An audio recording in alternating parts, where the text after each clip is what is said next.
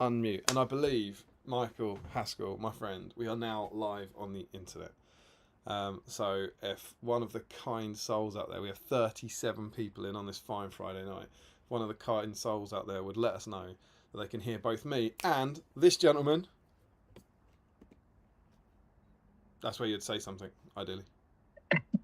Good evening, everyone. And not only can you hear us, but we're nicely balanced with the volume. You want balance.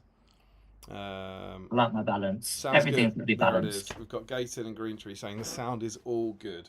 So that is great. Before we go any further, I just want to point out that I've heard some rumours that some of you think you saw us briefly earlier and that might have been technical difficulties. And I just want to make it clear that we were in complete control of the stream and we saw Tom Wayne's message saying that he really, really needed some technical difficulties because he was running behind. So we threw those in for Tom. So yeah, that's a gift for Tom to kick us off. But people are now saying we're beautifully balanced. So welcome one and all to Battle Streams in Middle Earth. This is of course our fast becoming fortnightly again stream where we take a wander through history and have a look at this, dear lady, the DXD Partwork Battle Games in Middle Earth. Sorry.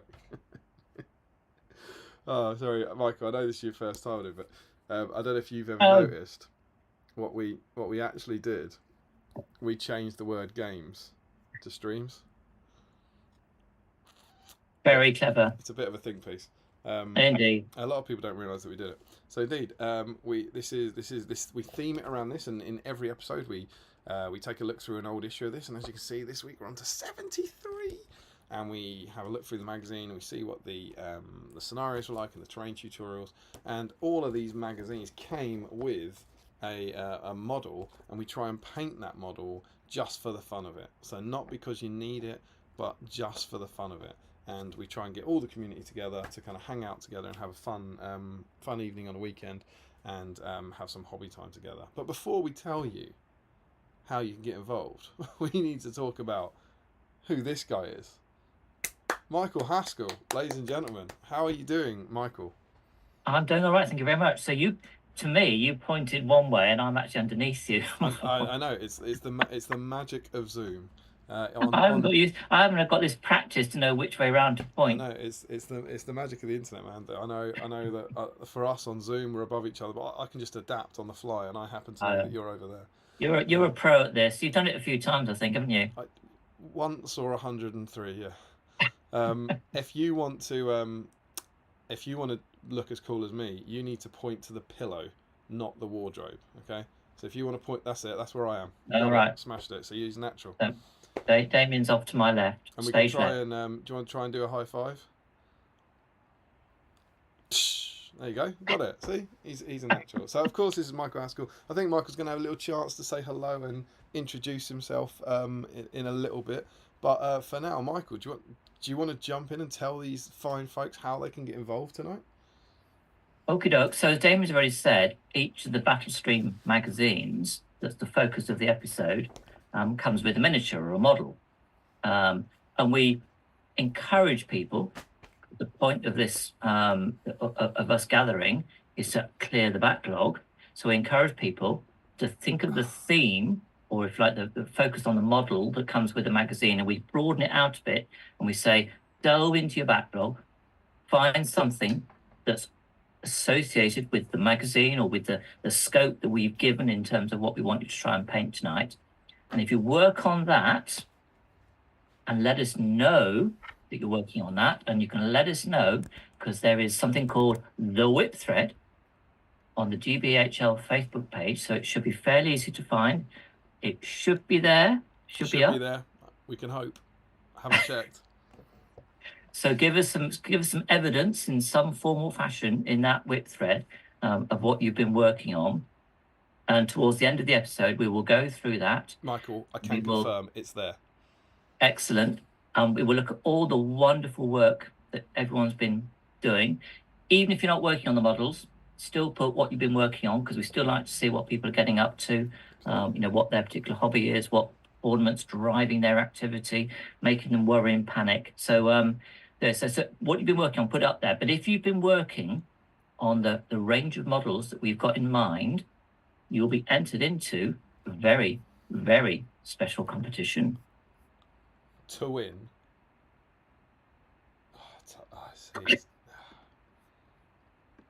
Oh no! It's on the fritz, man. This is just like Harry. No, it's just like Sam. Harry Parkhill. This would never have happened on Harry's watch. Oh well. I don't know what is going on with Madcam. I do not know. No, it's not Madcam, is it? What is it? Dice Cam. Dice Cam. Is it the cam or is it the man? That's the question. Let's see. It's now it is not having it. I was working, wasn't it, Michael? You can tell them. You've seen the dice tray. You have seen the dice tray. I can't believe this. Why does it do this to me? You see, if we were on the Spooky Boys week, we could have said it's Ghosts in the Machine. Yeah. Maybe it's Merry and Pippin causing mischief. Oh yeah, we've been pippined.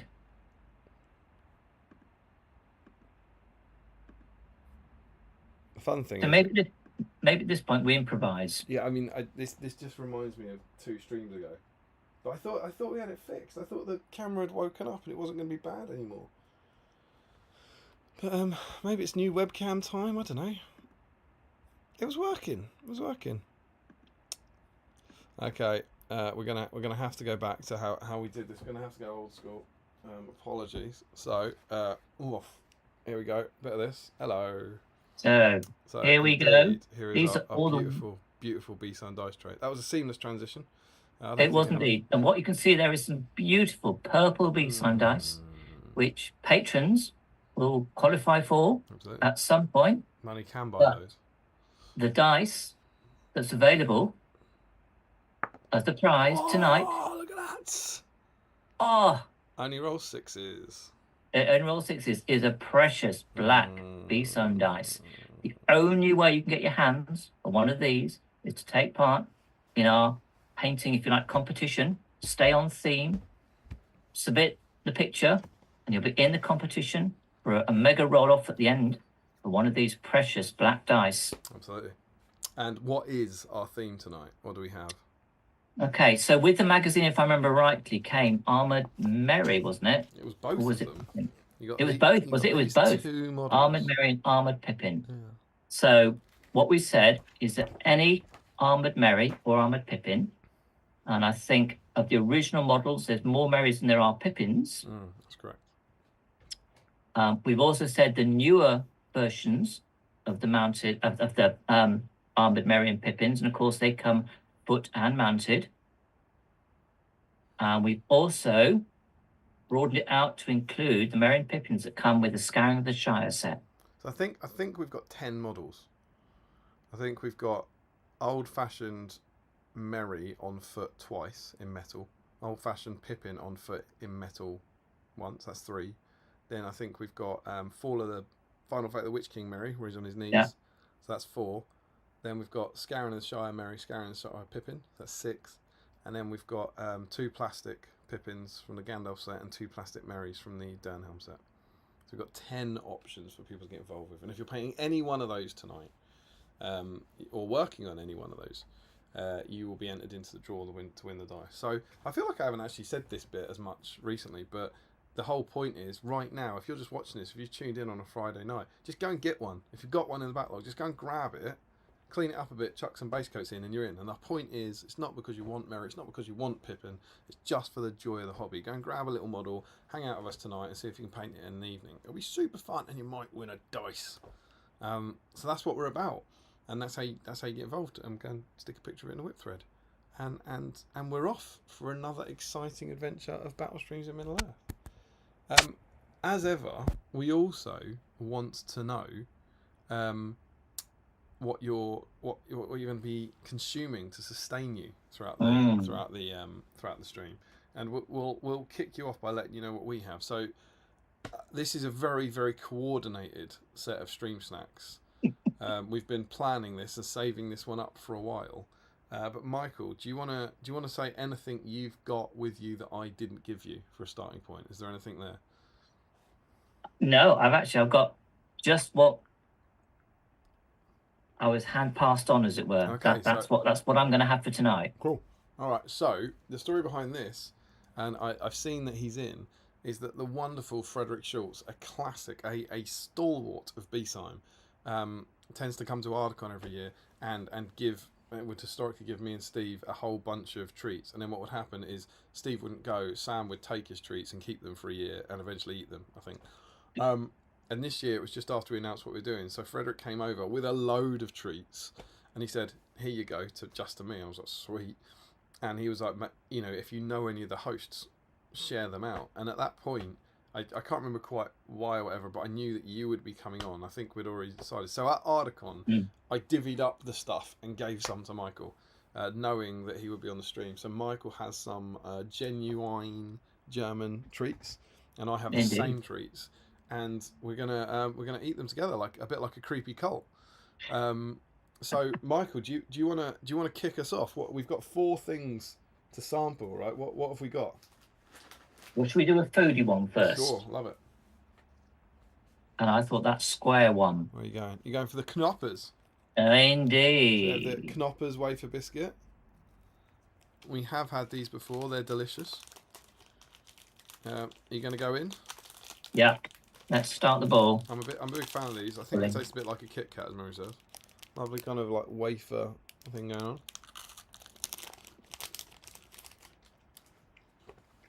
It's not a Kit Kat, is it? It's something else. I can't remember what that was. My daughter had one of those earlier. I believe she gave it 9 out of 10. Oh, no, wasn't this one a 10 out of 10? Was it a 10 out of 10? It might have been 10. I think it was a 10 out of 10, yeah. She's very easily pleased. I'll jump in and say I've also got my classic cup of tea, reminding us that the point of Battle Streams in Middle Earth is to clear your backlog. No, that's good. Yeah, we like? Yeah. I'm not going to scoff it all. We'll kind of come back to it. We also have the Duplo White. Oh, yeah. Which Charlotte was very excited to find out. Is it Kinder? It looks Kinder. And she decided it was Kinder. I think it might be the colour more than it. I'm sure Frederick will let us know. Maybe it's not Kinder. It doesn't seem to say Kinder, does it? It's Ferrero. It's Ferrero. You're right. Yes. Well, I'm rather partial to white chocolate, as the rest of my family knows. Well, Steve loves a bit of white chocolate. God rest his soul. He's not dead. Bit of white chocolate from Frederick.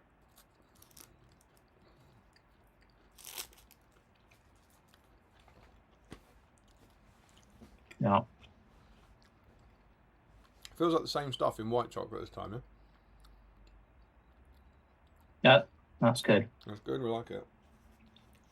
And finally, potentially the highlight we have a bag of crunchy balls. Vice. Michael, are you a fan of white crunchy balls?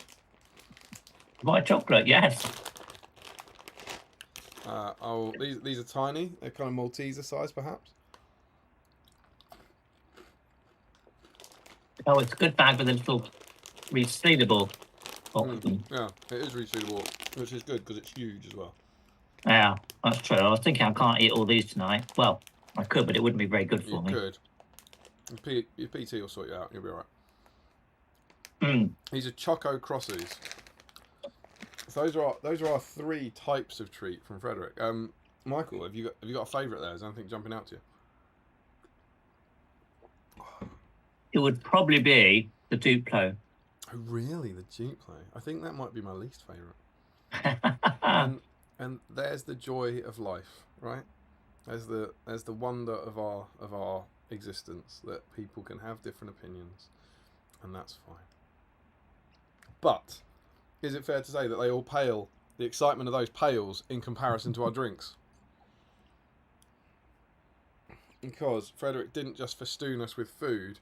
What have you got there, Michael? Oh, actually, I better not shake it too much. Spezzy. So, Spezzy. So this is Caffeine Haltega Orango Lemonado Mit Cola. So I reckon that means full of caffeine, orange and lemonade with cola. Thoughts? An interesting mix. Is this where we keep half an eye on the chat to see if Frederick corrects us? Yeah, maybe. He enjoys my pronunciation, I believe. I thought there was a description at one point. Maybe have I made up the description? I was Sean. There was a. Yeah, there is. Isn't it the one at the very bottom of the can?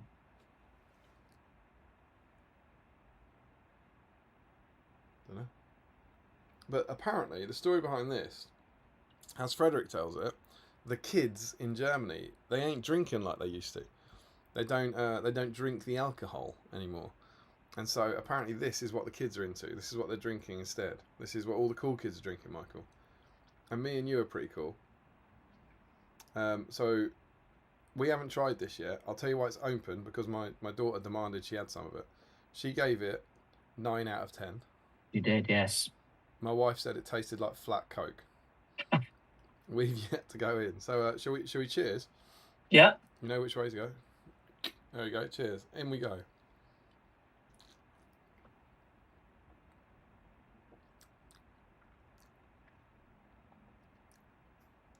Oh, it's certainly different. Yeah, it's because I've never tasted flat Coke before. That tastes like flat lemonade to me. I can sort of see that, but no, there's something else there as well. It might be the orangine lemonade. Yes, that may be coming through. It's nothing like we have. Well, there's nothing I can think of. We have this sort of vein. we don't have a drink that horrible here, do we? It's I don't think it's great. I don't think it's a 9 out of 10. Where would you put it then? In the bin? Maybe? I'm quite sort of broad palated, shall we say? I'm probably being unnecessarily mean about it. It's not my cup of tea. That's my cup of tea. It tastes like flat lemonade to me, I think. I think it's all right. I would certainly not turn my nose up at it. I'll certainly finish it, and we've got two cans of it in the fridge, so we won't. It's fine as ever. It's lovely to drink the world and try these different things. It wouldn't. I mean, I wouldn't give up beer for it. I'm not going to lie. Think about it with the Merry and Pippin thing, wasn't it? Yeah, Merry and Pippin drink the world. Yeah. Eat the world or something, wasn't it? Yeah, absolutely. So there we go. Those are our fine German snacks that we have today, and I've also Thank you very much, Frederick. I've got a beer because I'm not going off the beer for Spezzy. I will just jump to that one that he said. We're on the Brits bashing Spezzy part of the stream. I see. But thank you very much, Frederick, as ever. Your kind contributions Yes. To the stream Yeah. are Very kind gesture. Thank you very much. Appreciate it. I will say, I'm sure. I think I warned you about this, but on the subject of con contributions, my next care package has arrived. This is from Julian Hammond at the weekend, and I've had to tell him that we'll have to queue it up for a future stream because of the snack backlog, essentially. But thanks very much to Julian for his kind contributions as ever. And I believe that is us caught up on where we need to be, Michael. So where should we go next? Well, we have two bits, and it's really up to you, and it can get disastrously out of hand. Either, as per our discussion, you can see who's in and catch up on the chat. Just fly through that bad boy really quickly. I think we do that, and then we introduce the man, the myth, the legend, Michael Hasell. What do you think? Yeah, let's do the chat. Wonderful. Have you got live chat selected? I have got live chat selected, and this is why I'm sort of starting looking at, because I've got it all set up here. That's fine. That's absolutely fine. Then, if you would like to kick us off, Michael, and jump in, I believe we're starting with Green Tree saying, "I've got the Pippins." And this is where, yeah, I've got the Pippins.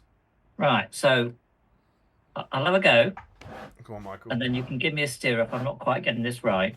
Okay, so now, are we flying, or are we going a nice little gentle amble, maybe go off with the odd detour? I think we normally say that we fly and then invariably get sidetracked. But just, just read them quick. We might get derailed and see where the night takes us, I suppose. Okie doke. All right, so we've got a couple from Joe. Good evening.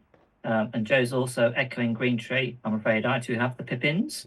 Terrible. Scott Newman, evening lads. Hope everyone's had a good week and ready to chill. And hopefully we'll put on a good show to help everyone chill. Mark Fry says, merry evening. Boom, boom. Yeah. Sam Hoodie, hey, oh, yeah. Gaytown's in. Very happy to catch another stream live. Feels like good old days again. There we go.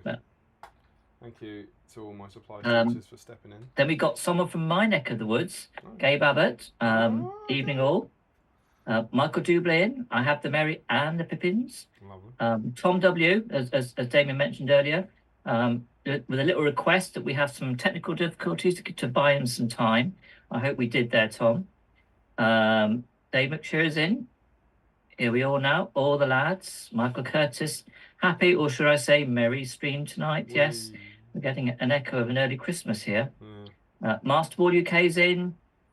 Sam echoing the cheeky peek that we gave you, just a little sneak look behind the scenes. I don't know what they're talking about. Ashley Fisher, good evenings all. Katie's in. 4 Dice Fisher. Dave Walker, another one in my patch.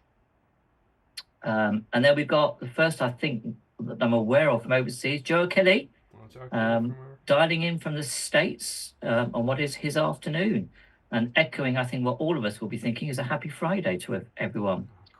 Josh Cole's in, Hort Jacobson, Frederick,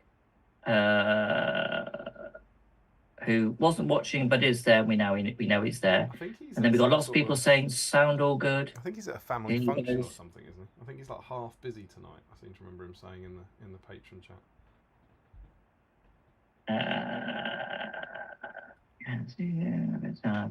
All right. Destro Dextrous is in with the classic Estonian greetings. Of course. Yeah, Tom says, thanks guys, all set up now. That's all right.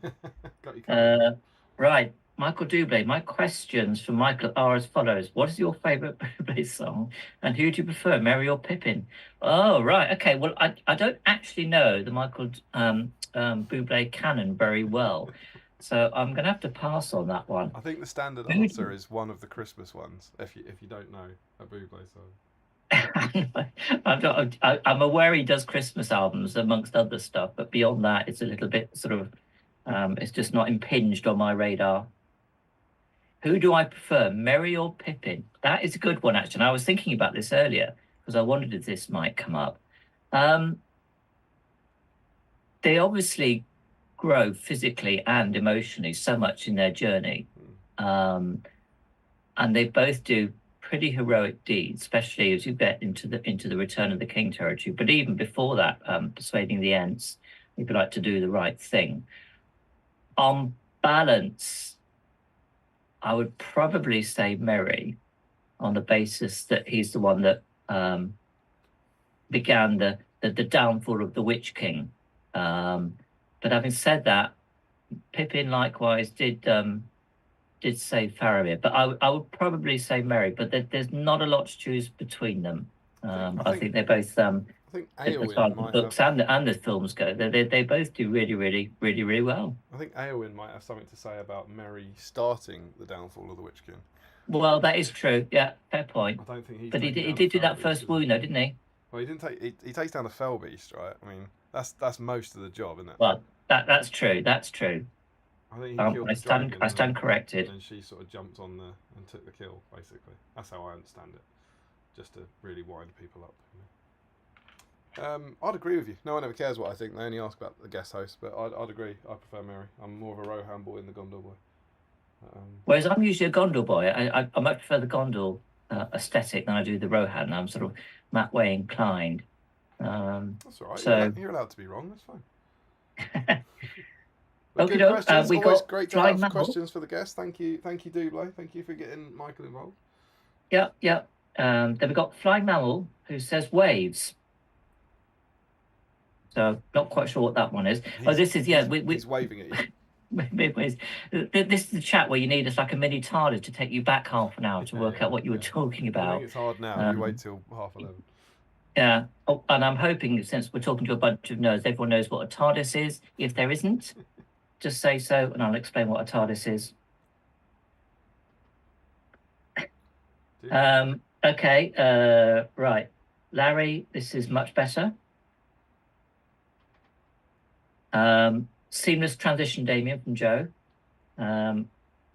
Where's Addy? To win, Damien O'Byrne. Joe Holton says, Matt Cam, you say? That's Dice Cam going wrong, and it's saying Damien O'Byrne on the screen. That's why. Oh, I see. Ah, yes. That's what Yeah. going on about there. Well done, Wes. Yes. You'd be quite a catch, though. I'd be quite a catch. You would. Thank you. Steve never used to say this. That's nice of you. Any reason? Okay, Sam. This would never have happened on Harry's watch. Damien trying to create a rift in the iconic doubles partnership. Well, yes. Gaetan, sad the cam did not work because Michael's intro was one of the best I've seen recently.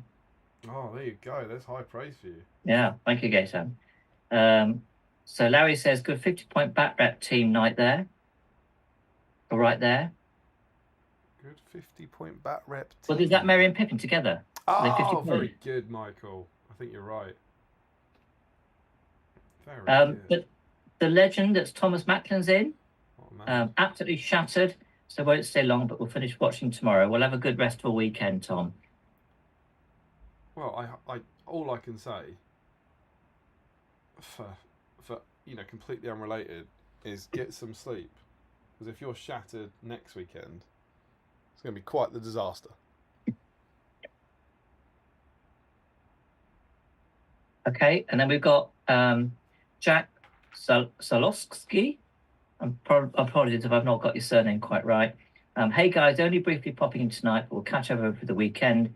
Going to have a quick go at painting the elven cloaks on my Merry and Pippin that came with my mag all those years ago. Mate, then take a photo, Classic. put it in the thread. Yep, you've got the right message. It really makes my heart sore when people actually have the models they've had for 20 years and get some paint on them. Super cool. Hulk Jacobson, I'll get a few coats of paint on a plastic Merry tonight, while 28 werewolves will be staring at me, waiting to be painted for an event next weekend. They must be proxies, right? No one's bought 28 GW werewolves, have they? Hulk, let us know. Are they 28 GWs or is James suspect to make proxies? Either way, I know with sort of things like werewolves and so on, you can dry brush and so on, but even so, 28 with a week to go. I think we said we were going to talk about teams at some point tonight, but I played a wolf pack teams in my last game. First time I played that Legion, it's brilliant. And the guy had painted, I think he had about 50 models, like werewolves, chieftains, and wargs, and he painted the whole thing in a week. It's pretty cool. So Hulk's just said the next quote, and I need to be better at looking ahead and anticipating. He said these are 3D prints, that is. He says, check that blood pressure. Yeah. Well, I hope you. Or best wishes for getting all 28 done for next week. Still a hell of a batch paint, isn't it? Whatever models they are. So we have Mr. Snoblar Archives, which I believe, is Mr. Gethin Watkins. I think you're. Are you bringing the diva in with you, Michael? Are you? Well, yeah, Gethin's just saying diva, diva, diva, diva was his quote. Yes, there are a few have come out in moral support this evening. So thank you, guys. You love to see it. Where are you normally? That's what I want to know. Well, maybe they'll get the bug. That's it. That's all they need. Might just be the Haskell bug though. Sean Clarkson, evening chaps. Lovely to see the great Mr. Haskell. Yep. Dave Walker's echoing the diva. And so's Waslek. Diva, yep. Joe Hilsman says 10 out of 10's good, but it's not a perfect 5 out of 7. This is true. This is true. I'm not quite sure on that one. It's an old internet gag. An old one? Yeah, from basically a bunch of posts about a guy mocking someone else, and it's someone's put up all these posts of an argument between two people, and the famous quote is that I think he's talking about Fight Club. I can't remember the movie, but he goes, "This was a great movie." I think he then lists a bunch of things that are wrong with it. And he goes, "Overall, perfect. I give it 5 out of 7." And it's the wonderful combination of, for one thing, marking things out of 7, but then also that if it's perfect, why it only gets 5 out of 7. And it's just a whole bunch of different posts like that. And as it turns out, the whole thing's fake, and it was all done by the same guy, and he was trying to make a point about online trolling and idiots. And so yeah, so a perfect 5 out of 7 comes from that. I have learned something tonight. There you go. To echo your point, Damien, Gabe said Dee was taking over the chat for our main man. I don't know about main man, Gabe, but yes, it's good to see so many of you out and about tonight. Marcus Bader's in. Good evening, all. Gethin says, yep, Gabe Abbott, the distinguished gentleman of SBG. Yeah, Gabe is one of our wonderful group that does some gorgeous painting with his figures. In fact, actually won one of the Articom painting prizes in August. It's a lovely gentleman. Larry Miller, cracking open the Star Wars Pez dispensers tonight. There must be a reason for that. It's not Star So Pez as in PEZ, yeah. And then dispensers tonight. With Larry, there's normally a reason. Like, it would be May the 4th or something. Not quite sure what that is. We'll probably find out in his picture later. Yes. So we'll try and squirrel that one away, Larry, and come back to it. Frederick Schultz, my laptop is now on farm Wi-Fi. Should be able to watch from now on. Okay. So Frederick's back in the loop. Gethin says, oh, it's certainly different. Is that a subtle insult from Michael? Is that a quote that you said it's certainly different? I think it's about Spezzy. It's about Spezzy. Yeah. No, it's not an insult. It's recognition, I suppose, that something's just a bit out there, as it were. It's just different, yes. I think sometimes things just are different. It's not necessarily better or worse. Sometimes they're just different. It is different. Because everything else I've drunk has been nice. When we come to drinking wine, for example, my wife's got a much better palate than I have. So we can be drinking a bottle and she can be saying, this isn't very good. And I think, it's all right. Right, yeah, sure. I like I said, I'm a lot more broad. Maybe next time you come on, we should do some wine. I don't think we ever did wine. We used to do a bit of gin, but I don't think we've ever done wine. That'd be cool. No, I'm not the wine expert. I'll have a bit of Rioja.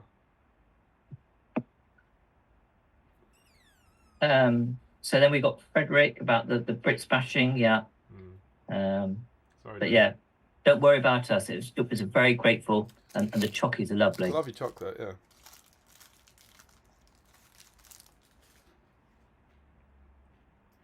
Then Larry's saying I should have got some sweat for the guest house last weekend.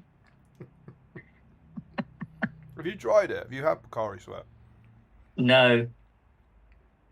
I hate to say it, but I think it's probably better than Spezzy. My take on Picari sweat is it just tastes like Lil. Yeah, it's not as bad as it seems. Larry Miller then says snack log ? That's a backlog of snacks. Ah, Yeah, so yes. it scares me that I'm on Larry's wavelength. Well, you've had 100 and something episodes yeah, to. haven't I, mate? And I don't get any time off for good behaviour either. You're being gradually indoctrinated.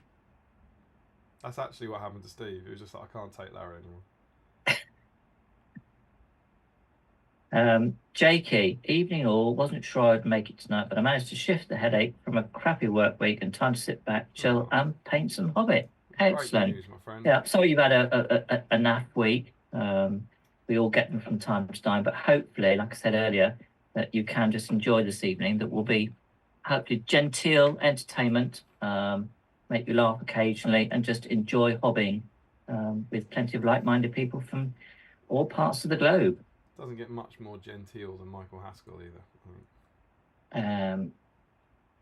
Guessing's just said something very nice, but I'll pass over that. Don't do that. If people say nice things about you, read them out. It's got to be a Michael Haskell loving. We're all here for you. It's all right. Guessing's just saying Michael's my hero. There you go. We'll come back to this one when I do my little this is me piece. But anyway, Sam says if the last two streams are anything to go by, we fly through the chat and introduce Mike around 11.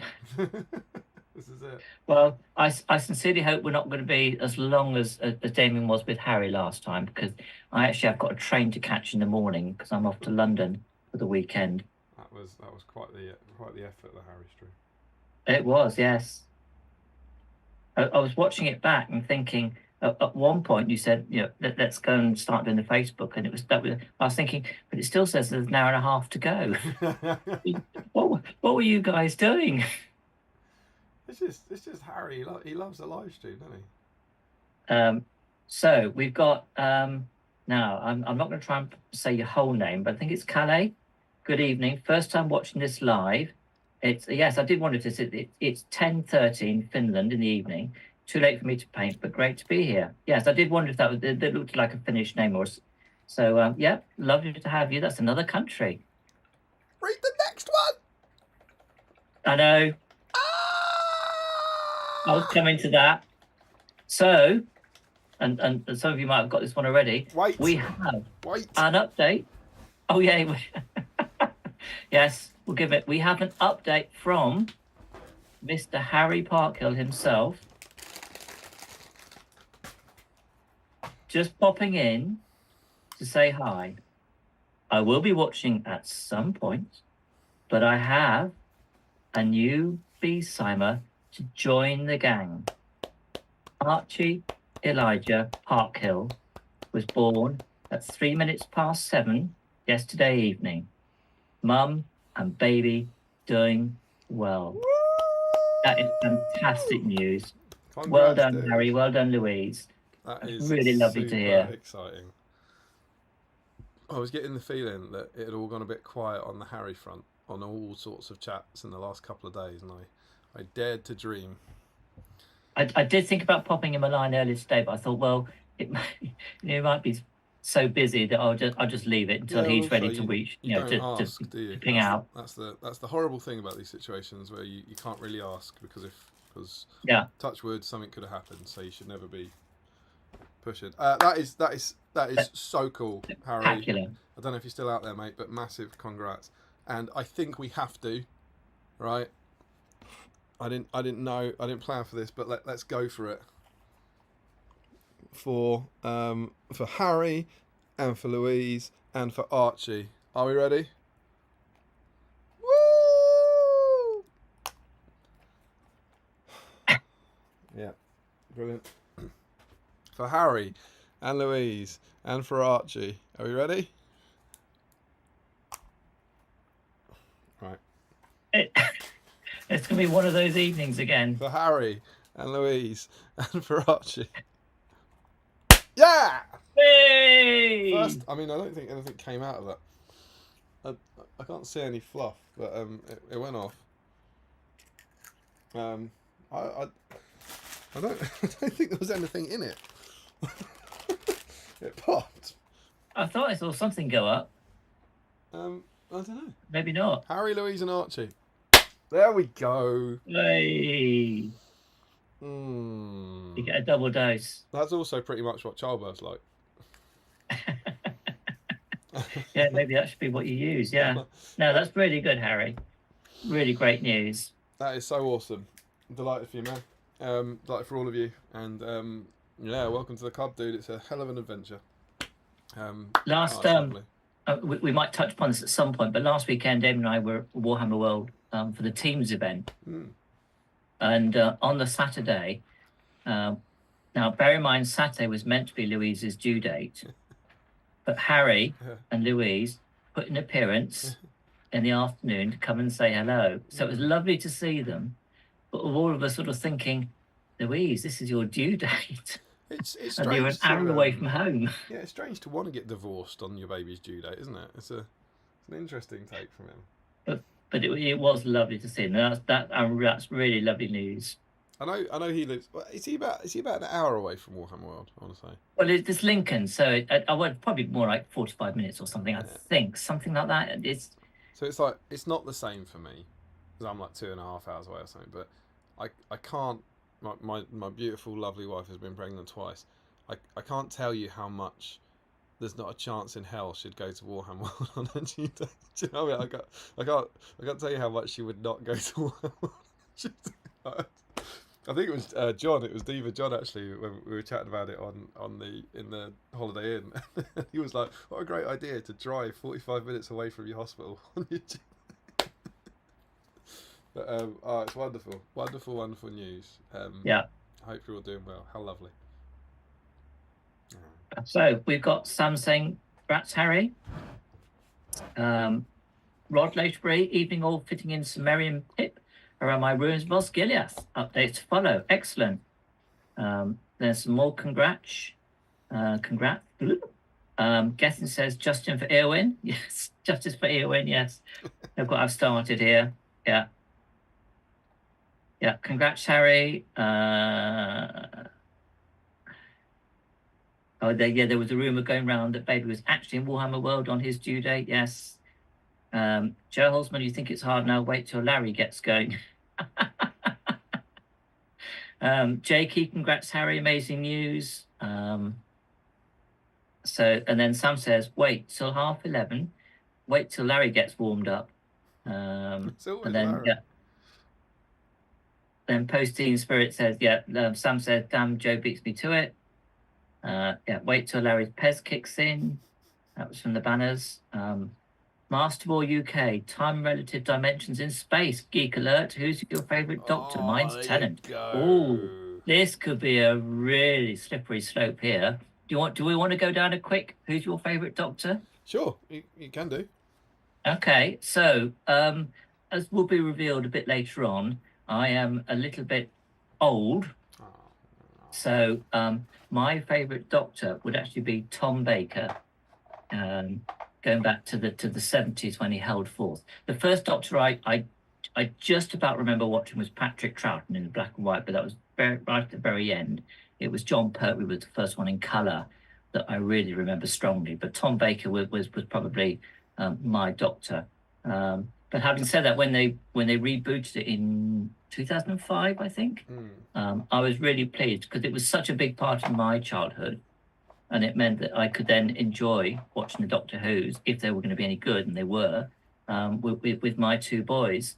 And I thought Christopher Eccleston made a really good first Doctor, but I'd have to agree that David Tennant of the new crop really, really sort of epitomised what I felt the Doctor role should be. And he had some great material, some great stories to work with. So that would be at the two, if you like, the two eras, if you like, be Tom Baker pre the hiatus, maybe David Tennant post hiatus. Very cool. What about you then? I mean, are you a Doctor Who person? Oh, William Hartnell for sure. Every time. Um, do you know what? I am entirely Doctor Who ambivalent. Um, I don't think I've ever watched a full episode of Doctor Who in my life, Really? with the exception of two, because I currently still teach a module at work called Sci-Fi and Fantasy, and we have 1 week where a guy comes in and does a Doctor Who week, and so I've seen An Unearthly Child, the first ever Doctor Who, about 400 times, and we watch Rose as well. So it's like the first Rebirth one. So it's the first Chris Yeah. Eccleston one, the first one ever.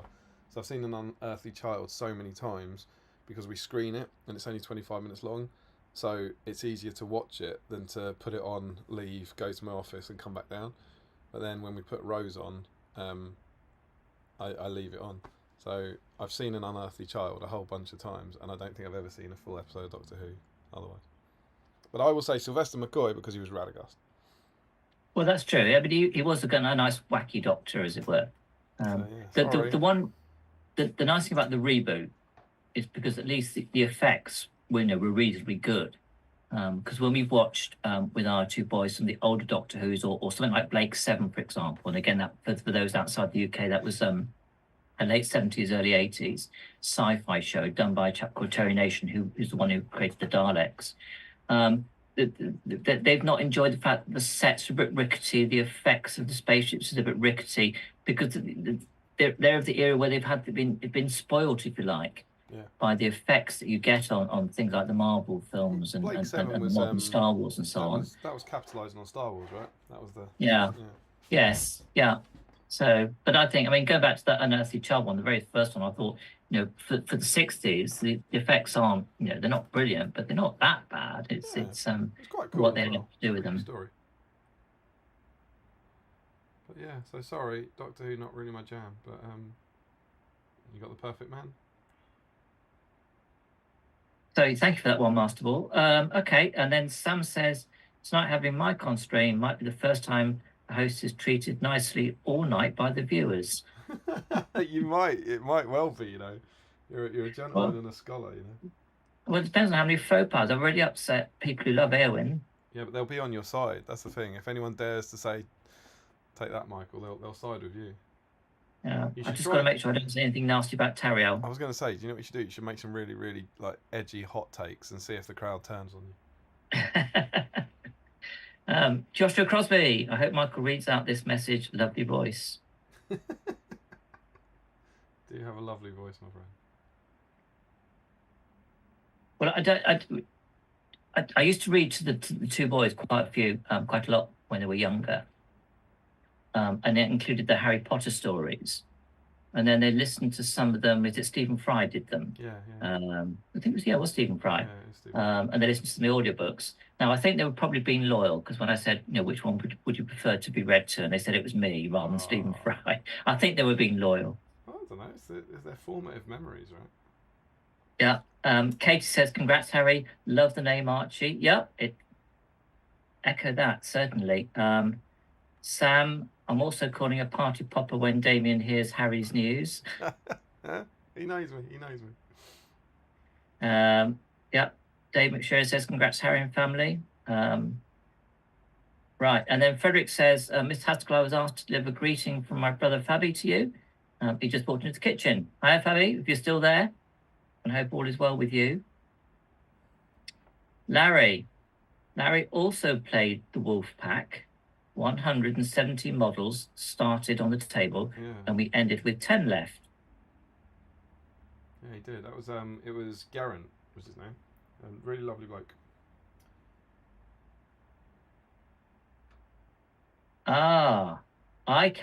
You can cook, has nipped in. Well. Is he in? There's a very handsome man on the YouTubes, and Damien. Hey. Boom.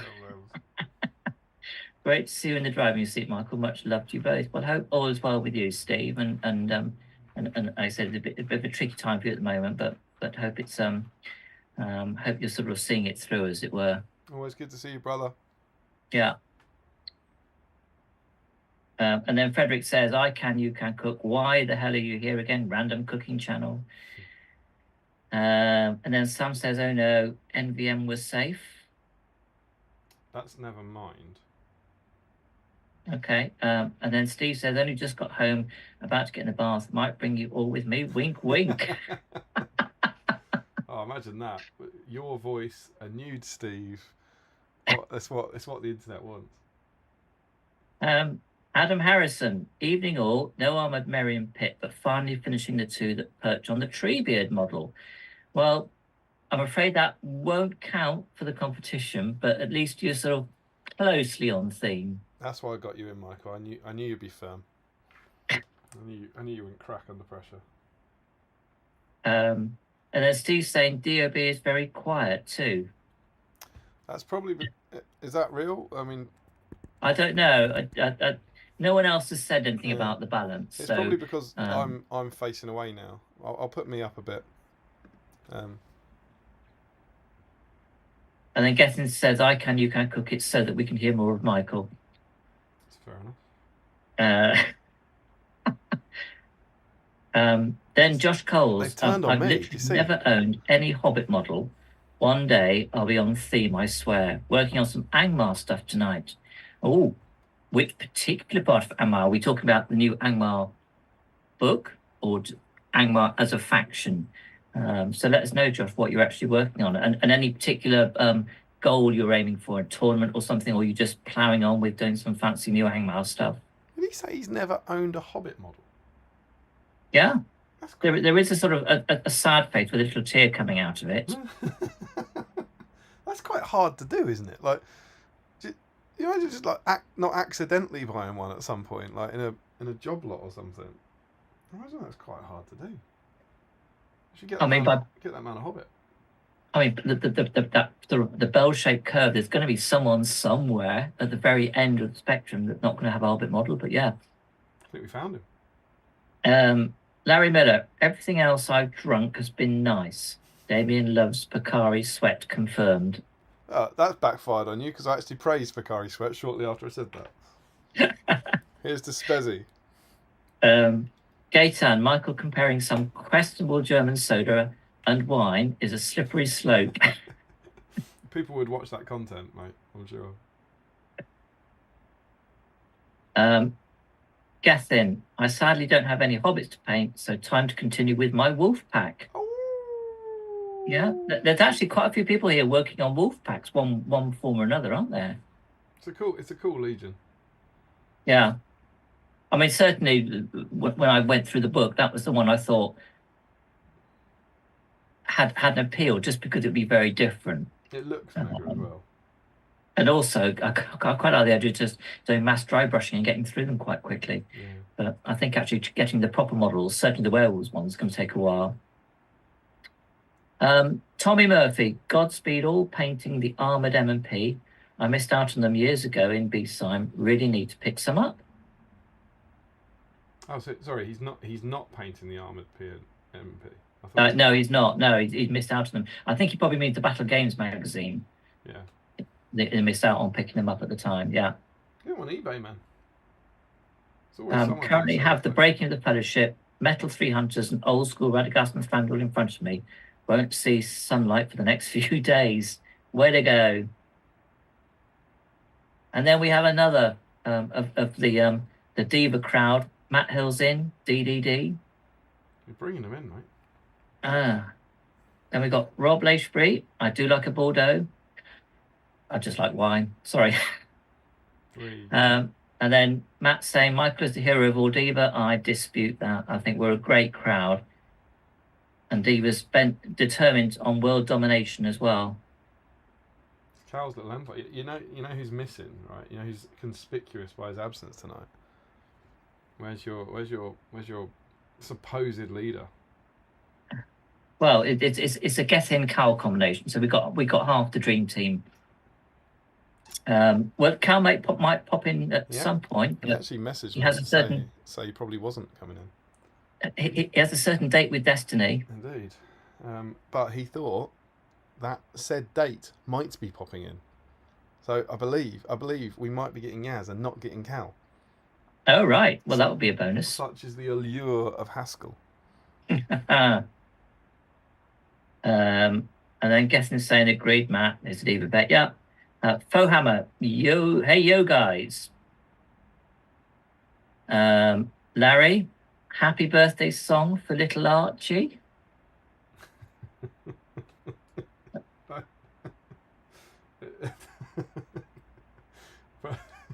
I can't do that to a child.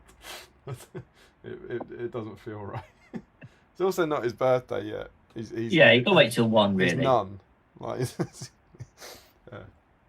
Harry, if you're still here, make a note in your calendar for our staying unit to sing next year. I'll leave it to Harry. If Harry's out there and he wants it, Michael will do it. Okay, but other than that,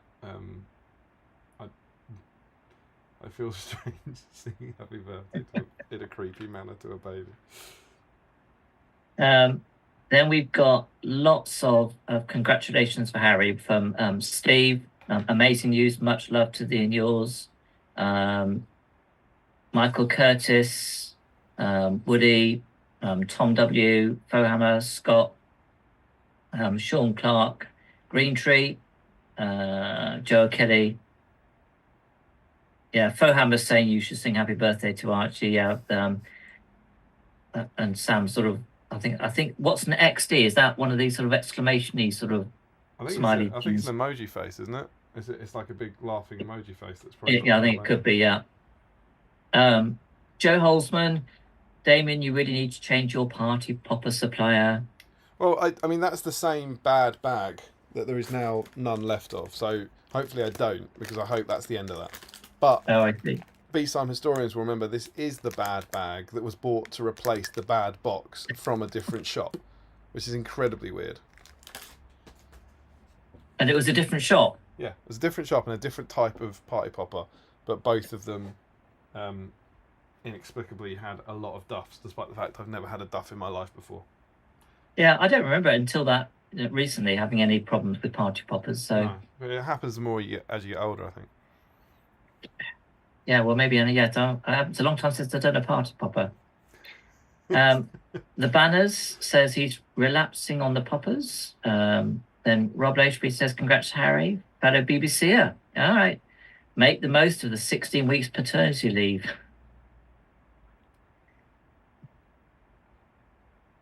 Then Joe Holzman says, Smith. Not quite sure why, but there will. Maybe I'll read on. Welcome to Battle Streams, Michael. If you could ever sum up a live stream, it's someone says Smith. I don't know why. It was only about 10 minutes ago. So, Woody, unfortunately, I haven't got Merry or Pippin unpainted, but I am painting up a Shire army. Close enough! Exclamation mark. Well, if it's got a scouring, Merry on Pippin. Yeah. Then you're in with a shout, but that's what if you're doing a Shire army, you need one of those scouring of the Shire Merry and Pippins. And if you've done them, are you sure they're finished? Yeah. Are you sure you wouldn't like an extra little highlight or an extra little tuft? Yeah, there's always when you look at a model, there's always something you've missed somewhere. Absolutely, particularly if there's a dice in the run. Okay, now we're getting on to the hot topic. Whose doctor was the favourite? Okay. Cool. All right. Ohammer says my doctor was Radagast. There you go. Boring as it is as an answer, says Larry, it would be Tennant for me. Yeah, like I said, I think he would. I mean, he's a great actor, full stop. But he really made that doctor role something a bit special. Gaytan, without any spoilers, how did you like season 2 of Rings of Power, and how excited are you for season 3? Great question. You haven't watched it, have you? September has been madly busy for me. So for one reason or another, and my wife's quite keen to watch it with me, so we just haven't actually started it yet.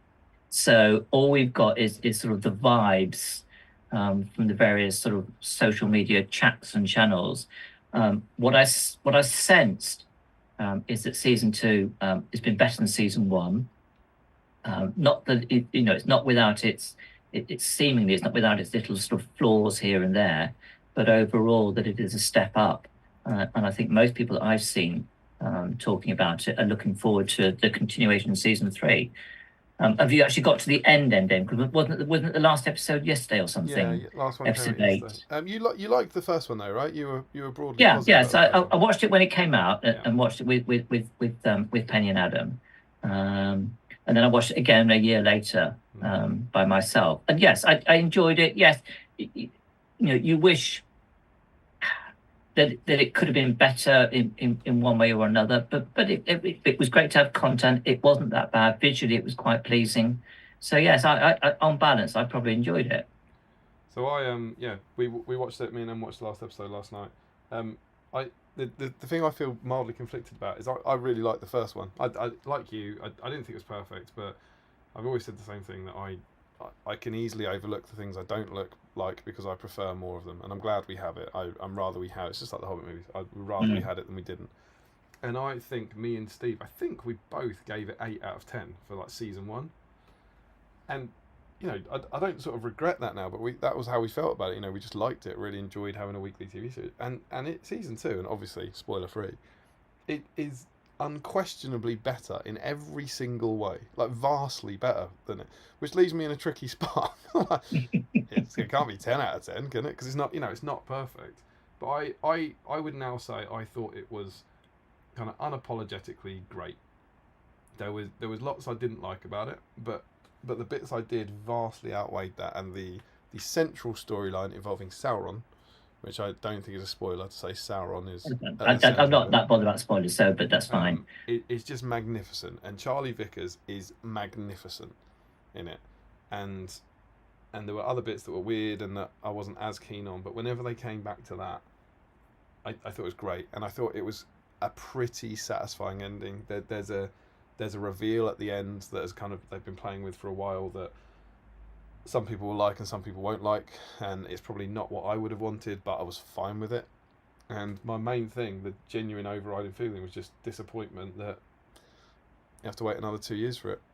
It does look like that can be every 2 years, doesn't it? It looks like that's the sort of time frame. It seems to be the standard now. But we will. We said we will do a stream like we did last time. We did a Rings of Power season 1, and we'll do a Rings of Power season 2 one in a while when everyone's had a chance to watch it.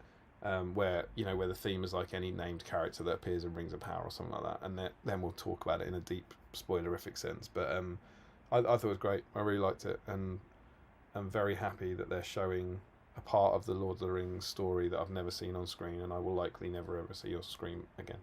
So I'm all for it. So, watching season 2, did you pick up or detect that they were really trying to address some of the criticisms of season 1? I think about the dialogue. I think with for season 1 was saying it was a little bit wooden at times. Did you see signs that they were actually trying to address the reasonable points of criticism from season 1? Or was it just that everything was just better and it just all was worked better? It's more that I think season 1 is like a lot of setup for season 2, and season 2 is just a really interesting, great story from the books. They change things obviously, but it's a fundamental, major, exciting part of the lore from the books that plays out in season 2, and I think they did that central story really well. And yeah, I thought it was great. I loved it. So for all of you out there who've watched all or most of it or whatever, make a note of the things you really enjoyed. Maybe make a note of the odd little things you wish they'd done differently, and then keep those to hand for when we get to the next stream, or the stream when we actually talk about it in depth. Yeah, keep it spoiler free tonight, please. Okay, Master Ball. I've met Sylvester. He's brilliant in person.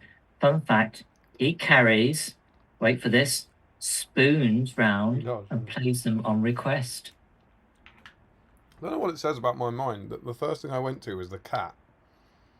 The animated cat. Sylvester and Tweety Pie.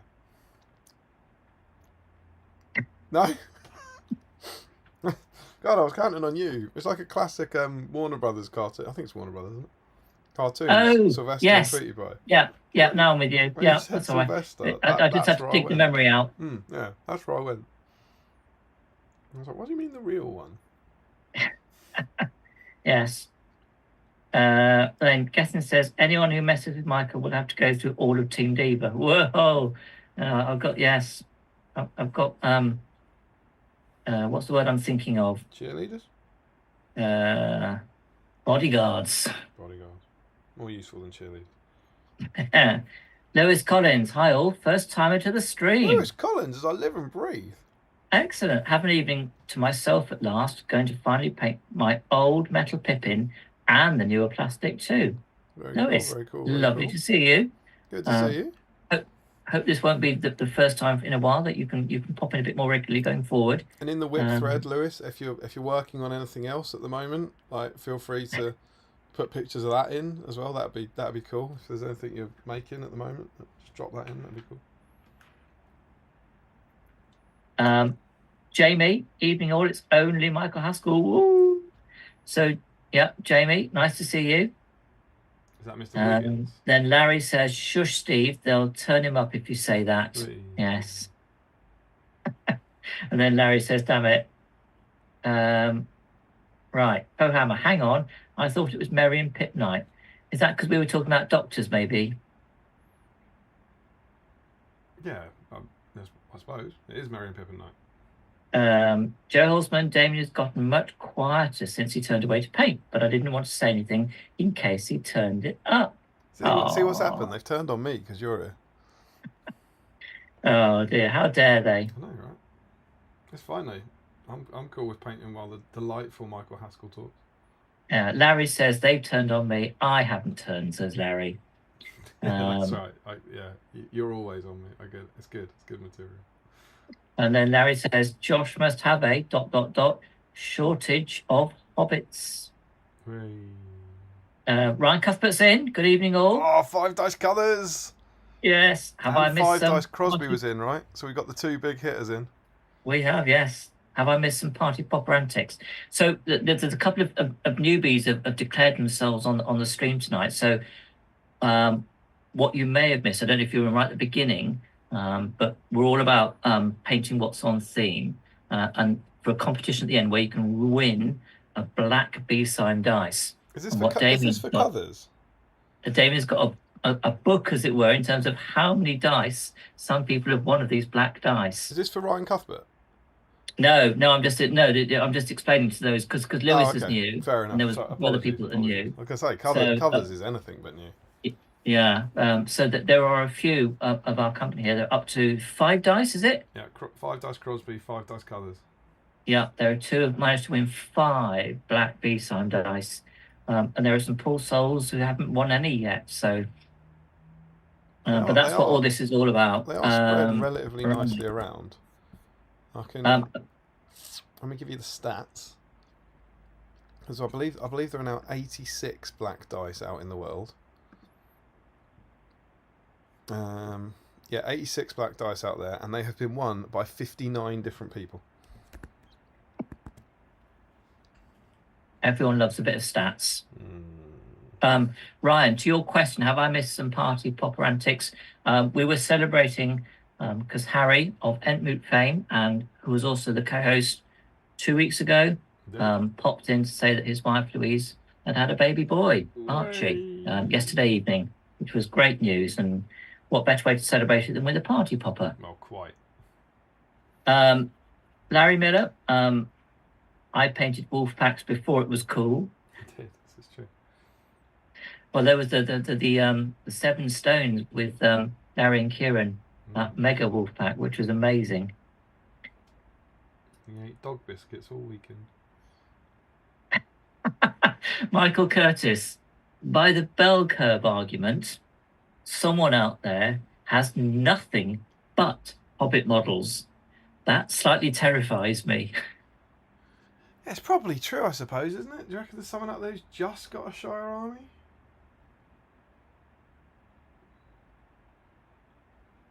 Yeah, and Sam's just pointing to Ryan. Just sort of go look in the chat. Josh Coles, just priming some Barrow Whites and the Witch King for an Angmar army to play out some thematic home games. Oh, excellent. Cool. Yep, not a single Hobbit. Elves, Dwarves, Orcs, Eastlings, but no Hobbits here. Need to get you some Hobbits, man. Right, as you predicted. Yes. Good Oh, evening, really? Michael and Damien. What'd you say? Cal had prior arrangements, so I'm here on his behalf. Yeah, it's lovely to have you on our wonderful little BSIME stream. I don't know how long you're going to be able to hang in there with us, but the more the merrier, as it were. And I hope everything's going all right for Monday. And I'm looking forward to being there. Party. Then Larry says, "Grats on Archie getting Mean Girls Day as a birthday too." Joe Holzman, perhaps it's age related then, Damien. I think this is about the party poppers. Party poppers, yeah.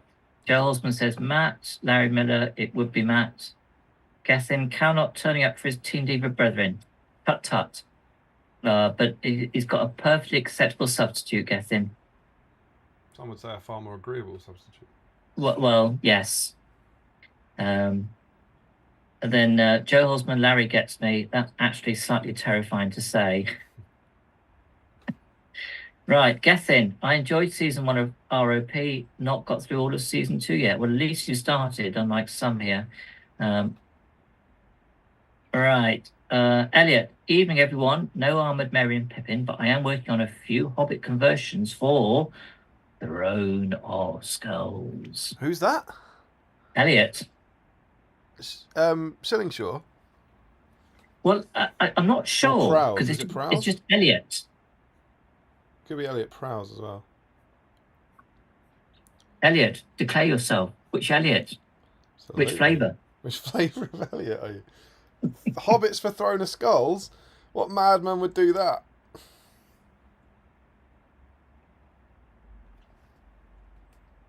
And how many have you got to work on? Because you've got 2 months to go. You're asking him or me? Joe Holzman, not in every single way. There were no antlers. That must be something about Larry enjoying Rings of Power or something. Well, that's true, yeah. No, it's because I said it was better in every way, didn't I? Yeah, well remembered, yes. There you go. But then Larry has got his antler fill with releases this autumn from GW. Absolutely. Heroic effort to get 24 of those boys painted up for teams.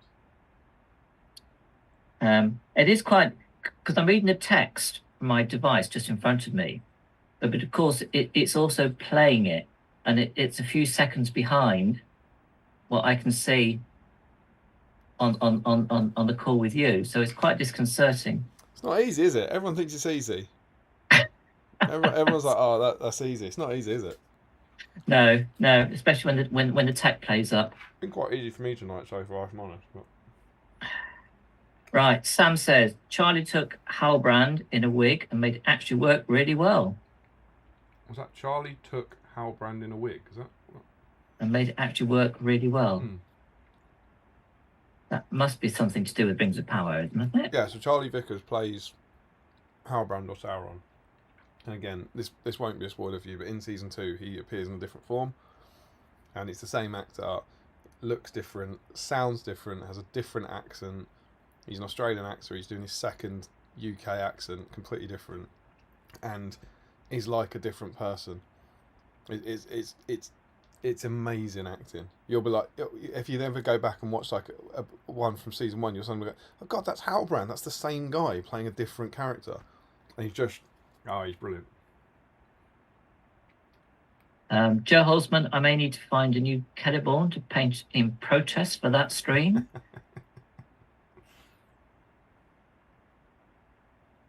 Gabe says the monsters and CGI in season 2 were incredible.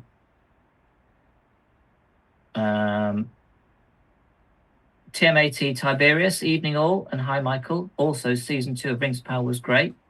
There you go. It's good to see. Dave says the face on my metal Merry is absolutely terrible. Lol. It looks like Gothmog's son. That's a bit harsh on Gothmog's son, right? Yeah. But I'm sure with your painting skills, Dave, you can mercurially work out or work up a good Merry likeness. I don't think we should be using baby orcs to drive arguments on the internet. No one would do that. Larry, well, my respect for Sylvester has gone up. The cat? Well, I think it's because of the spoons, isn't it? Ah, right, sorry. Joe Holzman, I'm pretty sure McCoy has managed to play the spoons in every role he's ever played, with the sole exception of Radagast. Yeah, I'd heard that. Who says somewhere in that amazing costume he had there wasn't a spoon tucked away or just hung from his belt or something like that? No, but as in playing them.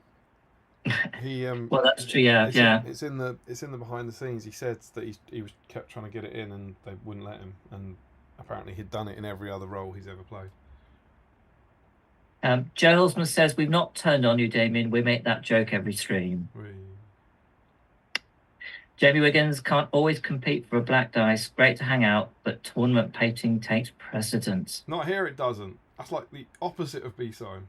You have to put down your tournament stuff and paint something you don't want for the pointless reasons, just for the joy of it. Ryan has said, congrats, Harry. Archie is a great name, by the way. It's the same as my eldest. Which Ryan is that? Ryan Cuthbert. Oh, Colours, of course. Yeah, indeed. Gethin says, 7 Stones, what's that? Sounds like an amazing event. Tell me more. Wink, wink. Did someone mention 7 Stones? Yes. What did I? Oh, yeah, because I said something about the fact that Larry and Kieran had brought all those wargs. Ah, cool. And it was amazing. It does sound like a great event. It was a great game we played with. Harry and I played with them last May. I think all people should go to 7 Stones. Well, indeed, yes. Run by 2 handsome people. They're hot tickets. Well.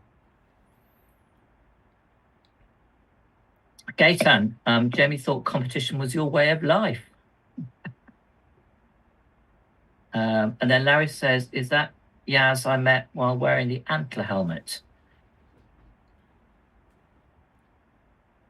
No. That was clarifying Joe Smith's comment. Yaz wasn't there. No. Weekend. But I tell you what, James Long's Mrs. Yaz was there. Ah. You probably met her. Yeah. Entirely different Yaz for you there, Larry. Then Jamie Wiggins, in capitals, competition is life. For the Ted Lasso fans out there.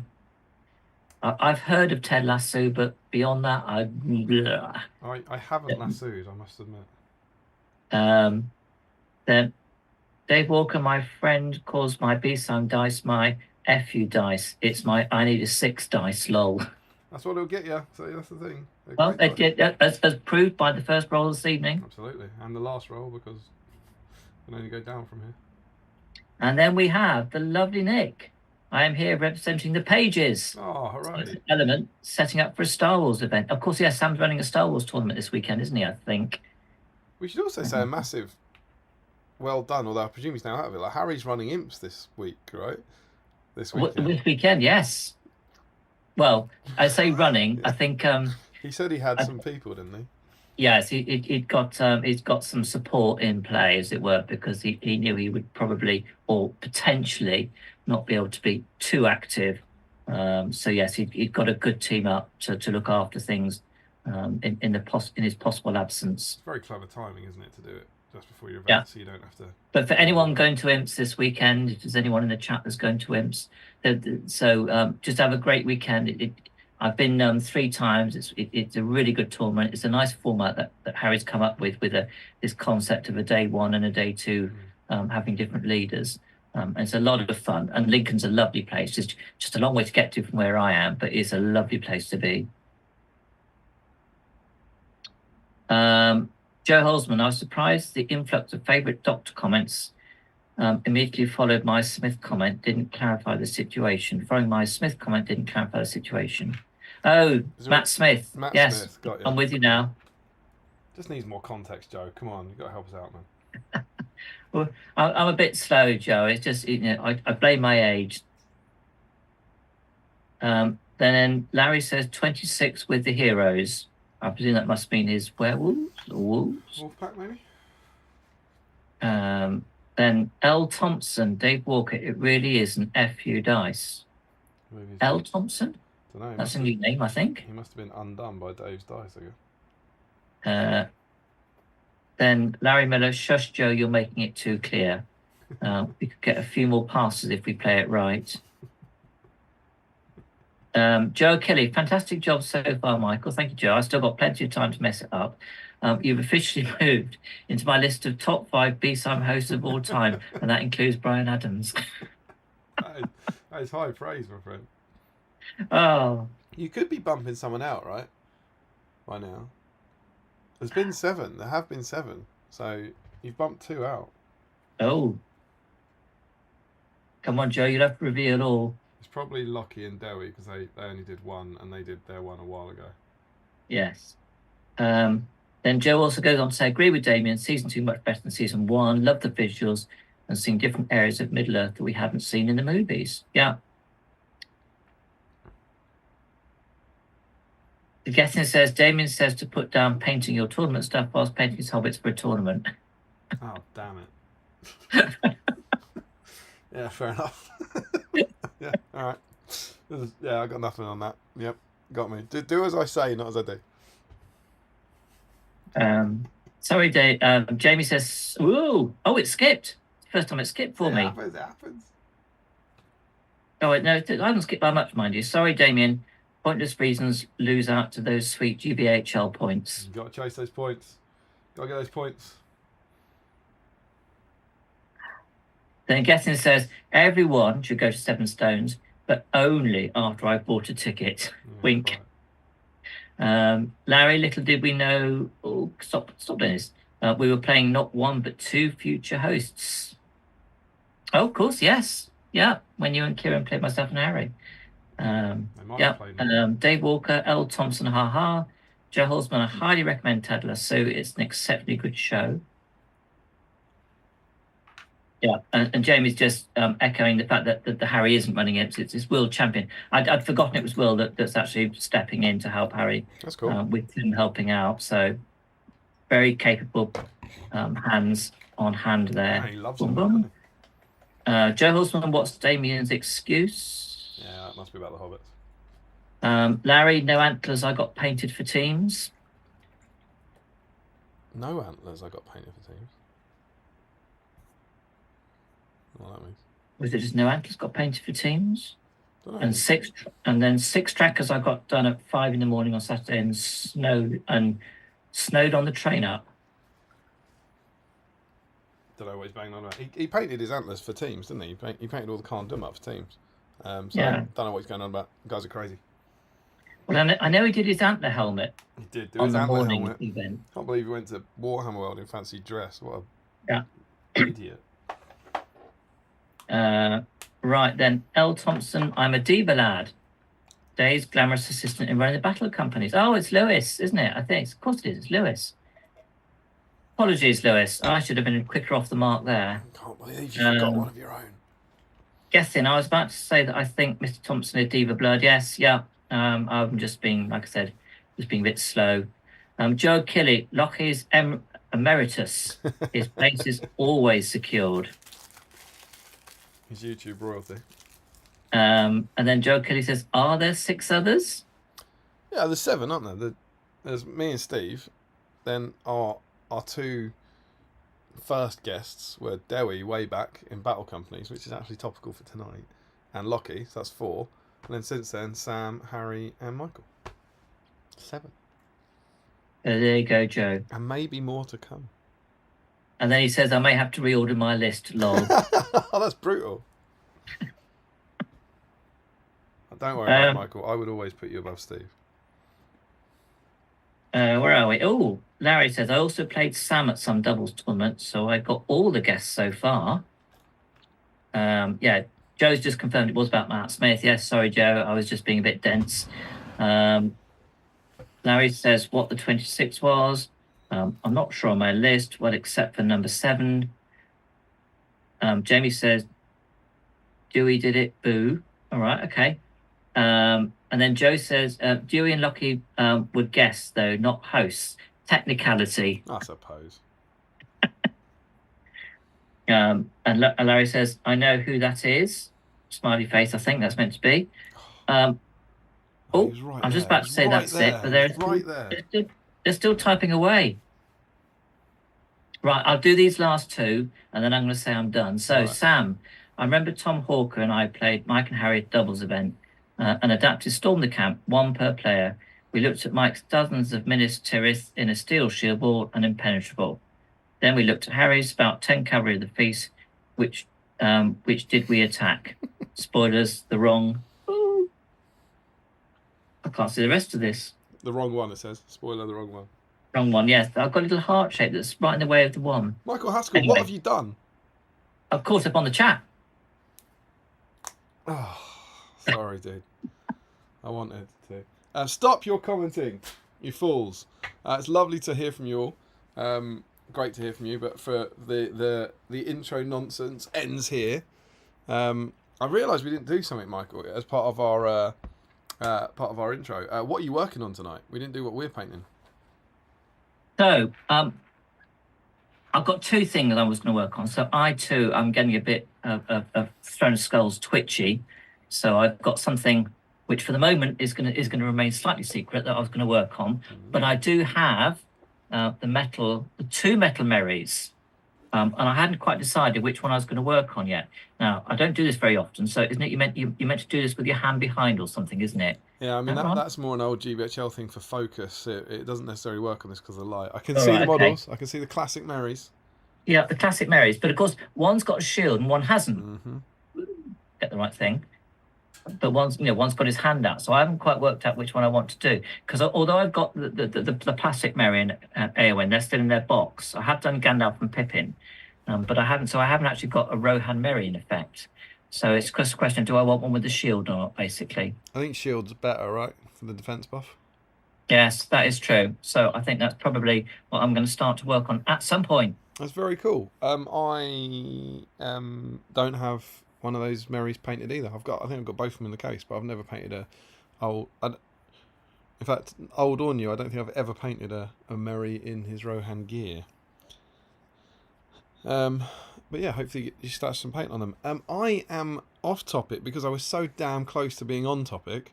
In May, I painted this dude. That is Mary from the 1980s Citadel range. So I painted a Mary back then. That's a decade I know so well. To go in SBG issue 15. That was super cool. I've got the whole fellowship in that range, and it was really good to have an excuse to pull it out. And then in it's not September, it was never September. Why is that September? Oh, it's because I took a photo of him later. Oh, I didn't paint him in September. In June, I think, I painted this dude. So that was Pippin, Guard of the Citadel, and that model was nearly perfection. Obviously, we had a while off as Steve worked out what he was doing with what was going on in his personal life. But this issue has been waiting for ages, and I genuinely thought, oh my god, I'm going to need to paint that Pippin when the issue comes around. It's going to be perfect. And alas, I had to get him done. It was for my BSIME, so I had to get him done for June, I think it was, to get the photo shoot ready for issue 16. So I had to paint the model for tonight. I had to paint it early. So I've painted, granted Merry's not in his Rohan armour, I've started painting Merry from the 80s rather than painting Merry in his Rohan armour. You know, there's something weird about my refusal to do that. But I've painted a Merry and Pippin this year, so I feel like symbolically I've been on theme. But ain't no one got time for that, because just like Jamie Wiggins and just like you, I'm stressing about an upcoming tournament. And so having painted Merry and Pippin, I have decided to work tonight on some of their Tookish Hunters and or Battling Brandybucks. So I've got 15 of these little dudes in front of me. Another 15, I should say, as the hobbits go ever on and on. So I'm kind of on theme. You know, I've got some hobbits going on. But yeah, I've still got a lot to do for Throne Skulls. And we're on theme. We've got a hobbit-themed stream. So I was like, let's do some hobbits. So that's what I'm working on, basically. And that's what I'll be working on till the end of the year. So there we go. That's what we're working on. So Michael, this one will allow you to paint if you want, while you chat. But we said we would hand over for a bit of who the heck is Michael Haskell? And whilst I'm happy to keep doing. Yeah, whilst you are gloriously known in the community as a gentleman and a scholar and a stand-up gent, I think it's fair to say you haven't done much YouTube work. You're always there in the comments and on the text, but your beautiful face has not been shown too much. I remember you did a battle report for us on our one and only Witch King stream, where we had our live bat rep before Scouring Cheshire, and you did the bat rep there. But is that it? Is that your video YouTube? I can't believe it would be, given how long you've been in the hobby, but I don't know. I think it might be, because I know, having Harry as my doubles partner in a number of tournaments over the years, and anyone that's either played us at the doubles or been to some of those events will know that, because Harry does his Entmoot channel, that quite often at these doubles events he likes to talk at the end of the game. He loves to talk. That tends to be an audio type thing, to just talk through the game and how it went and everything. So I've done a lot of those, but in terms of actual the visual, the video side of things, I don't think, apart from that BSIME stream at Scouring a couple of years ago, I don't think I've been in anything else. That's crazy. I think that's crazy. Like, you've almost accidentally. It's like not. What was the really not seeing a Doctor Who episode? I can't believe you've not accidentally fallen into a YouTube video at some point. You know, it's madness. So stop your random commenting. This segment is called Haskell in the House, I've decided. And so, Michael, I thought we'd turn over to you and just say, can you tell us a bit about your hobby journey, where you came from, what you got into, and how you ended up here?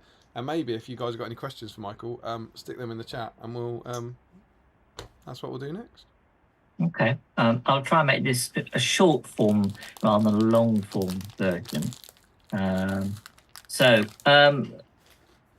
probably the starting point for me goes back to the end of the 70s, 1979.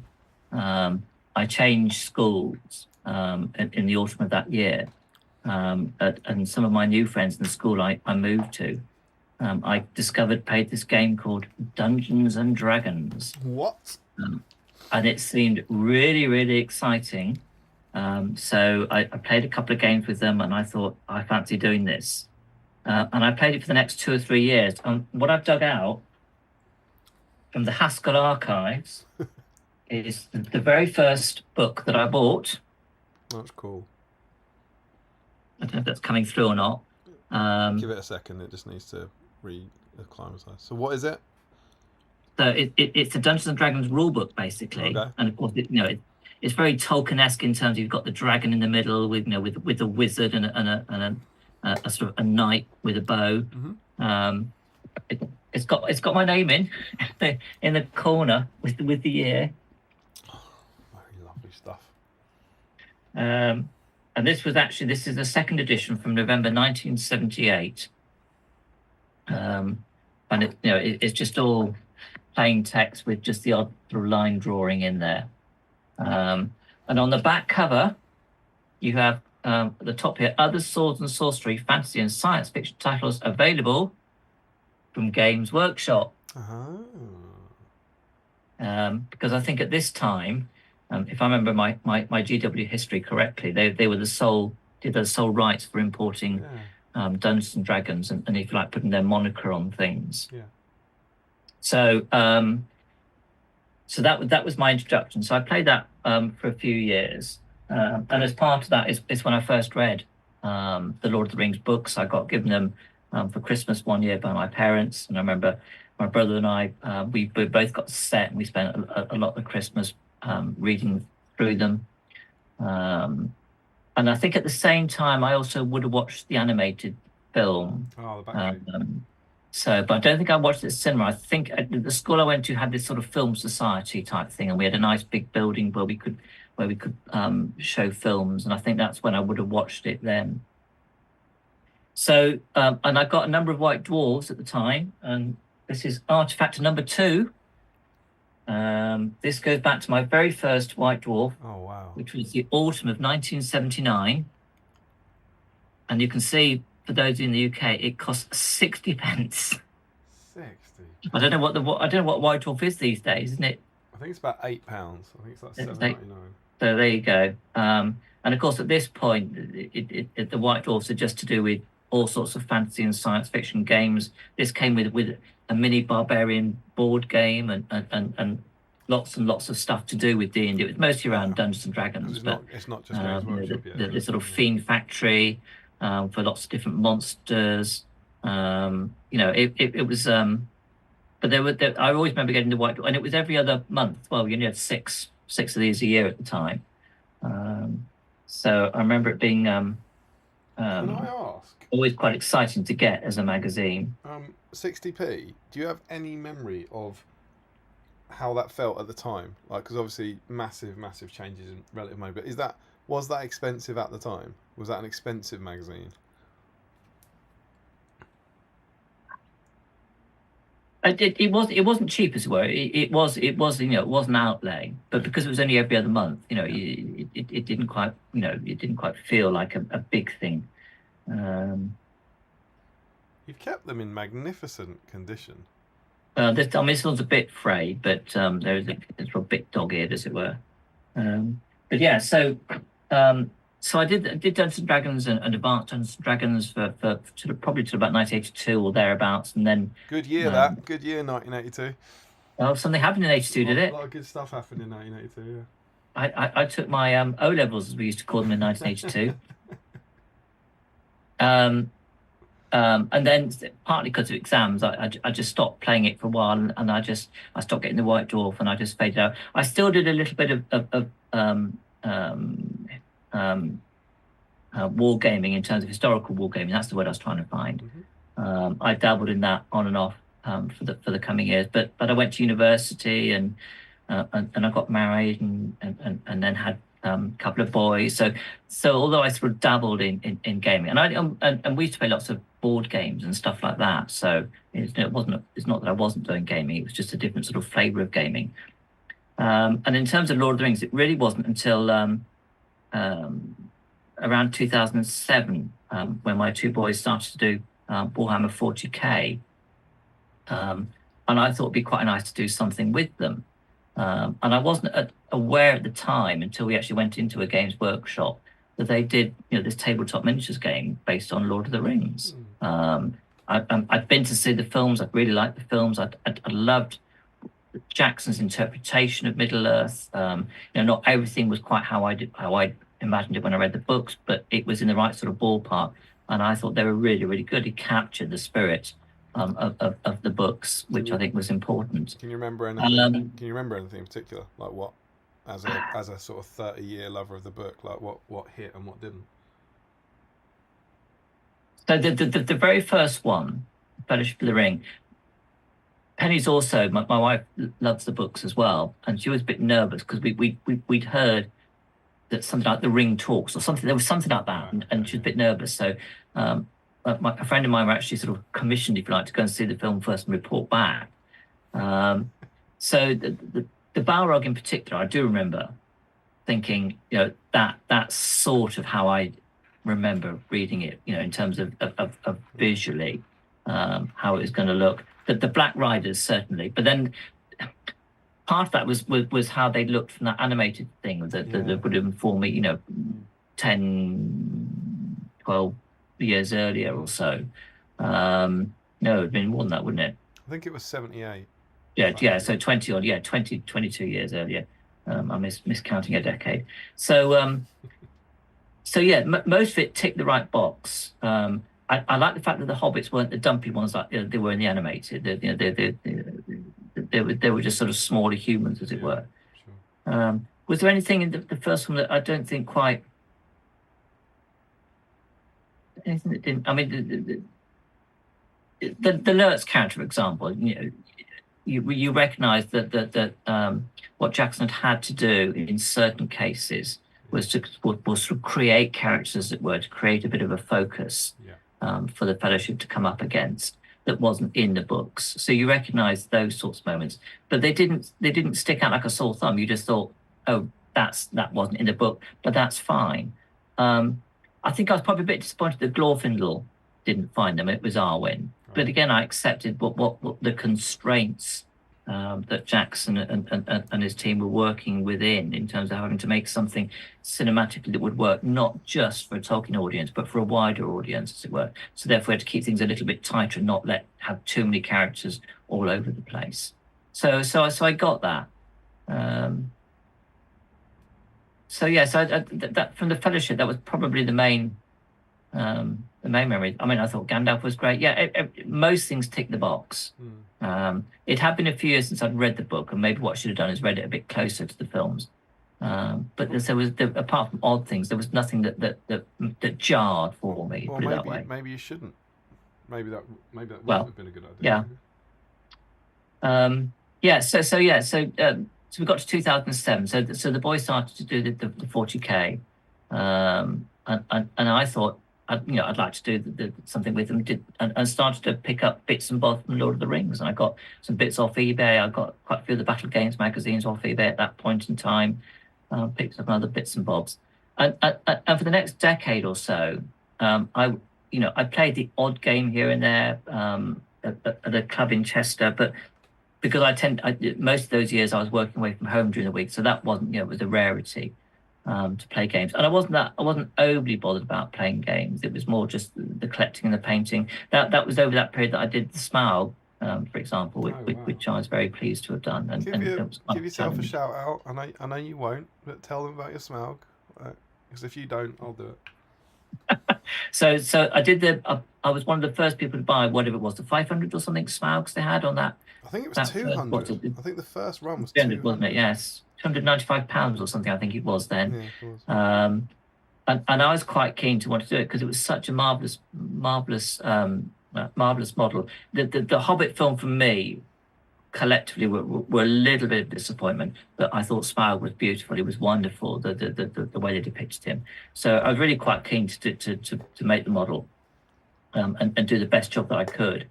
I don't think I'd done much in terms of Forge World stuff at that point in time, or painted anything as big as that.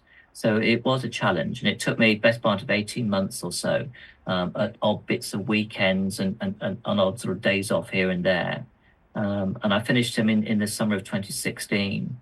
And I'd had some help, with hints and tips and so on from the GW store manager in Chester, a great chap. Who still looks after the store, still there. And he said, could I bring Smaug in? And then so I brought it in. I made a special box to carry him in. And Paul said, look, could we put it on display? It was obviously decent enough to put on display. I said, that's fine. And he's never left the shop since. And he's currently in the front windows in one of the... They got some glass tiers, and it's there. And then Paul did a load of coins and went round with him to sort of enhance the scene. So yeah, I'm not sure if you can see, but there he is. Yeah, that's come out well. Absolutely incredible stuff. Yeah. So, I don't think there are many people in the world who have their models in a Games Workshop window these days, let alone have had it in the window for 8 years. It's an amazing achievement, and you should be very proud of yourself. Yeah, it was. I mean, there are better Smaugs out there. There's lots of better Smaugs out there, but I was very pleased with what I did at the end of the day. But then, so I painted. I did bits here and I did bits there. Played the odd game, but it really wasn't until 2016 that things took the next positive turn, if you like. So I became more aware of things like the GVHL and various channels and YouTube output like the Palantir and other bits and bobs, and started to sort of watch some of these and think this community seems okay.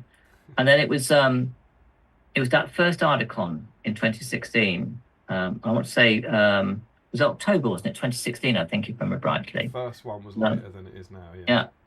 And I didn't want to participate, but I thought I'd get a day pass and just go and see what the atmosphere is like. I think if I remember rightly as well, the Games Workshop were going to rock up with loads of Iron Hills as well. That was another attraction. Yeah, they were released early at Ardicon. Yeah, that was right. So my youngest son and I went over, and it looked like really, really good fun. so that sort of made me think perhaps I ought to do more of this tournament stuff, because if I can't play weekdays, I can at least try and play some weekends. And then what was also is it serendipity? I think is the word. In our neck of the woods, Gethin in particular, but I think it was Gethin and Cal, started to run a couple of one-dayers that autumn. And of course, one day when you're away weekdays, you want to be away all weekend scenario, but a one-dayer worked just right. So I started to do some one-dayers in Chester and thought, actually, I quite enjoy playing this game. And if I wanted, if I want to do more, I've got to go to tournaments. That's me my best opportunity. So I started to go to more tournaments, Desolation, Scouring, Seven Stones, Imps, some of the ones at Warhammer World, and it just sort of snowballed from there, really. Do you remember where we met? Because I'm going to be horribly offensive and say I don't remember when we met. Well, actually, physically met. Yeah, I don't. I don't know about the physical. I mean, it's because I know you're probably the main person responsible for teaming myself and Harry up for that first Seven Stones. Was I? Yes. Was that a two solos that we put together? Yeah. Oh, cool. Harry and I found the Facebook exchanges, because they're probably still there. I think I bought a ticket, and you said, I'm sure we'll be able to fix something up. And then I think Harry had done something similar. And I think you then just said, well, what about putting you two together? So, I'm sorry. Well, yes, Harry, love him to pieces. He's put up with me for whatever it's how many doubles tournaments we've done. I saw the T-shirt he made for you. It's not nice. No, it was great. But physically, I remember the first time I met. I probably shouldn't say this because it might. I remember the first time I met Thomas Harrison. Yeah, sure, cool, right, yeah. Saw that one lumbering over the horizon. But were you there? What? That event when Jay and Adam were testing out the new army bonus rules. Yeah, I was there. Yeah. So that must have been when the first time I met you. Well, yeah. But I mean, not that you remember. You just remember Tom. But because we didn't play, that's part of it. I think. Did you play Tom? So, yes. Well, cool. It just I remember Adam because I don't think that it was a very informal affair, if I remember rightly, and it was just grouping up people who I think they were just pairing off people when they're pairing off particular army combinations. I think because they wanted to test the army bonus rules, and then I think there were a group of us left. I don't think for the tournament, were they? Well, maybe it was all of us that way. And I remember just Tom looking at me and just saying, let's have a game or something like that. So they did. They used to. Warhammer World events used to let you grudge someone in the final round. So it might be that for the because it was the one that ended up in the restaurant where everyone went through to the restaurant and talked about the rules. Yeah, it was. Yes, that's right. Yeah. Yeah, I was there. I think I sat next to you. We chatted a lot. But so it might have been you can pick someone for the first game or pick someone for the last game as well. Maybe I don't remember that bit of it, but you might be right. I think that was the first. Because I should slightly backtrack. So that must have been 2017. I think it would have been 2017 because it would have been after because There and Back Again came out, and that had army bonuses for the Hobbit. And then they were testing the guest rules were for an upcoming new edition of the game. I'm not even sure they'd announced the new edition, but what they put out was just the army bonuses. They were like, we're going to test these army bonuses, so they'll be in play at this tournament. And so it would have been, the new edition launched like September 2018. So it's probably early 2018 or late 2017, I think. Because I should slightly backtrack a little bit because I have missed a little bit. So, because I have been to Warhammer World before then. You did so with your boys, when the boys started to do the 40k back in 2007 or so, we discovered that Warhammer World used to do these hobby camps, most summers and Easters, and it was the case of you would go, you'd have 5 days of just. You bought an army. You would sort of had your own little area with people to look after you, with lots of advice and tips, and you paint your army. You do lots of other hobbying and playing games, and so the boys did that by themselves in 2008, and we just sort of stayed locally. And every time I picked them up, I thought, you've had a whale of a time. They were full of stories. What one day they came out and said Jervis Johnson had popped by and signed their books, and they were really, really chuffed with the week. And I thought, you're having a lot of fun.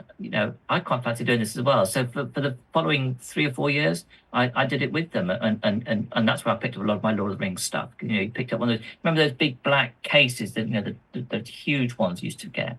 Yeah. That came with one of those, and it came with figures. So there was a spell between 2008 and 12 where we'd go once a year at least to Warhammer World, and that was before they did that front extension. So the miniatures hall was that sort of single hall with the red carpet and all the figures. And then there was a gap, and like I said, 2017 was when I went back, and of course they'd done this wonderful front, and just going to that miniatures exhibition, it was just like, whoa, what have you done? It was just it was just such a step change.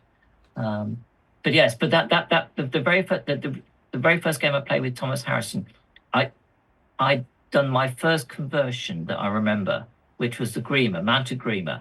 And it took me ages to chip away with my little cutters all the metal to chip him down to the top half, to then put him onto, and I can't remember, was it Saruman at the time? Was it the Saruman? Or no, it's one of the probably Ringwraith, wasn't it, maybe? One of the Ringwraiths, wasn't it? Yes, you chopped him off. So I spent ages getting this mounted Grima. It looks a bit long, but it was, for reverse conversion, it was okay.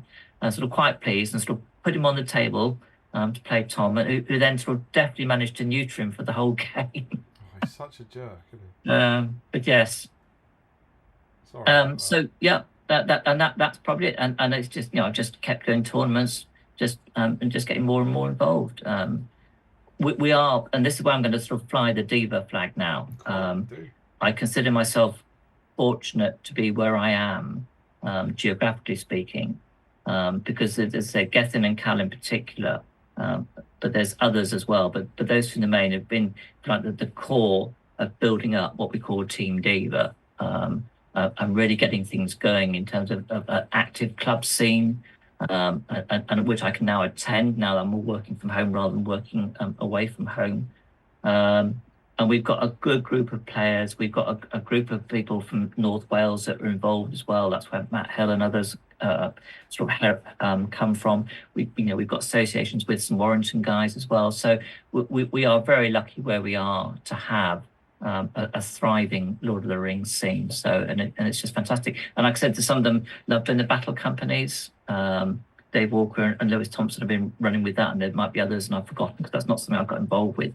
But we've got an active battle companies thing going, and it's just a great scene and a great place at the moment in this neck of the woods.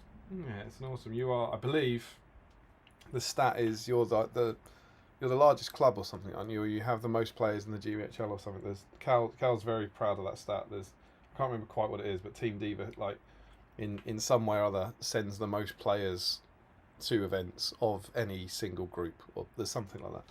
I mean that wouldn't surprise me. Yeah. So like I said, consider myself to be quite fortunate. But it's a great club with a great bunch of people. Yeah, thoroughly decent human beings as well.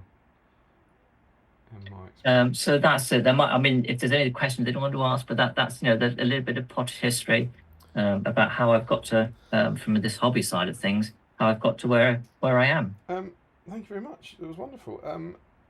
There's a beautiful segue in there, talking about Team Diva, and Team and Diva and you. Did you get up to anything last weekend? Oh yes, a little matter of an event at Warhammer World, which is always a good thing. Do you want to wax lyrical on that one, or do you want me to keep waxing lyrical? Well, I think you can wax. It's up to you whether you want to wax or paint, or you can wax and oh no, my party popper. I'm happy to wax about the event, and then you can wax about your team if you like. Yeah. Do you want us to kick off and talk about the event? So yeah, last weekend was Warhammer Teams. There's lots of people in the chat. I've already noticed who were there. One of the 4 annual Warhammer World tournaments, and both myself and Michael went. Michael, I believe, was captain of. I don't want to say Diva 2 because I find that disrespectful. Diva other. See, there's no good way of doing it, is it? No, Diva 2 is. I'm happy with Diva 2. I don't think it's right. I don't think it's right, Michael. But one of the two equally powerful Diva teams was captained by Michael, and I was with some chums from the Wanderers in the Wild. So I rode to war with Mr. Adam Troke, Johnny Wright, and Thomas Harrison, and yeah, I had a blast because of the really unfortunate scheduling that meant that Warhammer World Doubles was on the same weekend as Seven Stones. I hadn't been to Warhammer World since the Grand Tournament in February, and I just love those weekends so much, as much for the social as for the event itself. But getting to just go up for kind of 3 days really. I tend to take the Friday off and drive up in the afternoon, and just going to hang out with your friends is just the best. So yeah, I travelled up with Tom around lunchtime. We had a game that was mega. Me and Tom, we got to Warhammer World enough time to just have a game. I cannot tell you the last time me and Tom played a game that wasn't at a tournament or for the magazine. It was just wonderful. Just me and him, just sitting down and having a very, very chilled out game in Warhammer World on a Friday afternoon was mega. So that was really good fun. And then we headed for dinner. We were joined by a very handsome man, and a big group of us went and had dinner in the pub. And then Jay came along and brought his lovely little baby. Oh yes. I think it's fair to say me and Michael both monopolised the cuddles. They're sort of like slightly broody dads in us. So that was awesome. So congrats to Jay and Jenna again. Oh yeah, Esther is a gorgeous baby. Yeah. And then the tournament rolled around. And Michael, who were you with? What was your? So we had on Team Diva 2. It was myself, Ben Davis, James Huggins, yes, and then we did have a fourth, but unfortunately, a few days before, it had to drop out, which was a bit fraught. But we were very fortunate in that we had two people who prepared to step up, and one could only do one day, and one could probably only do the other day. So it worked out really well. So on Saturday, you didn't get very good players, though, did you? Yeah, you couldn't find anyone who's like good at the game, unfortunately. Yes, which actually, I mean, I'll talk about. So Ed Ball put his hand up for the Saturday, and then we had Craig Johnson. Some of you have been around in the scene for a number of years. Might remember or recognise Craig's name because he played back in the day, as it were. Although I think he's played a couple of things more recently. So he played the Sunday, and it worked really well, actually. I was, because I played 18s before, but only, tell me who I'm playing and I'll get on with it sort of thing. I'd not done it as a captain. So having Ed there on the Saturday really helped in terms of sort of helping bed down the rules and sort of getting a sense of that sort of mind games that you might need to try and play in terms of putting your vanguard and your battle lines and you keeping reserve and all that sort of malarkey. Yeah, because you have a draft stage, that was Team Diva 2. For people who don't know, there's a stage before the games where you have to basically put one player forward and then they choose two players to play that guy, and there's a kind of strategy element to figuring out, well, if we put this one forward, who will they put that forward to play that, because that will then mean that this person on our team gets to play this one. And it's quite good fun sometimes, and sometimes you just go, it's just dumb luck, and then sometimes exactly what you thought was going to happen happens, and you feel like a genius. Yeah, that's it. Yeah, so you do know your opponent's army lists and the composition and who's at the helm, as it were, for each of them.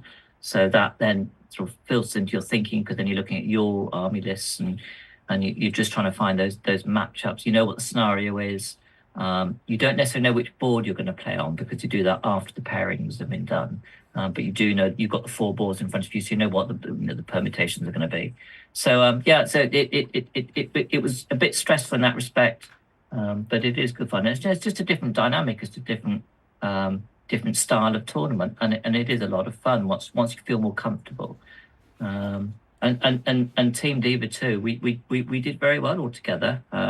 We had some cracking encounters, including first of day 2 against a certain Wanderers team. Absolutely, we got to throw down, and it's probably worth saying that we also had a slight team crisis because sadly on Saturday night Johnny was spectacularly ill and had to go home. And so we had more of a panic than you because we had to find a new player at 7:30 on Sunday morning. And again, thankfully, we were very lucky that Mr. Dan Entwistle, hero amongst men, stood in for us and came for game 4, and it was Dan that got to play this fine gentleman. Indeed, it was lovely. Yes, the way it all paired out. We tried to. I mean, all my 5 games were really, really good. In one way or another. So some great opponents, and Dan amongst them, and it was a cracking game of I took my army was a Lothlorien. I was sort of trying out an approach that says let's not take any really big heroes, but let's just take some mid tiers. So I went with the 3 brothers plus a mounted captain, and then just max out on lots and lots of warriors with the fight 5, and then a sprinkling of Galathrym Court guys with fight 6, and see how that sort of pans out. And it it did reasonably well. And the fact you got the army bonus resistant to magic, that helps as well. I had a great game against Nat with his vanquishers, and again that resistance to magic really helped. It's a very unassuming looking army, isn't it? When you look at it, it doesn't look very scary.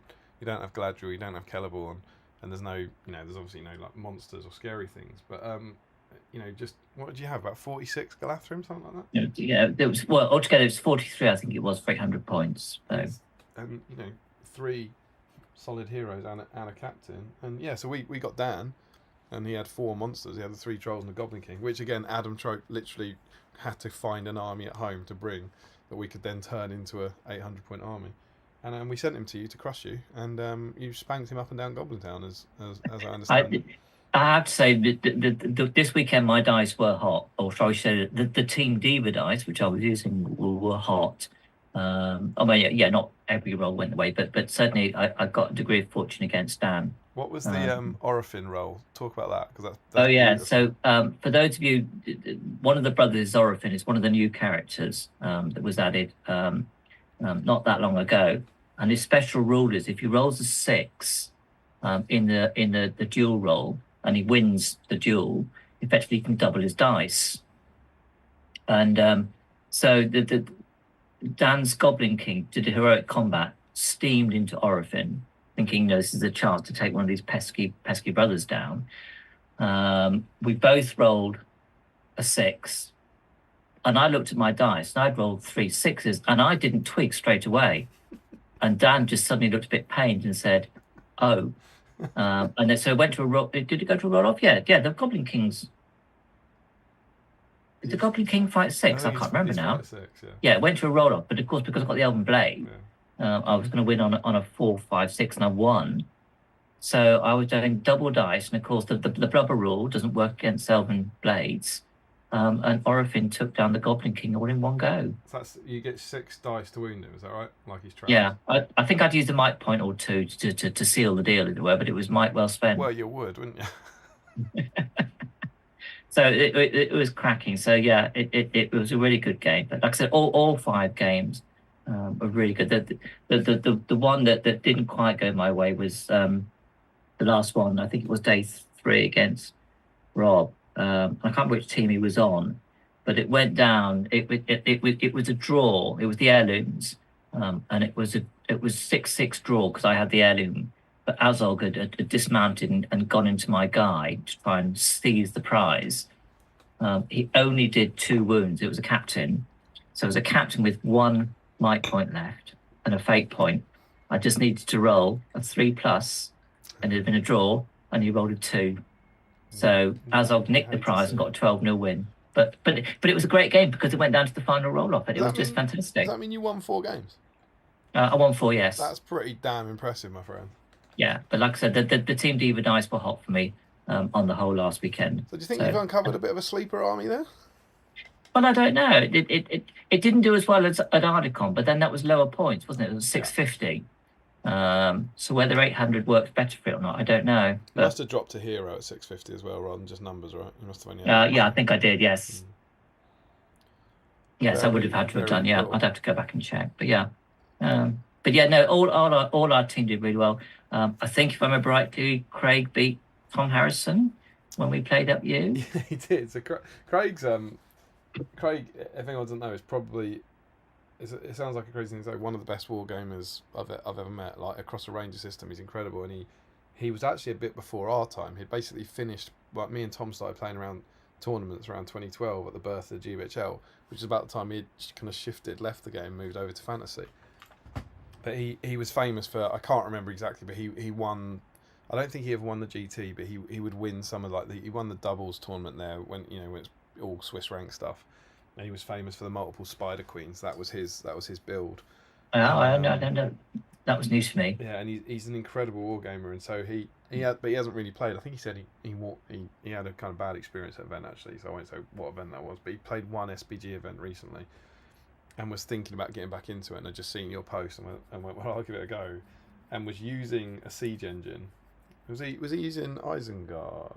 Yeah, Isengard, yes. So I'd had a chat with Ed in terms of we knew he was going to be Isengard. So it was just what permutation, and I thought, well, Ed loves his tricks and whatnot. So he ended up with a ballista, a bomb, Grima and Saruman mounted. So the guy who's never played, hasn't played the game in 10 years, had to use a ballista and a bomb, and was playing Tom's catapult, which is about as harsh a learning curve as you can possibly ask, and he beat Tom.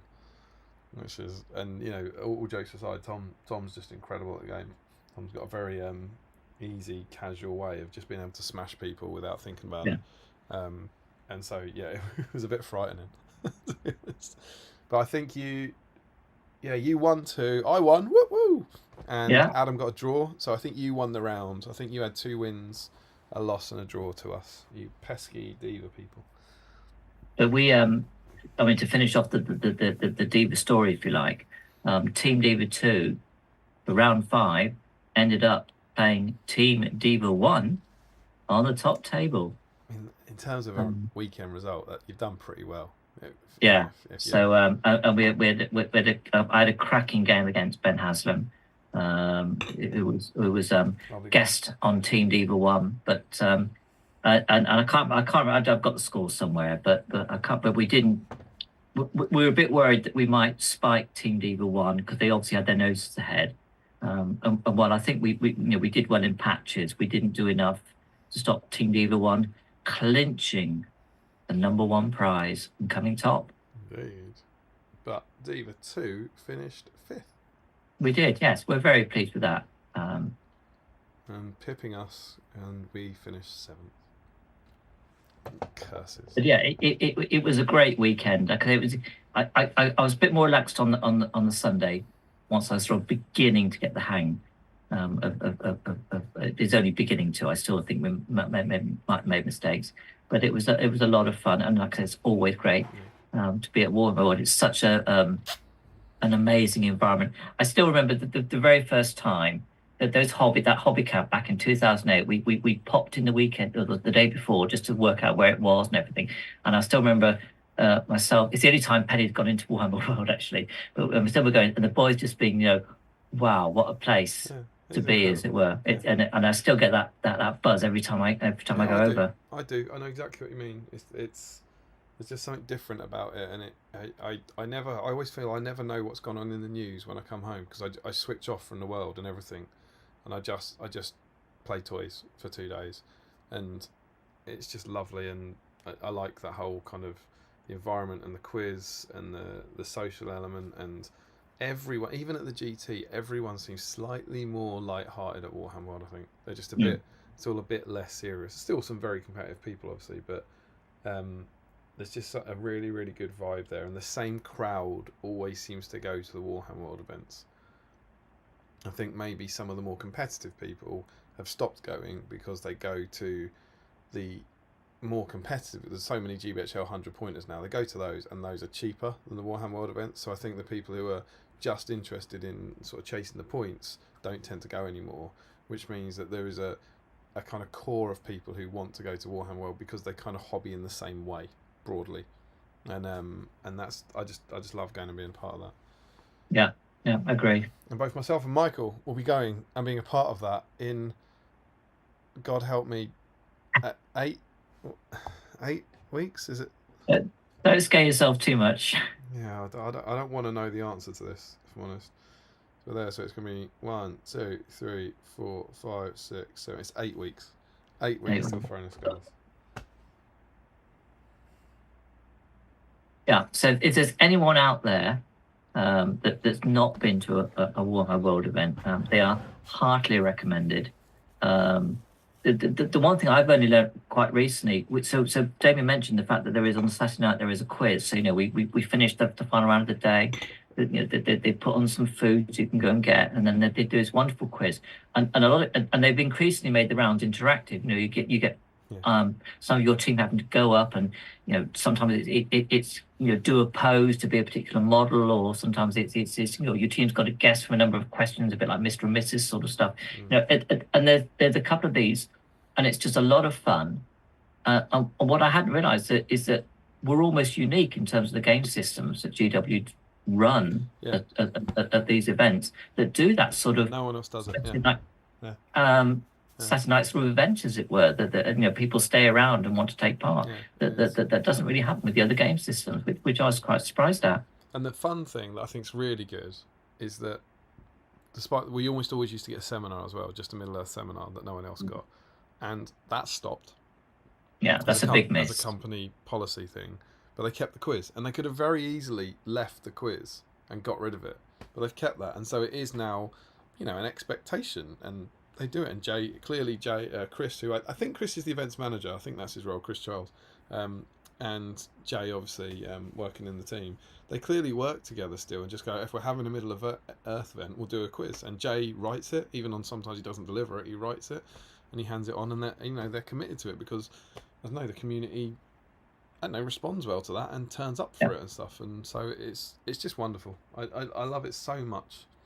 It makes me so happy, those events, and lifestyle, I'm very happy, I'm lucky, I'm happy in my house, I'm happy in my family, but work's tough and life's tough and the world's a scary place at the moment, and going away and playing toy soldiers for 2 days is just the best. Yeah, agreed. Michael, do you want to do a bit of painting? I'll catch up on the chat, and then maybe we can have a look at the magazine. Yeah. So I have got up to Sam chatting to you, and then Jamie tells you that you needed to sign off with Caught Up. I believe you just said that's the end of the comments or something, and you're meant to say it's Caught the Up. immortal lines. Sam describes the popper. I can't remember what was the last popper for. What were we celebrating? It was for you for some reason, wasn't it? Wasn't I celebrating something for you? The last one that didn't go off. It wasn't Harry's baby. God, there you go. Terrible memory. There was a bonus popper, wasn't there? There was a bonus popper. I can't remember what it's for. But whatever. Sam describes it as a perfect popper. Jay then is quoting you. 2 more and I'm done. Typical Steve style. Fly through the chat in 90 minutes. Give up and claim his eyes are gone. I think Michael did a marvellous job. Gethin says Michael's still keeping his list a secret. At Gabe, we shall find out one day. Oh, maybe you will. Maybe he's dropped hints about his list tonight. Who knows? Then Gabe says, indeed, it's the secret keeping me up all night. If anyone's not following along, this is whatever mysterious things Michael Haskell is up to for Throne of Skulls. Adam Kershaw, in capitals, writes, let's go, Michael. Team Diva represent. Yeah, Adam's another one of our North Wales contingent. Yeah, I got that from his subtle message. Jamie Wiggins then says, we all heard Damien say he's just like me, right? I mean, I did, in that regard, I did say that. Weapon swaps and special strikes incoming. Damien going to be painting a Dragon Emperor soon. Damien's not going to be painting a Dragon Emperor soon. Gayton says, yes. Larry says, even though I think this is about me, even Larry thinks I shouldn't be that hard on myself to describe me as being like Jamie. Adam says, oh, and this time it's in lowercase, so he's calmed down a little bit. Let's go, Michael. Well done on the doubles, buddy. Do you think it means teams? Might do. I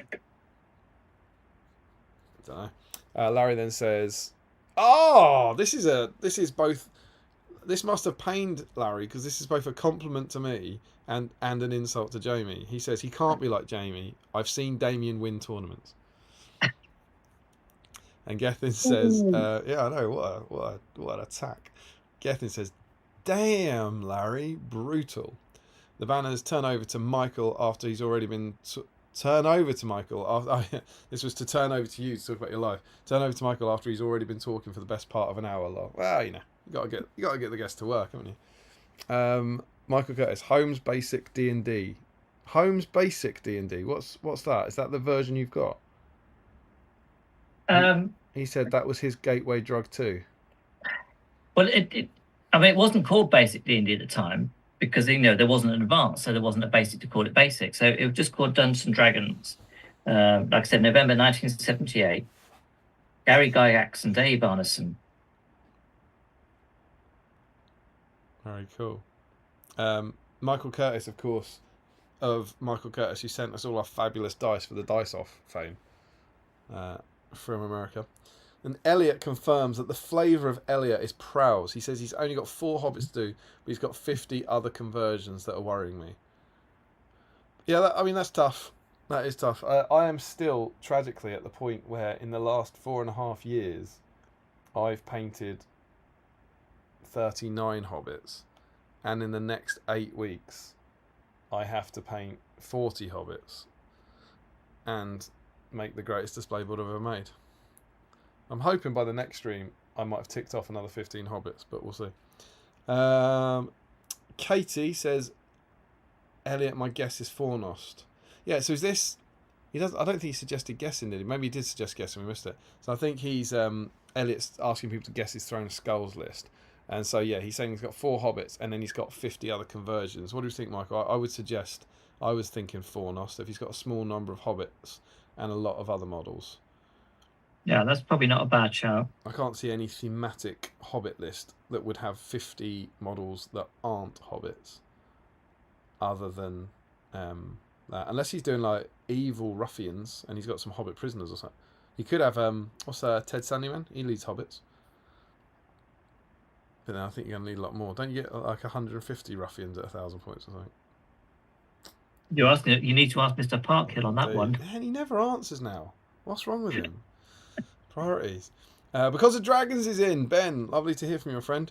Ben did us a banging write-up for SBG issue 16. Thank you for doing that, my friend. It's over on Beasts of War on Tabletop. He was super nice to us as ever about the mag. And it has really made me giggle. I don't know if you saw this. I put it in the put it in the chat.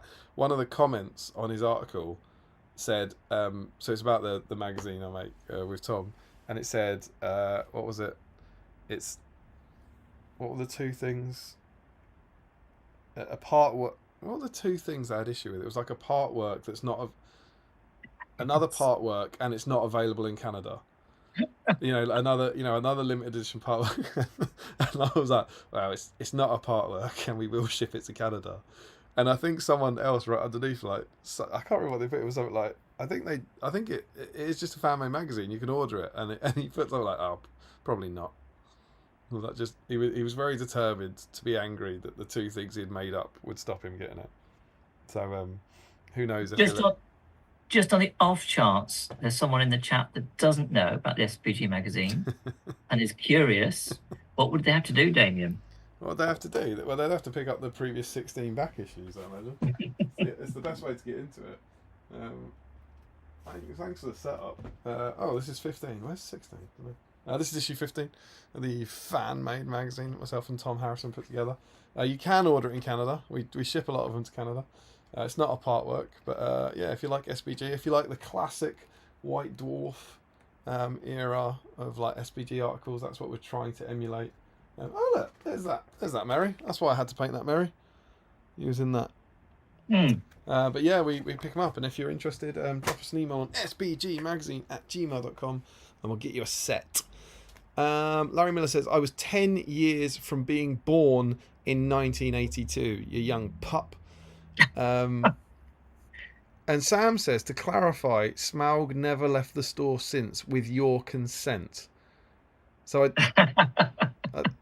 I think I'm not sure if he's accusing them of stealing it from you, or if you didn't want it back. But yeah, it's one of those models that once you've got, it's just going to sit on a shelf somewhere. So it might as well sit on a shelf in GW, right? Well, I've got start again.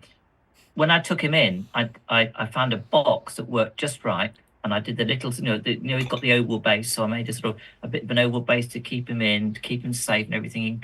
And I've still got that box in case they ever say, please take him away, and it's just sat in the back garage, waiting to be used at some point. I mean, it's fairly amazing they've had the same manager for 8 years, right? That's an achievement in itself, or maybe longer. It is. But he's a lovely chap as well. Well, we met him when we were in Chester, didn't we? RGW is a really, really good one. Yeah, that's great. Josh Cole says, even though not in the books, I'll always be thankful the elves coming to Helm's Deep happened. From that moment on, I was all in on Middle Earth, and wanting to paint Galathrim got me into the game. Yeah, it's cool. Sometimes when they deviate from the books for cinematic reasons, it can be okay. Who knew? Larry says, if GW ever want the window for something else, I bet Damien and Tom would buy that. This is in reference to the fact that me and Tom both have a Smaug that we haven't built or painted and have since bought we have shared ownership of a painted Smaug. Josh Coles, must have been great to be into the game in its golden years. I think this is talking to you about maybe, I don't know, 2016, possibly, when you were getting back into it. Yeah, well, I mean, 2007, I remember not having any problems getting things off eBay. So I said it was probably at the point where people started to drop off, as it were, and maybe some people would sell their stuff. But yes, I do remember the first time I started to listen to things like the Palantir and was it one that James, the question and answer one with James and Jamie. Speak Friend and Question. Yeah, Speak Friend, that's right. And the fact that, because it was it 2015 was the really dark. Was it 2015 was the dark year? The darkest period would be about halfway through 2014 to 2015. Maybe 14, yes. So it was after Desolation of Smaug came out, and then all the time through the Battle of Five Armies, and then the first year after it, and then they advertised the jobs, I think, at the end of 2015. That was that's right. So so it's 2014. Because I think by that point I was not religiously, but trying to watch some of those, and I think I do remember the very downstream, as it were, and I don't remember being surprised when the third Hobbit film, the Battle of Five Armies, came as a sort of an insert in White Dwarf. It just seemed, clearly. I know you won't be able to tell, but I'm actually holding it up at the moment. Yeah. I know you probably can't see it. But yeah, that is the Battle of Five Armies. Measure those inches. There's a great stream focusing on this. God knows how we got that one to 4 hours, but it's not thinner than it's not. I was going to say it's thinner than Battle Games in Middle Earth, but it's not far off. It was 36 pages, including the covers. But again, I just think, looking back, I'm quite fortunate.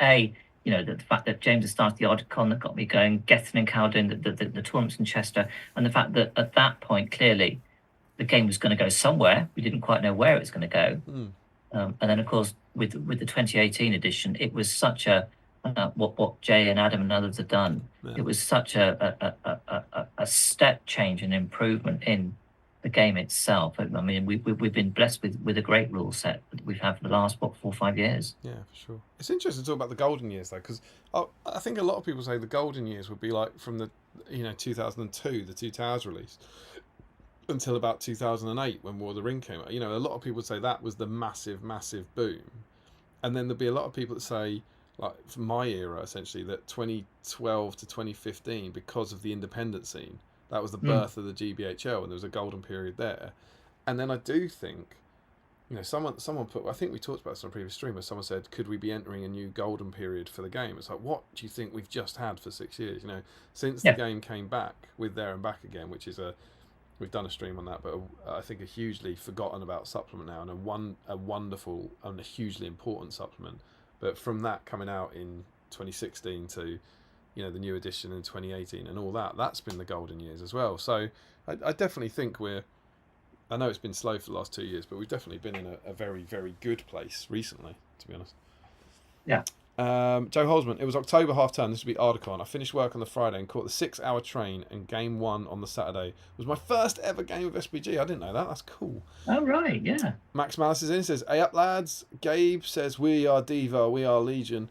Curtis Hodgson, good evening. Sorry I'm late. That's all right. I needed something to take my mind off the last 2 minutes of the Leeds game. I haven't seen the result, but I'm a Man United fan, so I understand how you might be feeling at the moment, and it's probably worse for me. Larry Miller, it was my first official Warhammer World event since the before time. Which one was that? Oh, which one was that? This was my first. Maybe he's talking about the one that you went to. Don't know. Sam says, and if you're a dippy captain, don't know what that is, you get the cards mixed up. Oh, dippy cap. Sam must have been captain of his team at the weekend. You get the cards mixed up, and the player put forward is as much a surprise to you as to the opponents. He says, not that I did that in 2022. So it wasn't this weekend. Larry says there was a round where we couldn't decide who to put in the van between the two choices, so we picked one blindly. Sounds about right. Simon R is in. I've been trying that Lorien style list. Oh, here you go. I found it takes absolutely ages to kill your opponent because you're basically trying to ground them down. Well, the upcoming loss of the special strikes should help with that. Yeah, except I kept forgetting to do special strikes. I even played day one, forgetting that Orifin had 3 attacks, not 2, just because the other brothers have got 2. And you still won 3 games, right? Incredible. But he appeared on the quiz on one of the guess the stats thing. And I said, that's Orifin. Oh, he's got 3 attacks, That's handy to know, isn't it? You didn't try and talk your team out of it being Orifin because he only had 2 attacks, did you? And he says so in a tournament setting it doesn't work too well. And he asks you, did you take 2 banners with the list at 800? No, just the one. Just the one banner. Max says, Curtis, not to talk about it. That's about the Leeds. Ben says, I really need to go to more tournaments. Keeps saying it, but don't find the time. You do need to go to more tournaments, my friend. It'd be great to see you. Sam says, meanwhile, in round 5, Tom and the Melon, who won, they won most sporting, right? That's Sam's team. Sam and James Wilson, they won most sporting at team, so well done, guys. He says they only broke free of the bottom table for the first time since game 1. That's what. Well, there you go. There's your most sporting. We spent the entire event on table 3 or 4. There were 20 teams, right? Is that right? Michael? Uh-oh. Michael, you with us?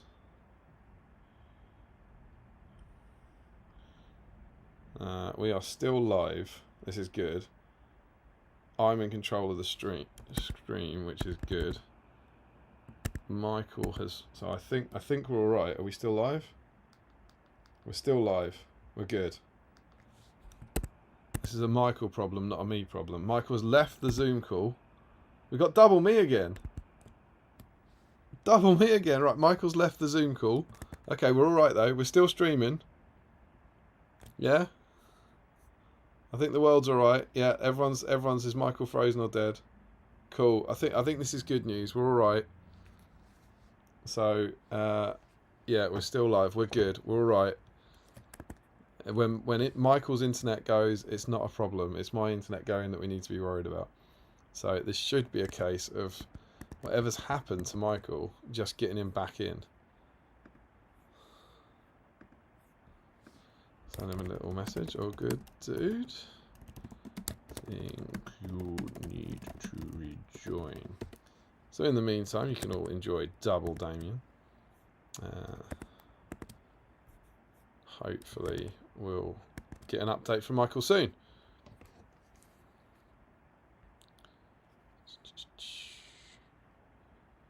See what happens. In the meantime, he's out there in the world. He's just saying he needs to restart his internet. So we're all good. We're all good. Hopefully, we'll be back soon.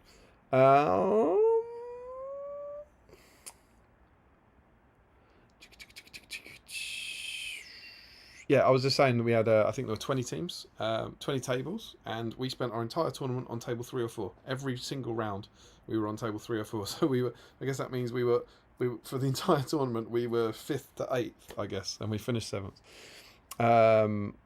Gabe says, Cal winning a tournament. Who would have guessed it? Yeah, I should be livid about that if you heard that. Sam says, I'm still trying to get tickets for Throne of Skulls. Expecting a few in the 2 to 4 weeks before. Yeah, I would agree. Keep your eye on it. I'd feel fairly confident about a late drop. So if you keep the weekend free, I think you'll be golden. Frederick says ketchup on the chat, mayonnaise in the whip thread. Oh, ketchup on the chat. Very good. I like it. Sean says, I long for the opportunity to get some Warhammer World events. It's just such a large financial investment for me, unfortunately. One day it is indeed. The ticket price is pricey. I get that. I do. I think it's worth it. You get the meals as well. But it is a large outlay. If you travel, if you share a room with someone, I think you can keep the cost down those ways. But obviously everyone's situation is different. Sam says, working on getting myself back in the mood to finish my elves. Now I'll have space for the War of the Rohirrim box. It's a good box. I wanted to ask Michael what he thought about some upcoming releases, but he's just not here. Rory says 4 converted hobbits and 50 half-foot stores. I have an update from Michael saying we may have a problem. I will keep you updated. Tom W says, I visited Warhammer World for the first time last year and just loved the friendliness of the staff and of course Bugman's bar. Very dangerous though. Might have purchased things after a few beers. Yeah. James Long wins that famously for what did he do? He this is a good few years ago. He got quite drunk in Bugman's and he bought Smaug. So if anyone can beat that story in terms of a regrettable hobby purchase, I suppose someone might have got drunk and bought a Warlord Titan or something. But yeah, James Long bought Smaug. So full respect to James Long. Elliot, who's now saying Elliot P. Has he changed it? Did it always say Elliot P? We just missed the P. Good guess, but not Fornost. Those 4 particular hobbits could be on the display board. These 4 particular hobbits, that must be Sam, Merry, Pippin and Frodo, mustn't it? Michael Haskell is running a hotspot. It's chaos. It's chaos in Haskell internet land. Ben says people on the internet being people on the internet. I know, right? They're the worst. Massive props to Ben, who keeps putting out wonderfully positive hobby content. I love it. I love his little videos where he's super excited about everything. It's awesome. Larry Miller says teams, and then we get some content where we've got, is Michael frozen or is he dead? I believe he's typing, so I think he's alive. Tom confirms that we're still live. Katie says that Davian's forehead is my favourite guest host. You're literally seeing how the stream works now, because if you imagine what happens is that I've got a Zoom window open, a Zoom meeting open, and the windows that you're seeing, this little window here, just capture what's in the Zoom window. So when me and Michael are sort of on top of each other in the Zoom window, there's 2 windows capturing here, and then what happens is when Michael goes, this just becomes a big picture of me. So the Zoom window that used to be capturing Michael is still just capturing the top. Yeah. Fun fact. Larry Miller says return of the elusive 8 host Damien's forehead.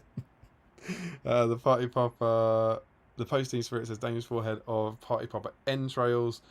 The way to beat it is to get drunk and buy 2 Smaugs. Boris Herzog's in. Evening all. Sorry I couldn't stop for long. Just popped in to say hi and hope you're all doing well. I promised there was someone else here, Boris. Boris, massive congratulations. I met Boris, I think for the first time on Friday at Warhammer World. He was playing in the one-day event, so it was awesome. Boris was one of our patrons. He came up to say hi, and Boris won most sporting player at that event on Friday night. So on Friday. So massive congrats to Boris. Larry says, I was planning to buy the Shadow and Steely Orc, but they were out of stock, so I bought some more Khan Doom. And Sam says, when in doubt, more antlers. And I have flown through the chat. But in disastrous news, for whatever reason, Michael is not back yet. The last update I have is doing a hotspot. OMG, you wouldn't believe who's entered the waiting room. Say goodbye to the forehead and hello to the Haskell.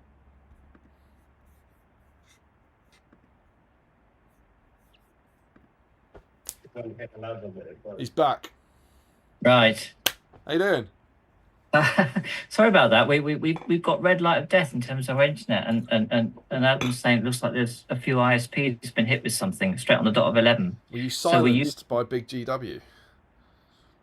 Or Big Cowman maybe shut you down? Well, I don't know. So we're using my wife's hotspot on her mobile. So That'll be fun for her data. well, yes. I admire your commitment to the stream, Michael. Should you need to get in touch afterwards, and we'll if you get rinsed senseless, and we have funds set aside for this sort of thing through our wonderful community. So So, apologies, everyone, for that little period of absence. not at all. It put the fear of God into me when I saw you were frozen. I thought, oh, is it the stream? But it wasn't the stream. Well, it was just you. yeah, well, you were frozen first, and I was thinking if something happened, you're right. Thankfully not. This is a great thing. If you go down, it's all right. We can get you back. If my internet goes down, that's what kills the stream. I suppose I'm curious. Has anyone else been affected at all, or No, I don't think so.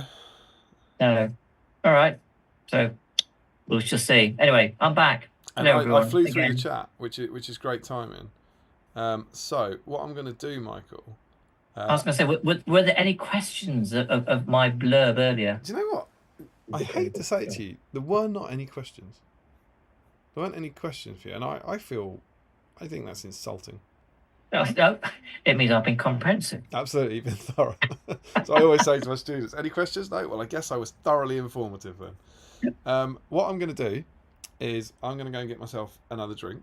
We got up to teams. Well, Larry Miller is saying teams this weekend was your first official Warhammer World since the before time. Really? That's crazy. Well, that's where we are. Lima Crazy, I don't think shares my enthusiasm for the Rings of Power. He says, thank the Valar, Rings of Power is over for now. Which is cool. If you don't like it, you don't like it. I'm sorry that you didn't enjoy it. I feel lucky that I did enjoy it. Larry says goodbye to Damien's forehead. Frederick Schultz says, welcome back. And Joe says, that sounded like you were congratulating Boris on meeting you. Did it? Did it? I thought I congratulated Boris on winning Most Sporting on Friday, but cool, sorry. And Larry congratulates me for remembering I met him. And Rory says, Michael, we thought you were dead. And so, Michael, I'm going to leave you in the capable hands of yourself to, what's the word, vamp for about 2 minutes. And then we'll have a look through a magazine, shall we? Right, so, yeah, that's it. So I'll just try and refresh. And let's see if it works. In terms of the comments. There we go. I suppose I ought to change my glasses as well, because I actually have some iffy glasses when I use the computer. So Larry's saying what's hanging from Gollum, and then saying I lost the internet briefly last night. Right. Oh, Brian's asking what's my favourite model or profile. Oh my goodness. I'd have to think long and hard about that one actually. What's the one What's the one I tend to go to often? I do like playing Aragorn, and whether that's in his Fellowship incarnation or as King Elessar. I like the fact that he's got that free might every turn, that you can do things with. He's obviously quite expensive, certainly in his King Elessar permutation. But I would say, yeah, I would probably say it's Aragorn in terms of my favourite model or profile from the game. My favourite character, however, is Frodo, as some of you may know from the SBG magazine. When Damien and Tom asked me to write an article on my favourite character, I think Frodo for me is the standout person, hobbit, from the Lord of the Rings story, for all sorts of reasons which you can read in the magazine.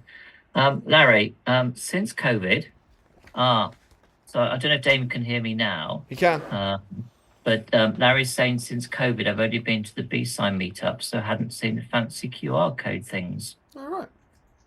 There's my favourite character thing. Yeah. I love that Larry went to Warhammer World, and the most impressive thing was the way you vote for favourite army.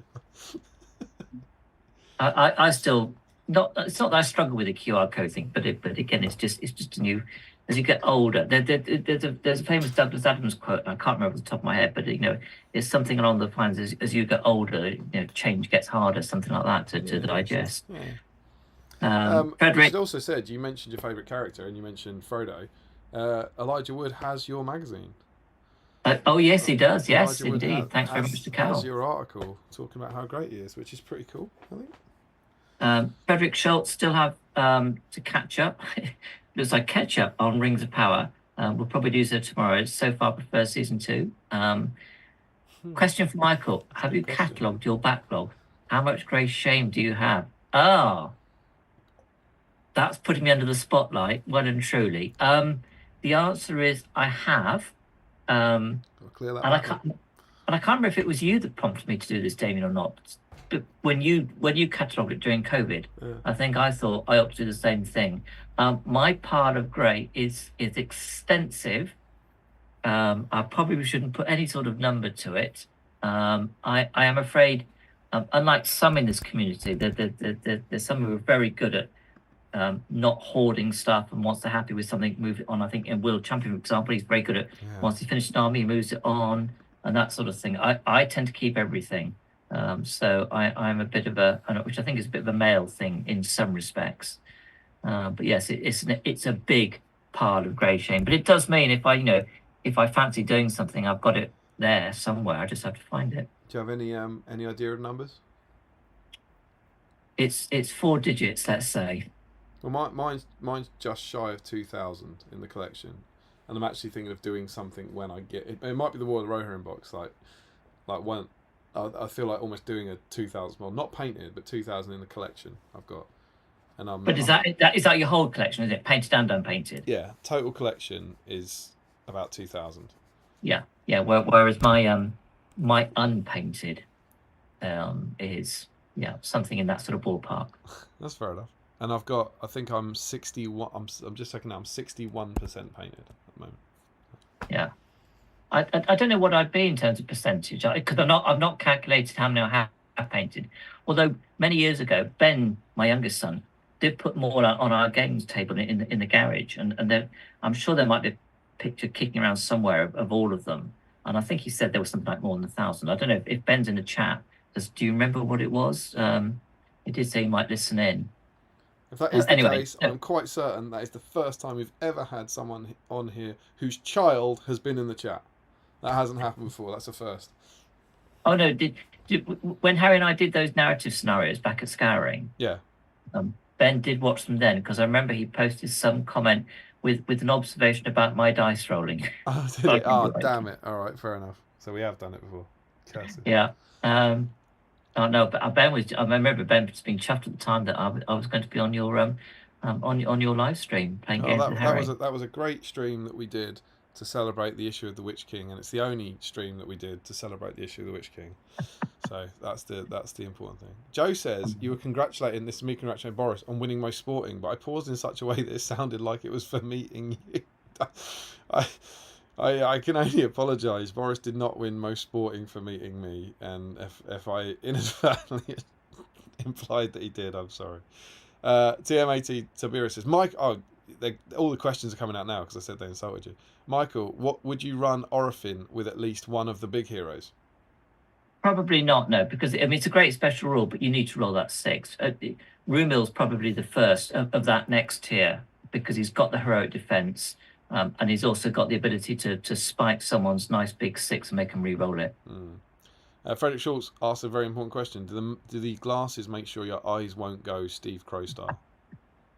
Well, there is something in that. No, it became clear, especially working from home when you're sitting in front of your computer for longer than when you're in an office, for example, that I needed some glasses that worked at this, if like mid-range scale. TMIT Tiberius, we all waited for the Q&A to start asking our questions. Michael has a great way of telling stories. Very easy to paint to. Thank you very much. Quite agree.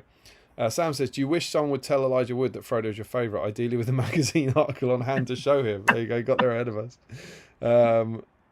Ben corrects you that you don't have a pile of shame, you have a pile of potential.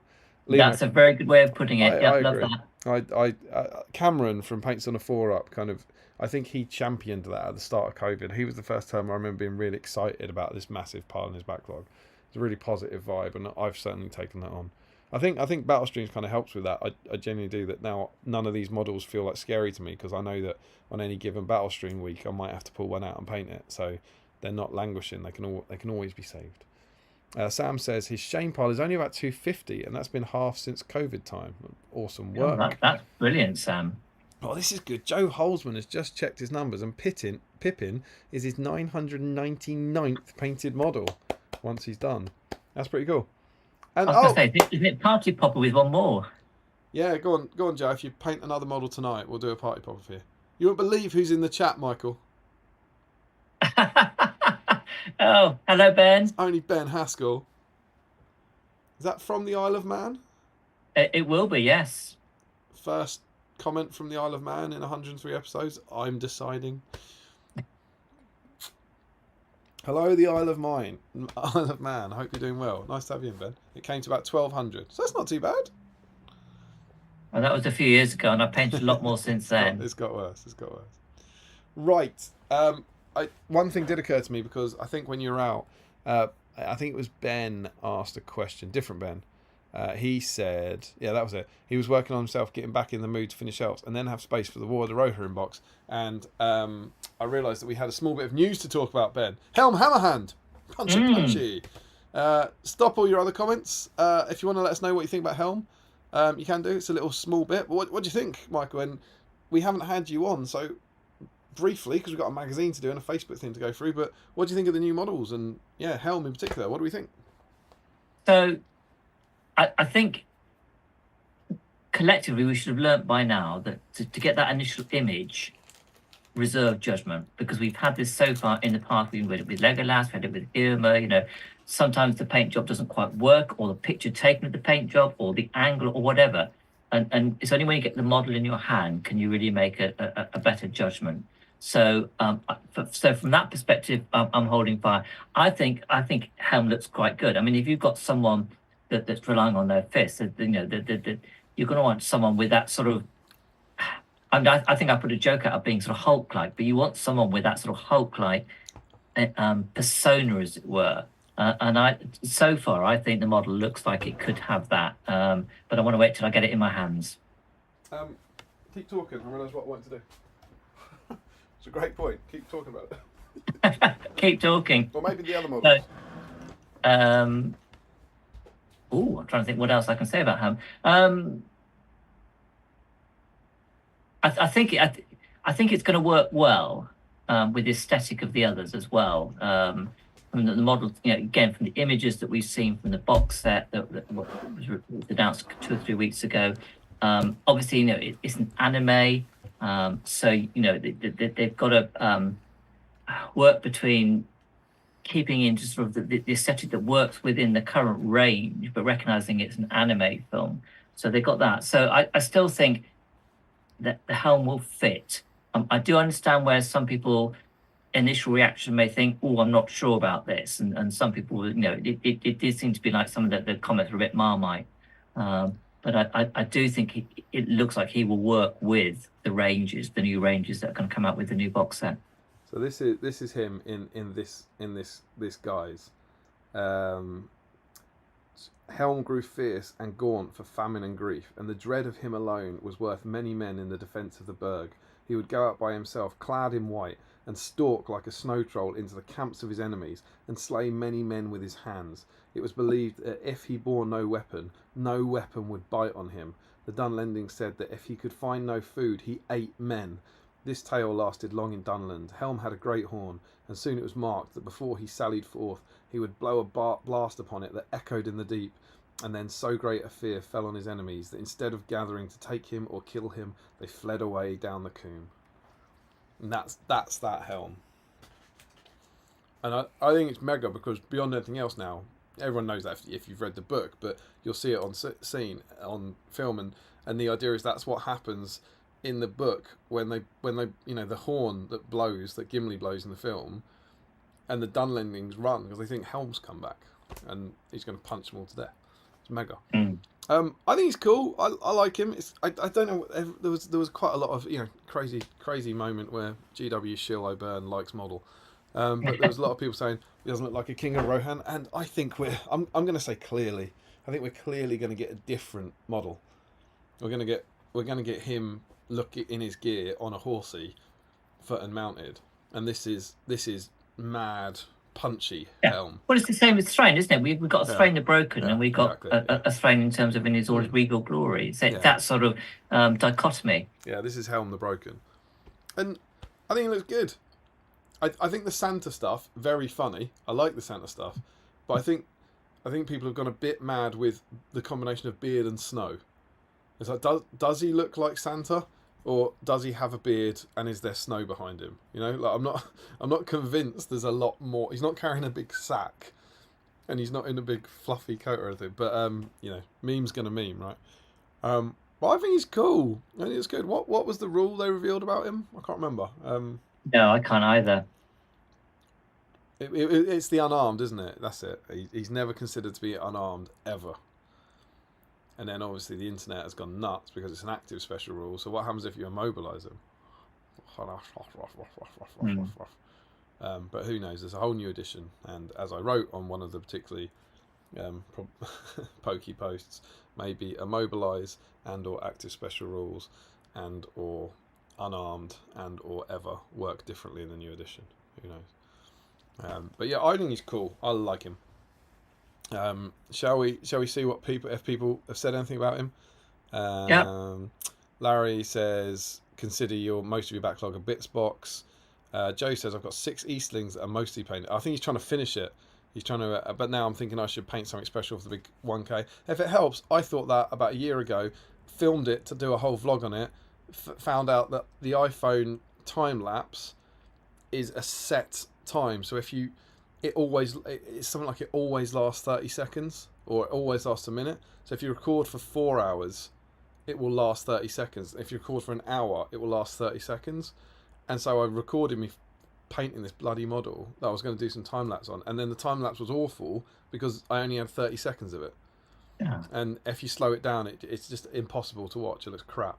So that ruined my I was doing exactly the same thing, and now I'm on about 1200, and I'll have to kind of retrospectively go back and do something at some point, or not. Joe says perhaps a Gimli, as he's my favourite character for the hobby bingo box. That'd be awesome. Larry says, so do I, Joe, but finishing your 6 Eastlings is harder than you might think. And Joe confirms they've been prime for 2 years or more. Frederick says Helm looks good. His controversial take is that he looks at least as good as the GW interpretation. Yeah, I think there's a lot of unfairness. People almost comparing one to the other, saying that this is replacing that. And it's an awesome model, and it will be replacing it, I think. If you want the Forger one, buy it, I would suggest. But it's just the movie design, right? They can't choose what it looks like. He looks like he looks in the movie. So what can you do? Ben likes the new Helm Hammerhand more than the previous iteration of him. I'm interested to see how he looks alongside the older miniatures and the newer plastics. I think he'll look absolutely fine. I was a bit worried about, as a lot of people were, I was a bit worried about the Calm Doom guys. I thought they were a bit bulky, a bit Age of Sigmar-y, and I saw loads of them at the weekend, and they look absolutely fine. There's this thing about seeing the models on the website, they're completely out of context about scale and all that. And when I saw them, I was picking them up, looking at them next to Orcs, and they look really, really slight, and they look awesome. Much better than I thought they were, and I think he'll be exactly the same. Gabe is really liking all the new models. Hope the next release is a snow troll for him to beat up. Yeah, there is a snow troll in there. There is one in the film. We've seen him on like the colouring books and stuff, so a snow troll model could be cool. Fingers crossed. Tom says, absolutely love the new Helm. Obviously gutting that he has fists. I think this is because he should have hammers, you see, for hands. But with my terrible painting, it will fit right in with my other models. Michael Curtis, I'm going to run Helm in every game just to spite people. That's the way. Lima says, always better in person, painted in cartoony style for the anime. Yeah, I don't even think he's painted in that cartoony style, to be honest. But I think people with slightly more subdued colour patterns will do it great. Banner says he looked great. I'm more excited for his armoured version. And Joe says, it's been suggested to me today that I need to purchase a helm to paint as Santa for my growing collection of Christmas theme minis. That'd be cool. Sam says, I think it looks great as a display piece or a themey piece for an army like Seven Stones. I'd like an armoured one myself for general points matches. I'm sure you will get one. I'm pretty sure you'll get one. Larry says, I prefer him to old young helm, but then I really dislike the old one. And yeah, Lima Crazy says he's in Berserker mode. Sean says, this is the excerpt that made me want to start my Helm's Guard. It's one of my favourite stories. Just a shame there's something about the mini I don't like. Hopefully, I think otherwise when in hand. Larry says, I do hope we get a helm wearing Helm's helm, as well as this helmless helm. I think you will. Banner says it appears Hera will be helmless. Yes, I think she will. Larry, will the 1000th model special join the Keeper special as obscure forgotten Damien project? It's not forgotten, mate. It's right there. It's a good script for it. It's a good script for that vlog, I tell you. One day. Tom Marshall says, hello there, hobby people. Masterball UK. I'm very excited for Helm. How cool. What a character. And Frederick Schultz. Fun fact, Helm Hammerhand is one of the shark-themed Lord of the Rings heroes alongside Sharky and Sharku. Oh, Hammerhead. Yeah. That is an obscure fun fact, Frederick. Very good, Frederick. Yeah. That was quite positive about Helm, I think. Yep, yeah. The internet made me think it was rubbish, so I don't know. No, there were some good comments from what I mean. I didn't sort of slavishly follow everything, but there were some good comments and positive comments in amongst those that were a little bit less keen. I think 90% of the negative comments were from one guy, who, as per Damien's rule, I won't name because he's not here to defend himself, or she, or it, if it's a bot. Right. So we've got our internet back proper. Oh, glorious! So if I flip, I'm going to have to rejoin. Is that all right? Risk it? Yeah. All right. So I'll disappear and reappear in a minute. We love you. Come back. Forehead. Oh, it's just frozen, look. Come on, forehead. Come on, forehead. Come on, forehead. He's still there, isn't he? He's still there. He's not left at all. No, I think that's so it kept it going when I flipped from one to the other. You know what's really good though? You looked like you'd frozen. You changing your internet, you were so still that I thought you'd frozen and you weren't saying anything.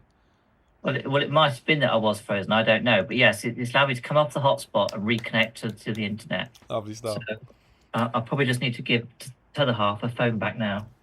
Craig Hughes asked if anyone's going to the GBHL 90 on Sunday. The salted pork is particularly good. I'm not. Maybe people are. Let Craig know. Larry, I still have a half-finished Keeper that I decided to wait for the special to finish off. You may never see the rush again. I feel like I will do that one day. I feel you're more likely to see that video than you are to see the Fantasy Fellowship. I don't know if that's good news or bad news.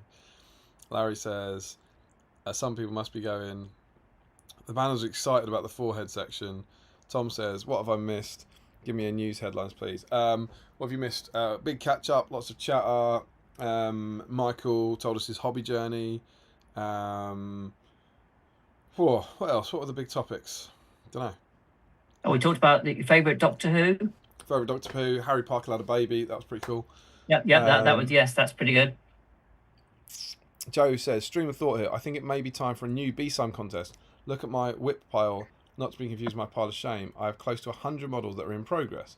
I say we have everyone send in a before pick of at least 20 or 30 started but not finished models, and then set a deadline of New Year to post on after pick, showing all those models complete. When it gets a prize to be determined. Thoughts? I think that's amazing. Me and Steve talked about doing. We've even got a logo. It's a little dude being excited on top of a mountain. It was going to be called something like Backlog Beaters or something, and we were going to do it as a monthly series, almost like you would to accompany the streams. You'd basically say, "I'm going to just sign up for this and try and prove that I've reduced my backlog," and we were going to have a prize for it. There would be something that wasn't worth lying and cheating for. You know, we think like a key ring or a mug or something. And I think it's a great idea. My honest answer is it's just time. I'm not going to pretend that I have the time to run another series now. So that I think it's a very good idea. Maybe, who knows? It's a wonderful idea. Michael, should we have a look at a magazine? Yes. Pause your comments, my children. And you can make your comments now about this. Oh no, that's not it. Oh, spoilers about this. I've thrown that far too far away. I'm going to need that in a minute. This is issue 73 of Battle Games in Middle-earth. Both myself and Michael have got it. Both of us have read it. That's a first. You know what's really exciting about this? It's been, I know we had a pause for the streams. It's been ages since we've had a magazine. I think the last one was the end of April. Because we've had so many, we've had loads of specials. So there was a gap in the streams, but then there was like the 100th episode special, and then there was a big gap, and then we had like the Angmar special, and then the Dead of Dunharrow special, and it's been, I think it's been so, I think it's been like 5 months since we looked at a magazine. So I took this out of the binder 5 months ago to read for the next stream, and it's just been out downstairs, like waiting desperately. But yeah, so issue 73. The host of Mordor descends on Minas Tirith. Michael, we always like to play the game of the photos are playing SBG, like in front of them. What do you think's happening at the table here? What, on the front cover? Yeah, must be a doubles game, right? I guess. I'm just marveling at the Mubok's green feet. He does have green feet. Oh, it's trampling on all that grass. That's what it is. He's just chewed all that grass up. It must be, yeah. It must be painted. It must be meant. That's really weird. Green feet on Mumuk. That's weird. It's almost like maybe Merry's Mumuk started and Pippin's comforting him. Don't know. Inside, we have a super sexy picture of Merry and Pippin. Spoilers, they return to the Shire. Although the hobbits Merry and Pippin revel in the victory over Saruman, greater dangers loom ahead for them both. Pippin's inquisitive nature causes him to peer into the Palantir, provoking Gandalf to speed him away from his companions. There is a task, another opportunity for one of the Shire folk to prove their great worth. So we get Merry and Pippin, both of them, which is cool, 2 models in the same magazine. And as we go over the page, we get playing the game, and it's all battle companies. Now, in a crazy twist, I don't think this has ever happened before. We've done this.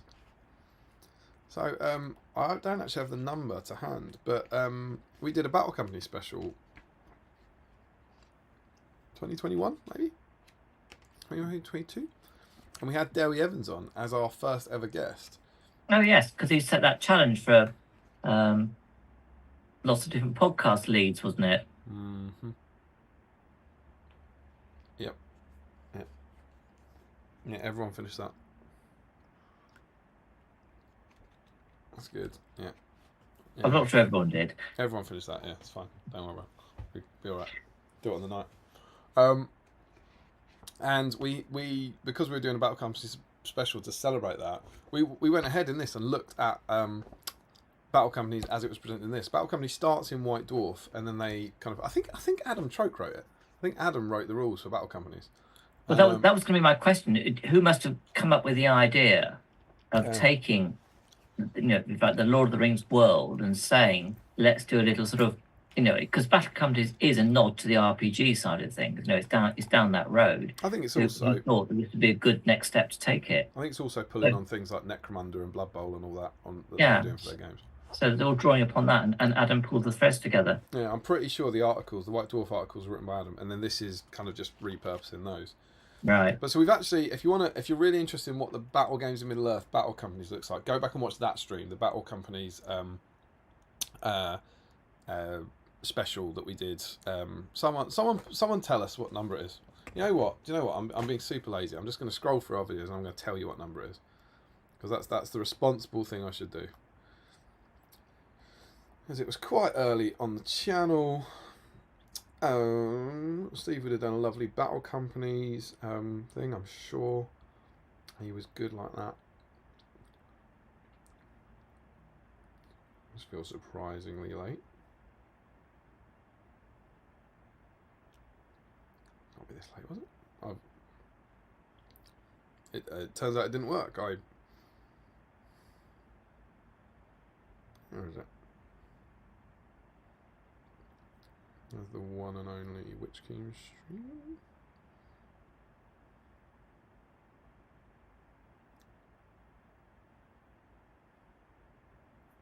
Was it an old one? Was it a GBHL one? Well, Battle Companies. Yeah, it might have been an old issue, an old episode even. Didn't know it was that early. It's all great content. I can't see it. I can't see it on the GBHL. I can't see it here.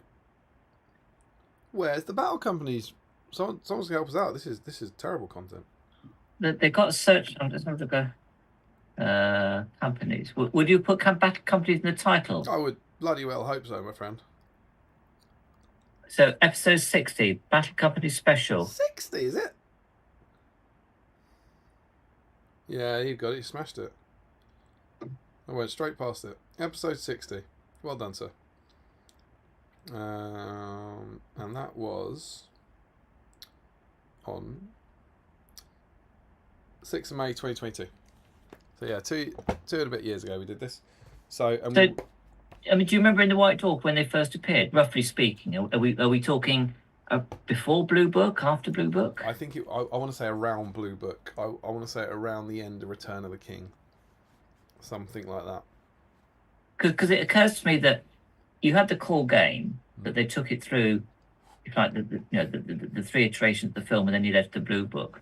But then you had the Battle Companies as another taking a direction, and then when was War of the Ring? Was that 2008, something like that? Yeah. So you had the Battle Companies going in one direction in terms of smaller scale, and then War of the Ring going in the other direction. And did the minds behind all this actually have this sort of sketched out in terms of these are the flavors we want to do with the game, or did it just evolve bit by bit? What do we do next with it, sort of thing? I'd be curious to know how that all panned out. I don't know. I mean, GW were very big on. I remember when I was into Warhammer in the 90s, they were very big on like lunchtime games in White Dwarf. I remember them doing for Warhammer and 40k how to play a game in an hour. It was all about small scale games, and so I reckon that idea of here's our game, and here's how you can play it really quickly was a kind of established model. And so I reckon for White Dwarf they were like, well, why don't we try it for Lord of the Rings? Do this, and then I guess War of the Ring was a very different thing, because I think that they were obviously there was let's take the altruistic view. We're going to try and allow them to play big battles on the table, or the cynical view of we're going to try and sell far more models. Yeah, and that's a far more let's release a big, glorious, pretty hardback book to get people into this system, as opposed to here's some free rules. This never touches War of the Ring. I mean, it wouldn't, would it? Because it was finished before War of the Ring came out. That's a stupid thing to say. But I think this is more kind of, you've already got these models. Here's a different way to play the game, I guess. Yeah, and I suppose it introduces the idea of doing, encouraging you to do a bit of conversions, that sort of thing. Yeah, absolutely. They specifically say actually in the first page, the converted captains from packs 22 and 41 make ideal leaders for your battle company. So yeah, we're not going to read through all these pages because we have read through them before on a stream. But it's your basic intro rules about influence and advances, and then you get the Gondor battle company, and you get the Mordor battle company.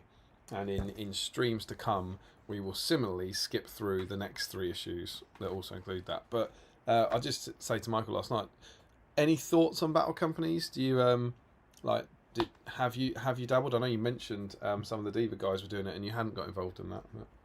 Yeah, no, I've not. Ben, and if he's still listening in the chat, I think my younger son did dabble with battle companies for a while, and did sort of dangle the ball of, Dad, do you want to have a go with this? And I think we sort of talked about it, but it again, it's just that time thing.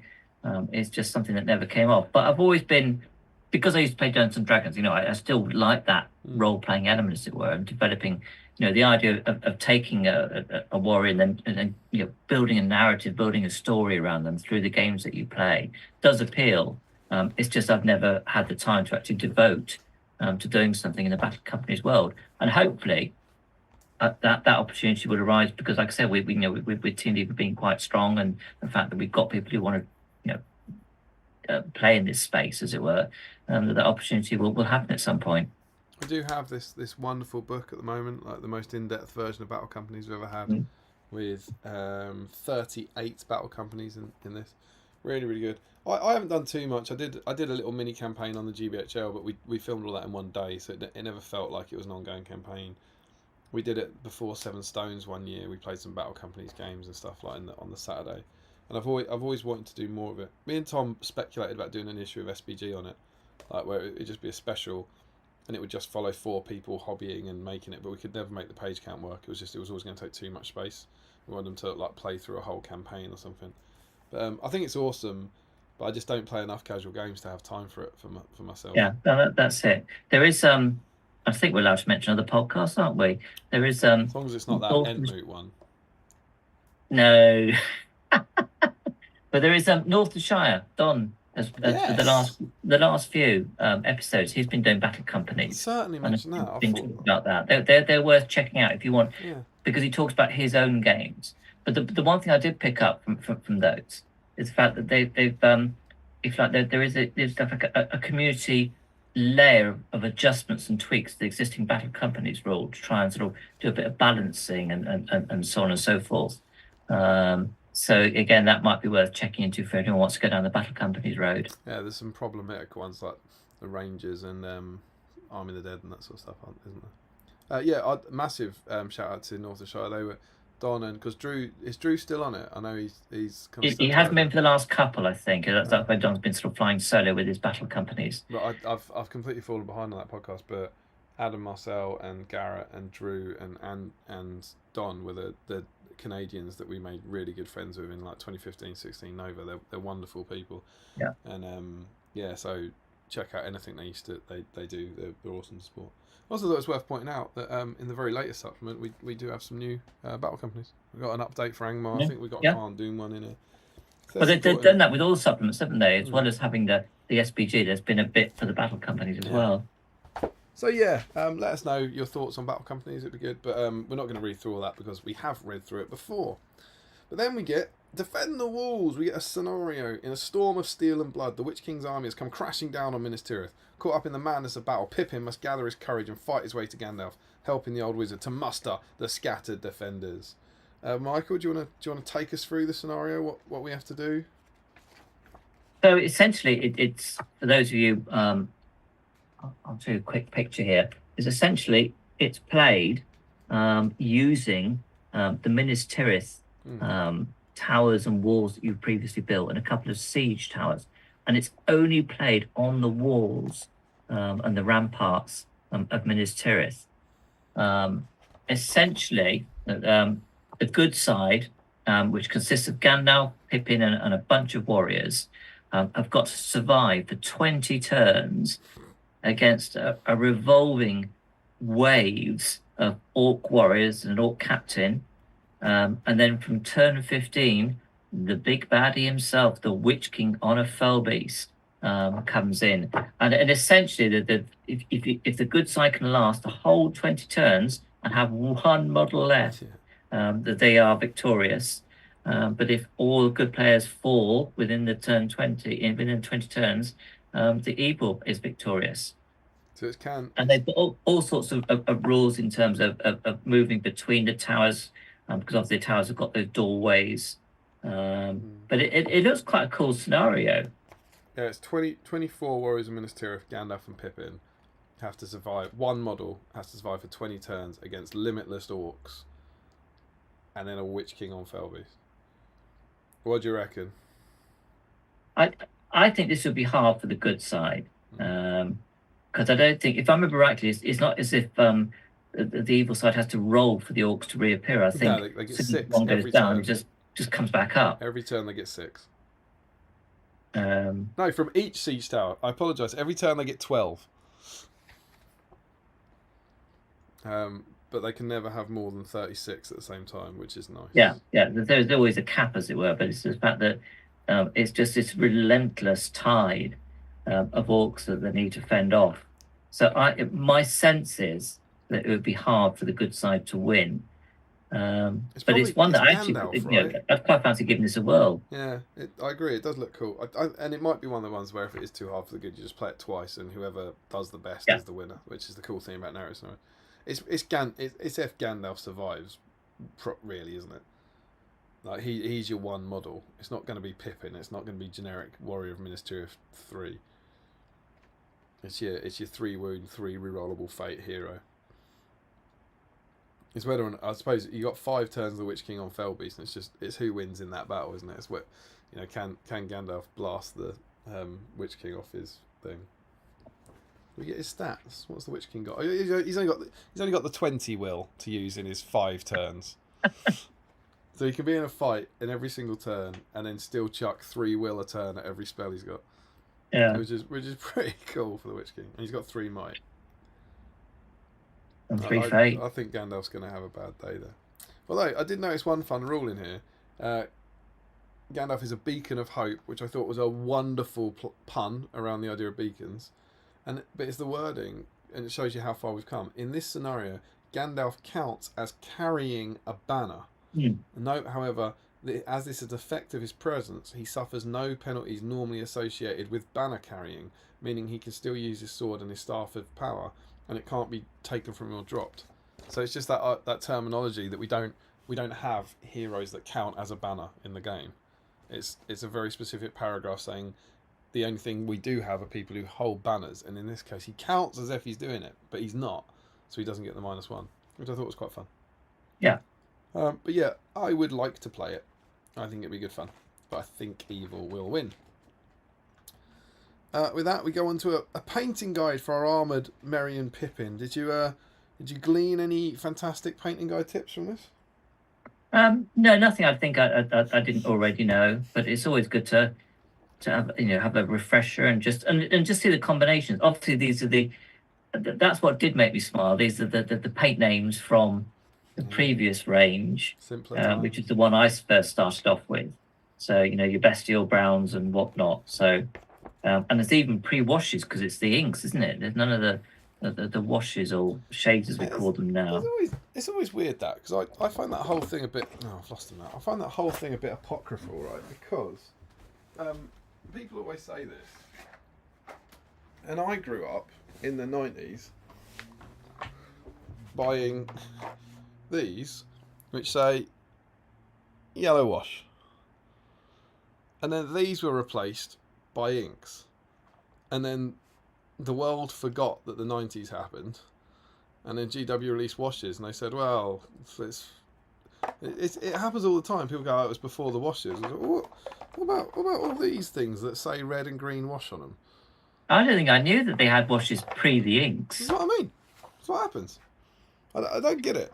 It's a Mandela effect thing. I do remember going to one of the games days and it must have been, I don't know, 2008, 9, something like that. And they were selling all the inks off cheap at the games day. Yeah, absolutely, yeah. I remember that happening in about 2000 when the 6th edition of Warhammer was going to drop.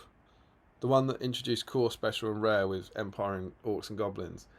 I went to the Warhammer GT at Warhammer, and this was before it was a castle. It was just a massive empty, like, warehouse space, and they were redoing the paint range, and they just had vats of paints, and they were like £1 each, and you could just like sweep them off and just have. And I remember getting so many of those hexagonal paints, and the whole Empire range was on there for sale, like because all the Empire range was being refreshed. And they just had a mass sell off of all this stuff that was about. I think that's how we found. We were like, "What the hell is this?" And they were like, "Yeah, we might be introducing a new paint range." I was like, cool. But yeah, there's in here somewhere that, to my mind, the greatest colour that GW ever made, chestnut wash. There's still a tiny bit in it because I use it for my high elves. Incredible wash. Beautiful for you put it over gold and it'll make this beautiful kind of bronzed armour. Lovely stuff. You see, what I've done with my old paints is because, you know, they are drying out bit by bit. You can try and bring some back to life, but I tend to use them for heroes rather than warriors because I know I can't get it. Well, it's unlikely I can get it again. So use it for those, you know, those individual one-off scenarios. The good tip in here that even now I read over and I was like, oh yeah, it's good to be reminded of that, is they're highlighting dark colours with bleached bone. So they're highlighting black and dark brown with bleached bone instead of white to make highlights that don't look like they're, you can highlight red with bleached bone, it won't look pink. It looks like pale red. And so that's a nice tip. And then you get these effects, which I would have said this with Steve 4 months ago, but they're really nice paint jobs now. Yeah, they are expecting you to do. They look great. I'd be very happy with those. The cloaks look great. Really nice colours. But things like number 7, the doing the tree on Pippin. The close up. It's clearly not absolutely precise, but when you step back and look at the picture, that you showed us just a minute ago, it looks fine. And I love that still, that it's showing you that it doesn't have to be absolutely top grade perfect to still do a really, really pleasing outcome. Yeah, quite. And then on to the final article, which is actually kind of like 3 articles, isn't it? Modelling details. And I don't know about you, I thought this was great. Yeah, because for 7 Stones, for those of you at 7 Stones this year, there was a new board that involved a downed fell beast, and then some dead mummoks as well. One of which you saw on the front cover here, and there was sort of other sort of battlefield debris to do with Pelennor Fields. And one of the things, because I did this particular board, and one of the things I was thinking was it needed horses. It needed lots and lots of dead horses. Yeah. And here, in this, as I say, this little series of articles at the end in terms of modelling, they've got how to do dead horses, battlefield casualties. So I think I've made a sort of mental note that for that board, if I can find the time, I need to do a few of those to add more scatter and bring that board a little bit more to life. Maybe we should give you a big shout out. Michael provides, I don't know, 2/3 of the terrain for 7 Stones, and you've got an incredible terrain collection, and he always helps to run it. And people always say how great the boards at 7 Stones are, and Michael's a massive part of that. He's our super secret 3rd TO that doesn't get enough credit. So thank you to Michael. But yeah, it's cool because they've got the little pictures in, but they say if you want, it's that kind of thing of you can't just put where is it? It's there. You can't just put a model on the ground and expect it to look like it's dead. And they're like, it's this idea that you have to sand it. They like put sandpaper on your table and sand it down so it goes flat, and then cut the legs and bend the legs down and then fill them with green stuff and stuff. It's really nice. It works quite well. There's then super cool, and the whole section is called modelling details. In this modelling workshop, we focus on creating some of the little details that can enhance the final look of your terrain, starting with detailed furnishings for interior models and finishing with battlefield casualties. And there's just loads of things about how to make plates and goblets and other details, as they say it, and a bookcase and a weapon rack. And they put them all together in that Edoras building, and it looks mega. Yeah, it looks sweet. That bottom picture in Edoras looks really, really lovely. Looks awesome. Absolutely great. I do like on page 19. It's like goblets. Just glue 2 bits of plastic tube together. Great. Creating jugs. Just gently push a plastic tube into modelling putty, like that. And it's like make a jug. It's like oh god, this is easy. And then the putty can also be used to create pieces of food such as bread, cheese, and vegetables. And then suddenly we're like, and it's like just sculpt an amazing loaf of bread, And it's like that's the next step for me. That's the bit where I'd fall apart. I can push the plastic rod into the putty. I can't just sculpt a loaf of bread. I don't know how your sculpting skills are. Rudimentary. Still far ahead of me. But yeah, so there's just I thought they were really good. I thought they were really good pages, all really useful, and I could very well use them now, I think.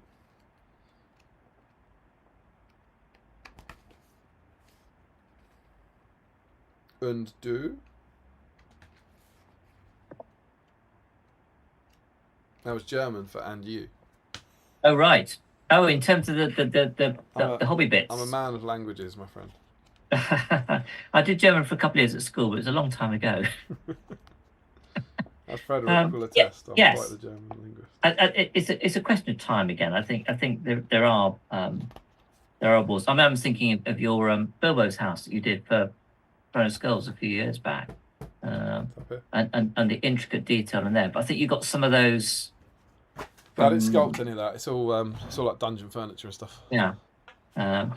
But yes, the idea of at least having the option of doing some of the sculpting and knowing where to start and giving you some hints and tips. Yeah.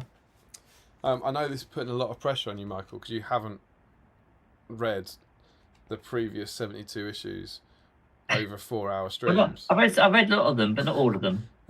Would we put this forward for favourite issue or best issue? The scenario, the narrative scenario is good. The modelling tips is good simply because it covers 2 or 3 different flavors, as it were. I guess it'd be a question of where you want to place the battle companies in the grand scheme of things. Really, that's I think what would swing whether it's.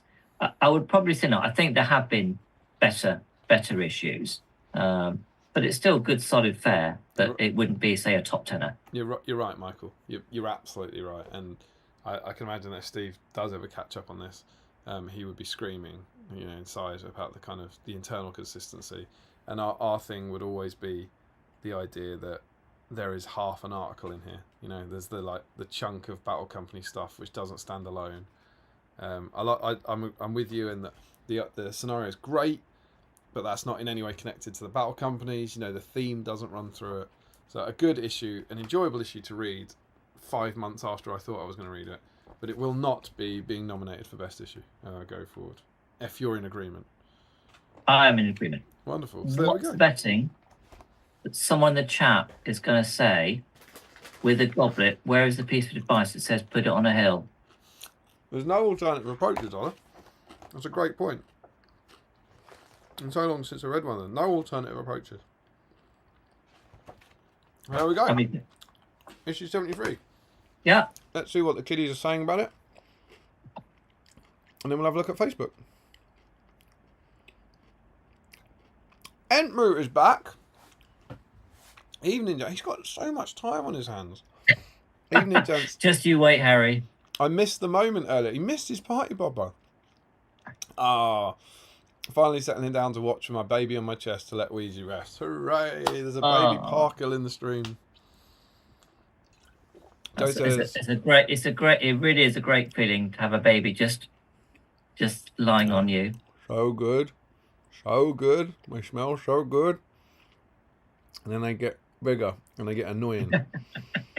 Make the most of it. Joe Holzman, my 600-point good army this year is going to be the Fellowship of the Ring.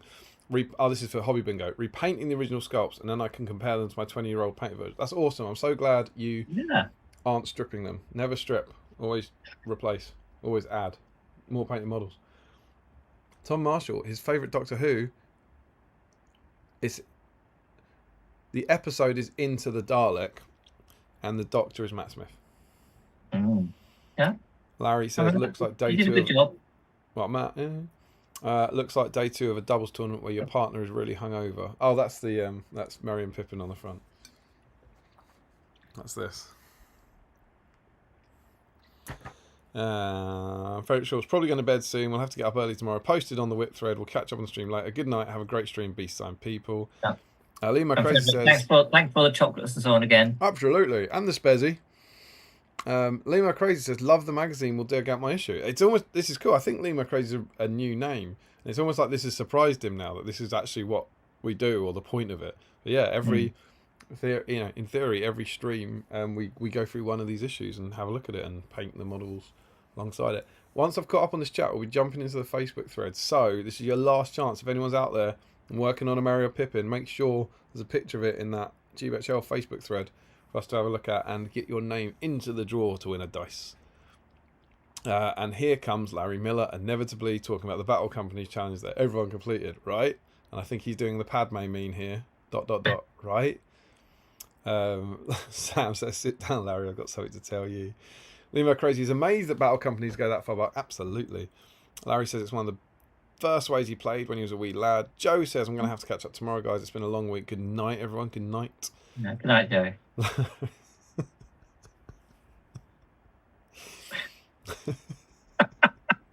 That's Larry. Yeah, Sam says, I'd guess around the late 2004 to early 2005. I think that's for battle companies. Tom Marshall says a video was delisted for too much nerdity. It must have been that. Larry Miller, I started properly just as the Blue Book came out. Good book. Enemy videos. Personally, I've always found battle companies to be far too much paperwork. Well, you've got so much time on your hands now, so it should be easier. L. Thompson, battle companies has breathed new hobbying life into areas of Diva. Some of the more casual players have loved the narrative and force building side of things. That's good. Yeah, so that's Lewis. Yes, like I said, Lewis and Dave in particular, I believe, are the ones that have been leading the charge on the battle companies front. Very cool. Lima's first battle company store campaign played Rohan. The second was Isengard. Was a lot of fun. Chris says that battle companies were in White Dwarf 297. Yeah, so I want to say that Lord of the Rings came out in about White Dwarf 263. So if there's 12 a year, that means Two Towers comes out about 275. Return of the King comes out about 287, and then a year later is 299. And so I think I said somewhere near the end of Return of the King, so that would be like the start of 2005, I guess. But it's clearly around that area there. Josh Crosby says, 5-Crosby says, battle companies is still my favourite way to play. Jakey said, currently in a battle companies league using the community rules. I was hesitant, but it's great, much more balanced than the GW rules. That said, there would be no community rules without GW. This is true.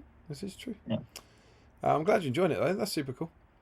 Dave Walker, our campaign has been pretty much a 12-month fortnightly game. Been a huge success. As you mentioned, myself and Lewis have had to tweak a few of the rules. That's cool.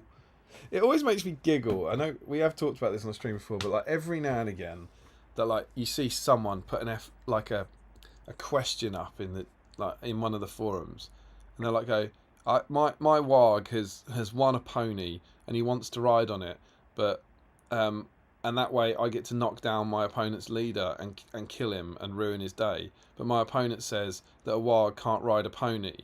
Like, what should I do? And I'm always like, grow up.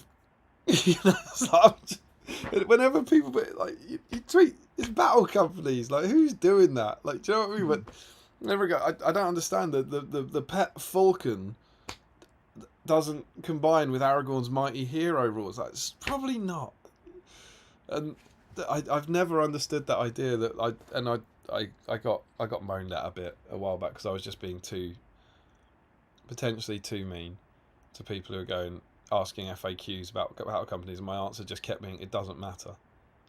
Like, do what you want. Even every now and again there's an event, right? It's a battle companies event, and it's like it's fun, isn't it? Like, who's playing battle companies to game it or whatever? I just don't understand. And it's like, if you need to tweak a few of the battle companies is just narrative scenarios, isn't it? That's all it is. Mm-hmm. It's like, if you need to tweak some of the rules to make it work and make yourselves enjoy it, tweak the rules. I just can't get my head around that aspect of it. Limo Crazy thinks that the narrative scenario in that book sounds like the Return of the King video game, and it does. Just Gandalf going nuts on the wall. TMA Tiberius, and the Atop the Wall scenario from Gondor at War. Banner ruling. Oh, is it? There is a Atop the Walls thing in Gondor at War, so maybe that's the new version of that. I want to say, with that scenario, didn't Steve and Ben Bowles? They might have done, I've got a feeling didn't Ben make a Minas Tirith, and they played that scenario, and it's on it'd be on Steve's, what were the top table gaming, wasn't it? Yeah, it is. Top table gaming, I think you're right. That does ring a bell. It's a bit different. It's 2 foot long. There's 5 siege ramps. It's just one long wall, and it's the wall is a foot wide. So you've got 12 inches of wall essentially to play over. But it's that's obviously like an adapted version of that one for sure.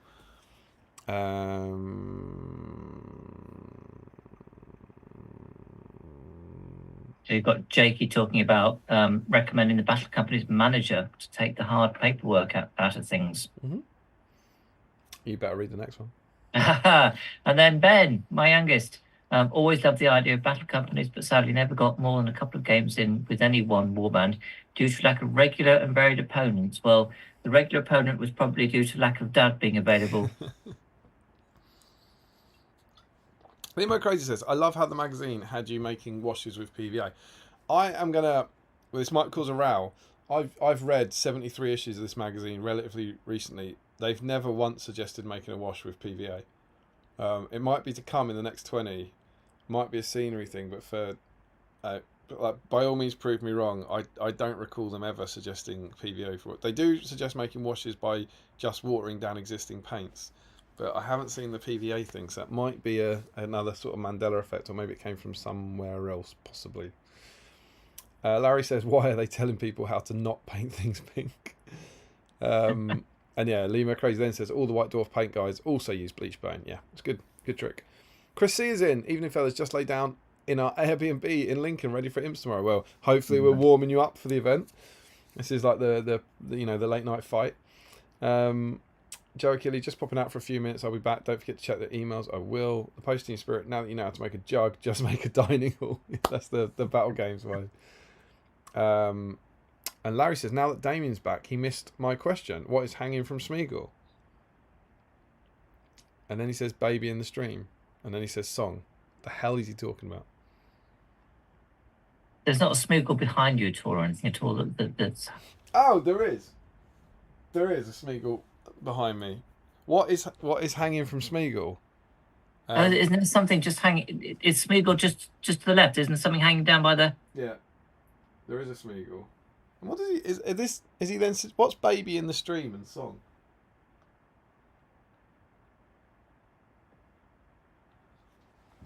I can't really take the laptop over, but I think if I'm in control of my streaming technology, which I rarely am, dare I suggest, I've got a picture here. I wasn't set up to do this. I'm not gonna lie, but I believe in myself. Do you believe in me, Michael? I do indeed. I'm gonna call this one picture.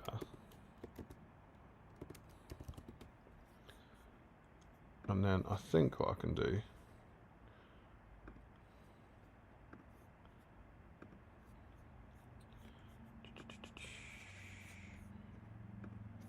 There's obviously been on Larry's mind for a while.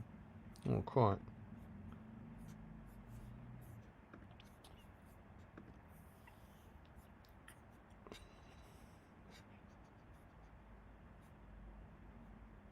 Oh, I'm so close, and it's not selectable due to Apple's stupid image thing. It's an HEIC, so extra great content as man exports image. Now watch me export an image from an HEIC file to a JPEG. That's pretty cool. Pop you on there. Done. There's that. The tension's building. I know, right? It's good stuff. Accidentally move the map. That's a disaster. Scale you down. I'm going to cover up my face rather than covering up Michael's beautiful face. Oh, this is big.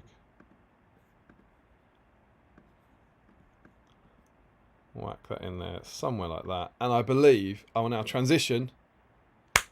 And you're about 20 seconds behind, Michael. But I believe what's about to happen is you're going to see that picture on the interwebs. And once it does get there, all will be well with the world.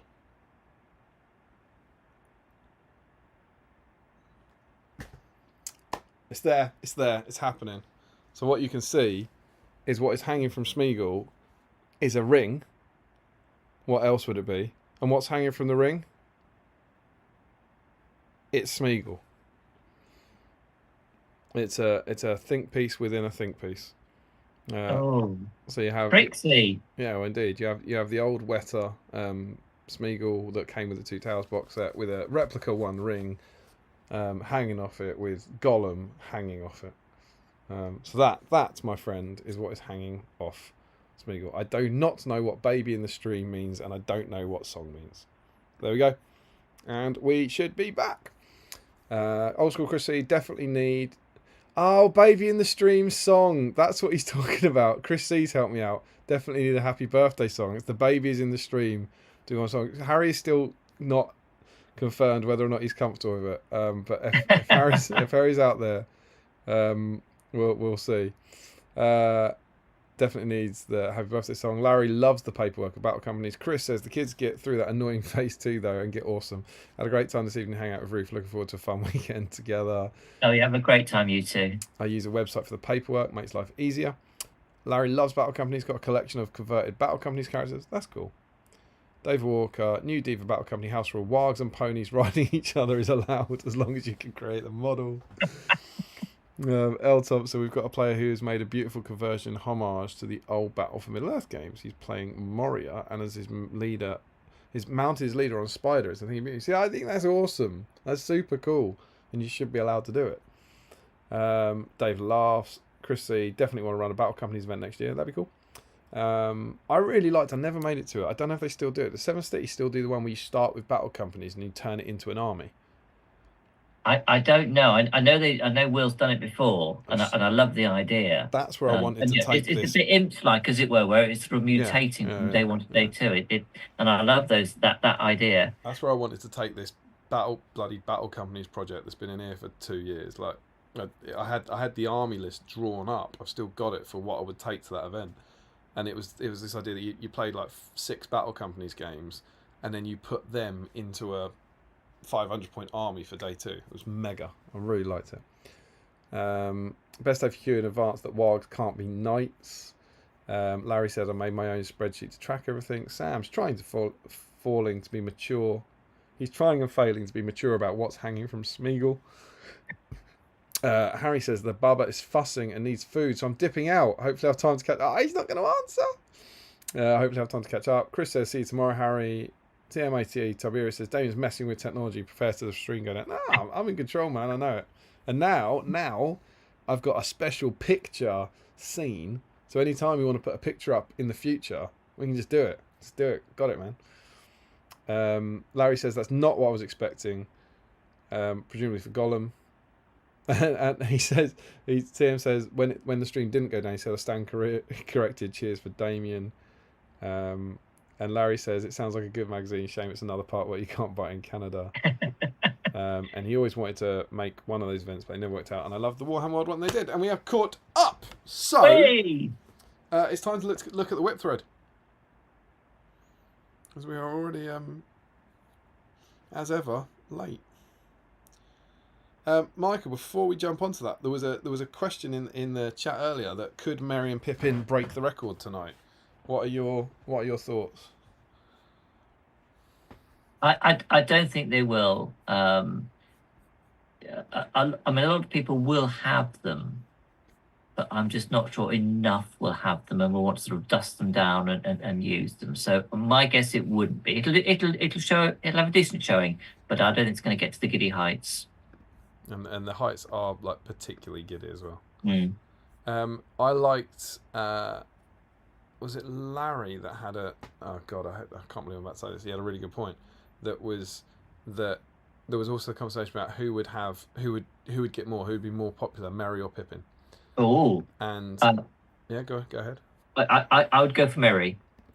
With what reasoning? A, there's more models. Yeah. B, because in the game itself, he can actually be a passenger and be played as foot. Whereas Pippin, while you've got the model, he can't actually, at the moment, he can't actually ride out with Gandalf. Yeah. You know, because I played the Throne of Skulls where I actually had mounted Pippin, and I put Gandalf on the board, and the first thing Pippin had to do was drop off. This is it.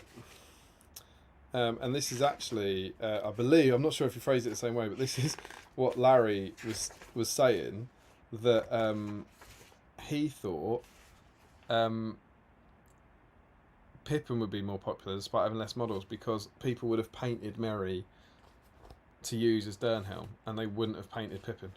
That is a good show, actually. Yeah, yes. I thought it was good. I thought it was interesting. Yeah. So, yeah. So that's the thing. I went with Merry just because there were more models, but we shall see. Maybe we'll see. I don't know if I'll be able to kind of store it and remember, but let's see.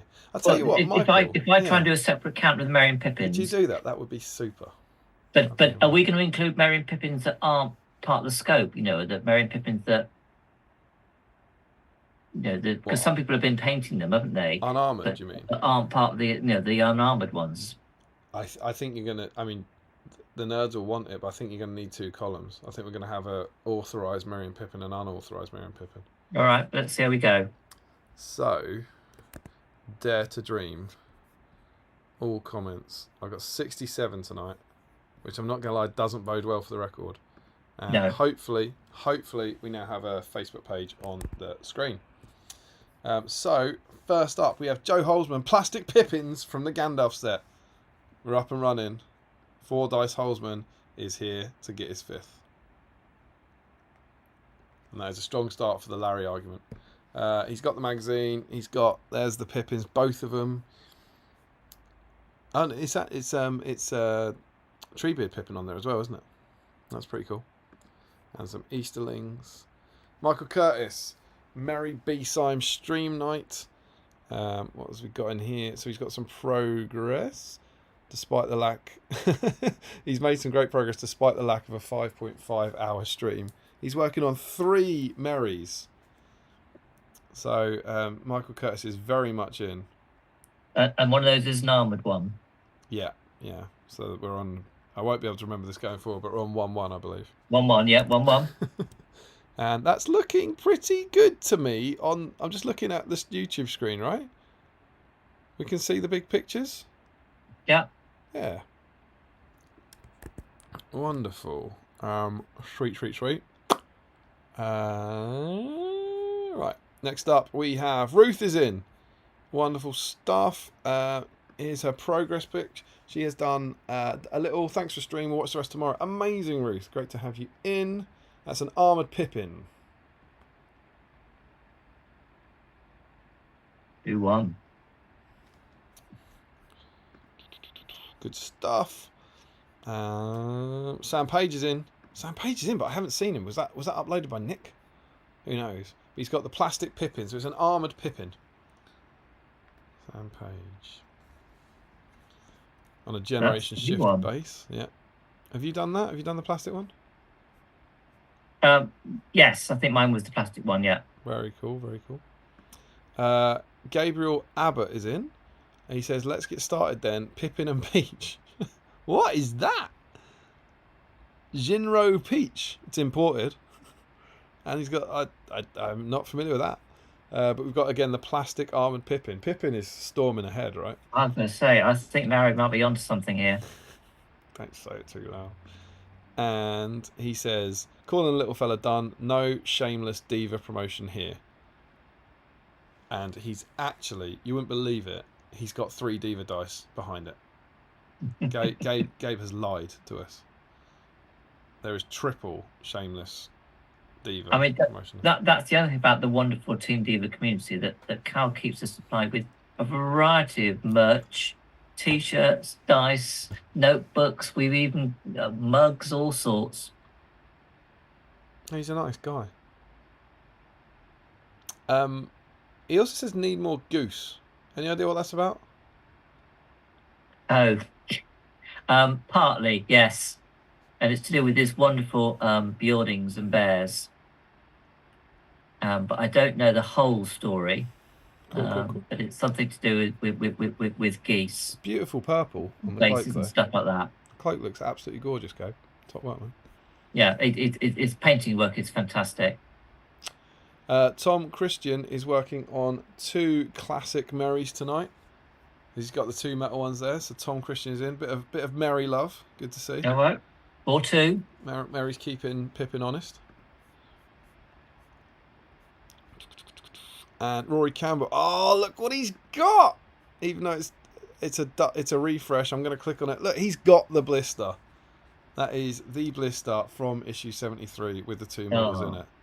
That is a 20-something-year-old blister pack that has waited for tonight. I don't want to sound like a broken record, but it makes my heart sore when this stream makes people dig out these models. But does that mean they get one each? One Merry, one Pippin? Yeah, well, he's got both. I suppose it has to. And he's made some progress. They've been cleaned up. They've been primed. And he's made some good progress on them. So top work, Rory. Yeah. Congrats for breaking out the red blister. Tim Garlick is in. He said, just refreshed my favourite Merry and Pippin sculpts for imps this weekend. So he's got the Uruk carrying Merry and Pippin. They do not count. They will not get you a dice, my friend. But, Michael, I don't know if you've got a second column now going for the... Well, again, that's one. I have got a second column. We'd only had one non-armoured Pippin. So again, he's still leading on that second column.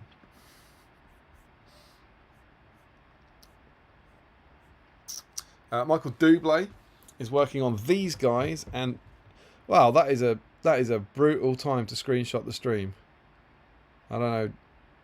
I mean, that's just hurtful, if I'm honest. He is working on Armoured, Merry, and Pippin twice. That still only counts as one each. You'll have to see it. I'm not sure how you're doing it, but yeah, he's got Armoured, Merry, and Pippin, but he's got on foot and mounted. Yeah, we'll go one each. Okay, sure. I like it. As long as your internal logic's consistent, that's all that matters. Okay. Dave Walker is in. He's got a tasty recent eBay win. Means I have these two for tonight, and they are the original metals. So I think we can go over the first pick, and we'll do this one because it's so he's got them both primed. So yeah, Armoured, Merry, and Pippin for Dave Walker. So that's the third where they've been working them in tandem. It's the what? The third occasion where they've been working one of each. Oh, I see. Got you. So answer me this. In the picture that's currently on, why does Dave Walker get the substandard, newer, somewhat sexy painting handle, and Pippin gets the much better, chunky painting handle? Do you think there's favouritism there? Is Pippin his favourite? Well, yeah, but it depends on which paint handle you consider to be the superior one. Well, I mean, the old one is a better painting handle in every way, isn't it? I would guess so, but then some people might like the smoother, sleeker, newer one. Yeah, it depends where they're putting it. Dave Walker's made some progress on Merry, so it looks like Merry's rushed ahead of Pippin potentially. But good work. Lovely to see those old sculpts getting worked on. Michael Howe is in. He says, here's my... Oh, so he's working on some sculpted ones. These are cool. Or possibly 3D prints, I guess. They're probably not sculpted, are they? But he's got Merry and Pippin sitting on a field of victory. So not counting, but we have a Merry and a Pippin. Yeah. Looking very cool. James Midgelow Sanderson... You can't argue with it. He says he decided these two needed tufts on their bases. It's as cheeky as it gets, but you did it. You worked on a Merry and a Pippin. You enhanced them. Again, another one of each. Another one of each. Yeah, he put a tuft on both of their bases, on the plastic ones, and you can see that he did it because there's a massive row of tufts behind them. Rob Lynchbury is in. He says Merry and Pippin ×2 each in the backlog. Armoured Pippin new, Armoured Merry old, and Old Fellowship Merry. God, this one's a confusing one for you, Michael, I tell you. So he's in. We've got a Armoured Merry and an Armoured Pippin, and we've got an unarmoured Merry and an unarmoured Merry Pippin. So I'm not sure. Do they go into each column once, or is that just? Do they just get once because it's one person painting Merry and Pippin? I don't know. I've given them each column the once, but then that breaks the rule. Well, this is it. So, so maybe. And the rules are there to control the fun. But maybe I'll do the other one. I'll give Pippin and Merry another one each, so that we keep my rules tight and cohesive. It's not easy, is it? See? 100 episodes, people are so easy. These guys don't know. It's not easy. Sometimes you have to make the big decisions. But he's in for the dice draw. He's also got an update. Here's a snap of the Gondor Osgiliath ruins from earlier today. So this was, I think Rob was working, I want to say, on 3 of the Gondor Stronghold boxes. It wasn't Stronghold. What was it called? City? I can't remember. But the big deal. I I think he had 3 of those that he's been working on in previous weeks. It looks amazing. Great mat as well. It's really, really cool. I really like it when you get multi-level stuff. So having all those open roofs and upper levels is mega, I think. Yeah, I mean some of the ones that Lockie did with those sets with the bridges that went across from one to the next and so on and so forth. I mean, it was making some amazing combinations. Yeah. And he has got his Merry and Pippin undercoated, but then he got distracted by more ruins. And I think Dear Sweet Mary got left behind. Look. I was going to say that's. No matter what, he's down there on the floor. That's only the Armoured Pippin, isn't it? Yeah, but Armoured Merry's in the background. Can you see him? He's just not made it up onto the ruins. Oh, right. Yes. Okay. Wasn't invited. Or maybe they're all playing like Capture the Flag on GoldenEye and he's running after him. Cal Pahona says no hobbits but some Moria Black Shields. Looking very cool. Do you like Moria Black Shields? Are you a fan of that aesthetic? I've got them, and that sort of partly is my sort of completist nature. I think they're okay. They're within my boundaries of yeah. I'd like them in my backlog. I think to be in my backlog, as it were, they still have to meet certain aesthetic criteria, and these just about manage it. So I don't mind them. They're not bad, but they were just a step too far away from the films for me. Yeah, I'm very heavily driven by the films when I'm collecting them. I've never got any. I reckon they've got to be. Do you reckon Legends? Maybe, I don't know. Hey, look. They're the sort of. I think GW Inventions, not in the film, not in the books. I'd be buying them. I reckon. Harry Johnson is in. Unfortunately, only a limited selection of models could come to uni with me, so more orcs will have to do. Oh, sorry, Harry. I have to get your dad to run some up. I hope you're enjoying uni. Or down, I suppose. Yeah, absolutely. Thanks for joining. Anyway, man, great to have you in. Unfortunately, no dice possibilities for Harry tonight. We also have Adele Boscher, Mary all prepped. So we have Mary, no Pippin. And if my memory is serving, I believe that's posted on behalf of Mark Fry. But I will always send the dice to Adele if she wins. Looking good.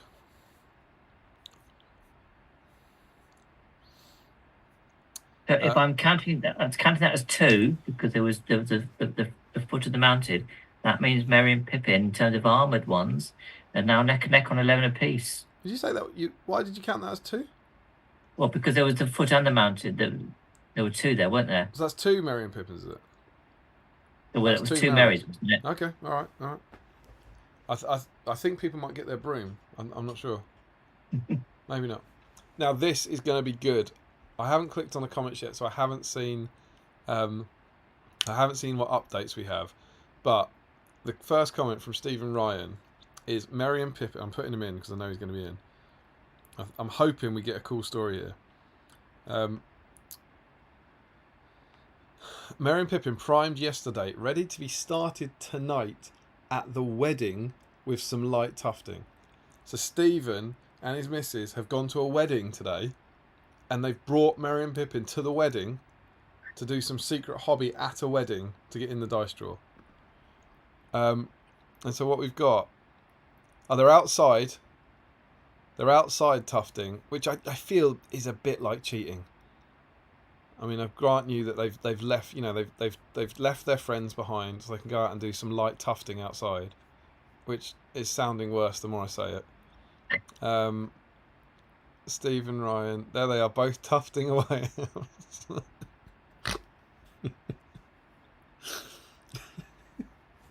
You've all been there. You know what it's like. You've been drinking all day. You're there with your wife. You're having a great time, and you just nip outside for a quick, fast tufting. You see, for all those new people to the stream tonight, is the lengths that individuals will go to for the coveted black BSIME dice. I mean, that's both of them, right? They're both going in.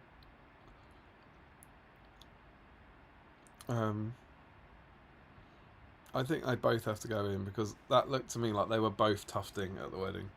Yeah. But massive. I really wanted it. I know it's a different time of day. I was hoping it would be during the wedding breakfast, at the table. But I will accept their entry of leaving the wedding to go outside and glue it soft on a base. Some amazing stuff. I'm going to give that a cheeky love, and I don't throw out reactions in this very often. And we've got the wonderful Stephen Ryan, a little gif there of Gandalf partying. I love it. I love it. I love it. I love it so much. Richard Clammer, I got the wrong memo. Thought it was Armoured Hobbits Week, so I got all the Hobbit models with armour out. It is Armoured Hobbit Week. What's going on? And he says surprisingly not that many models. That's all right, isn't it? With the staple Clammer nachos. I think you're right, man. I think you're good. I think you got the right memo. You got one of each, see?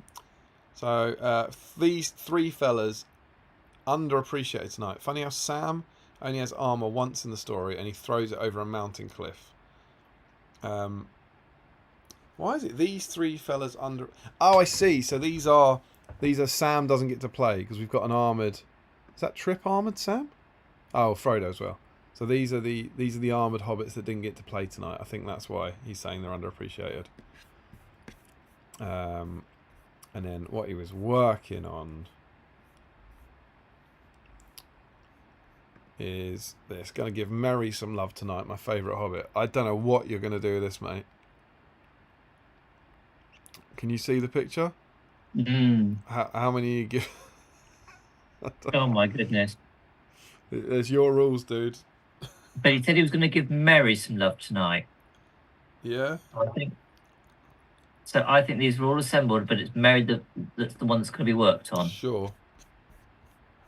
Whatever works for you, dude. He says, I got all the Hobbit models with armour out. Yeah, I think maybe just Mary.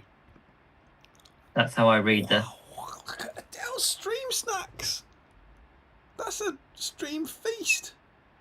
Got some Christmas Maltesers. A load of alcohol. A British cream trifle. And it's Mary. Mary storming back up the rankings. The question is, how much have you got through of all that? I think if you've got through all of it, you're not painting much. You either get through a lot of hobby or a lot of the booze, I think. We have a progress prick from Adele. I think they're doing some assembly stuff. And look at that. I mean, that's a progress prick before we started. So that's going all right. Yeah. Wonderful stuff. Another MacBook there. Another what? MacBook. Yeah, absolutely. Larry Miller is in with his fantastic quality camera. There's the Pez dispensers, as expected. The thing is, Larry always hides stuff in his pictures that you have to look for, but then he also takes the pictures with a potato, which makes it hard to see the things he's hidden.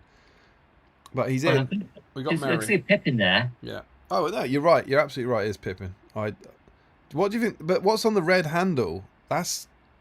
I'm not sure. Yeah. Do you see what I mean? I reckon that's Mary. Get a new phone, dude, and some shoes. I mean, there's no way of telling. I think that's Mary. I think that's plastic armoured Mary. That black blur that looks a lot like his keyboard. We will work on that assumption. Yeah, I think so. Larry, PM me, dude. Tell me what it is. And then Jack Zalowski has got a before and after. So let's have a look at the before. So I presume these are old. He's probably told us about it in the chat already, but I reckon old models painted a while ago, possibly. He's got one of each. So Merry and Pippin for your list.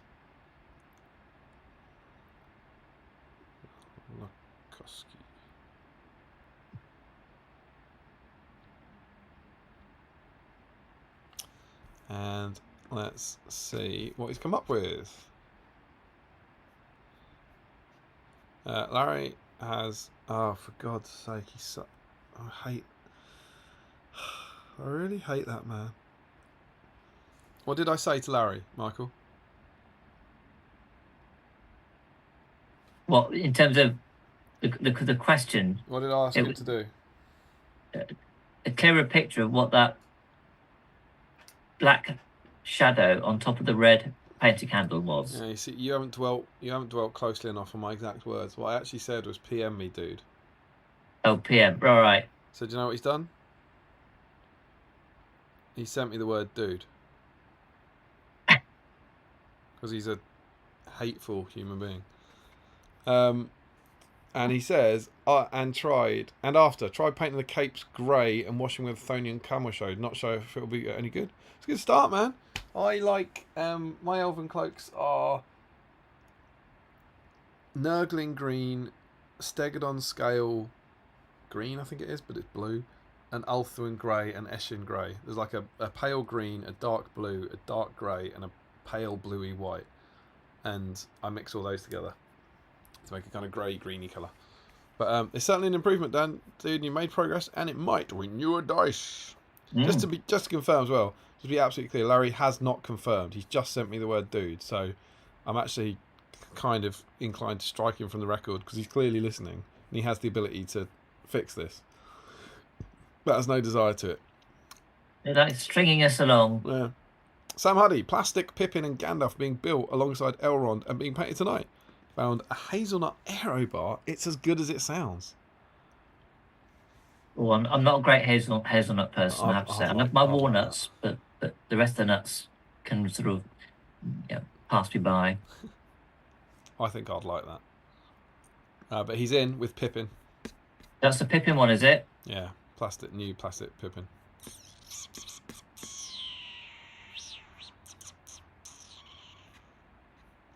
Hawk Jacobson, pie, G&T, and absolutely nothing to paint but basic Merry. Oh, but it's Armoured Merry, he's in. Oh my God, look at the werewolves! That is a pack. Oh, jeepers. That is a wolf pack and a half. That's a scary prospect on that side of the table.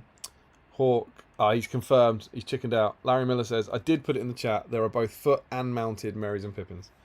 All right, we were there. So Hawk gets in.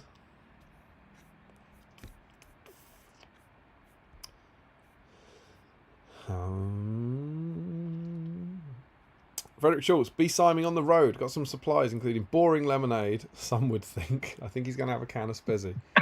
I'm like, I can open it. I'm gonna. And there it is. And an Ardacon Freddo. Took my small SBG travel box with me to work on some Rohan child soldiers, rivaling the ethics of the Lake Town militia, and a kit-bashed plastic woodman of Dunland. I had them before they were cool. So there's Armoured Merry. He's in there. So he's got both Armoured Merrys. I don't think he's got an Armoured Pippin.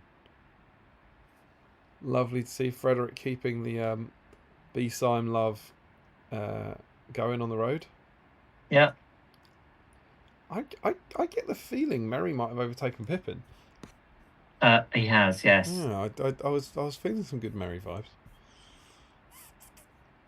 Tom Wayne, this guy would never have got done if not for the stream. Hooray! It's my favourite sentence. I love that so much. So there's no sort of snack pics. That's just going to be him undercoated, and then some progress pics. So he says a rather tanned Pippin, waiting for him to dry, and then we'll speedily do some highlights and call him done. So he's going to have him done tonight because of the stream. You love to see it. It's looking really good, man. Nice use of blue in there. And did I see a comment there about dark digestive? Yeah. There's chocolates in the background, and he says dark chocolate digestive biscuits to accompany. Michael, are you a dark or a milk man? I am dark. Absolutely. Dark milk, dark white, then milk is my preference. Dark digestives for the win. Ryan Cuthbert been meaning to getting around to finishing this guy for a few years, plus painting a beautiful alt Elendil sculpt. So again, nothing in the background there. Oh, we can show off the Elendil sculpt. That does look cool, man. I like the Lendl on foot there. Who's he remind me of? There's a GW model that reminds me of. I can't think what it is. And he's working on Armoured Merry. So 5 dice colours is in. Well, it isn't the foot Elendil. That's a bit Elrond like, isn't it? The new plastic Elrond. That's exactly what I was thinking of. Well done. So 4 dice Holzman is in. We haven't got 5 dice Crosby yet, and we haven't got 4 dice Fisher. So only 2 of the big 4 are in as of yet.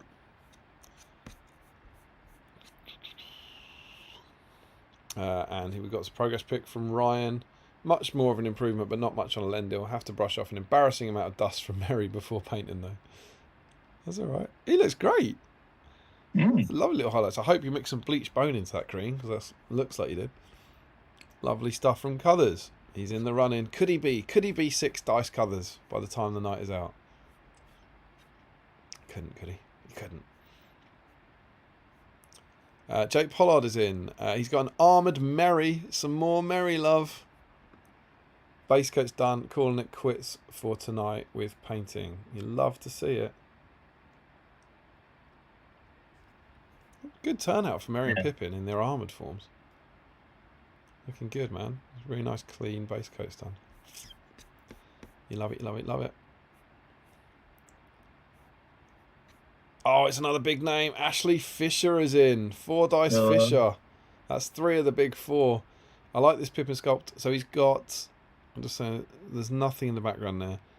He says, I like this Pippin sculpt a lot more than the Merry. I think it's the Merry pose that feels a bit odd. He says, base... So these are the 2 plastic ones he's talking about. Base and shades down. Merry will be my second Rohan model after Harmer. The start of any great competitive Rohan army. Merry and Harmer for the win, man.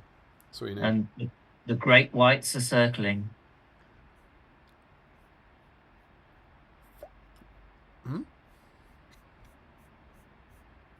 What do you mean the great whites are circling? Great white sharks. Ashley Fisher. Looking for the big dice. Oh, I see. Got you. Sorry. Where's he gone? Because he had an update there. Oh, I've clicked on the wrong phone now. Can we go that way? No, of course we can't. That would make it too easy, wouldn't it, Facebook? Here we go. Here's his reply. He says, some highlighting done. So there we go. Looking good, man. The cloak's looking lovely. They look nice. Good work, sir. That's 3 of the big 4. Oh, yes. Oh, that's sweet. Really, really good.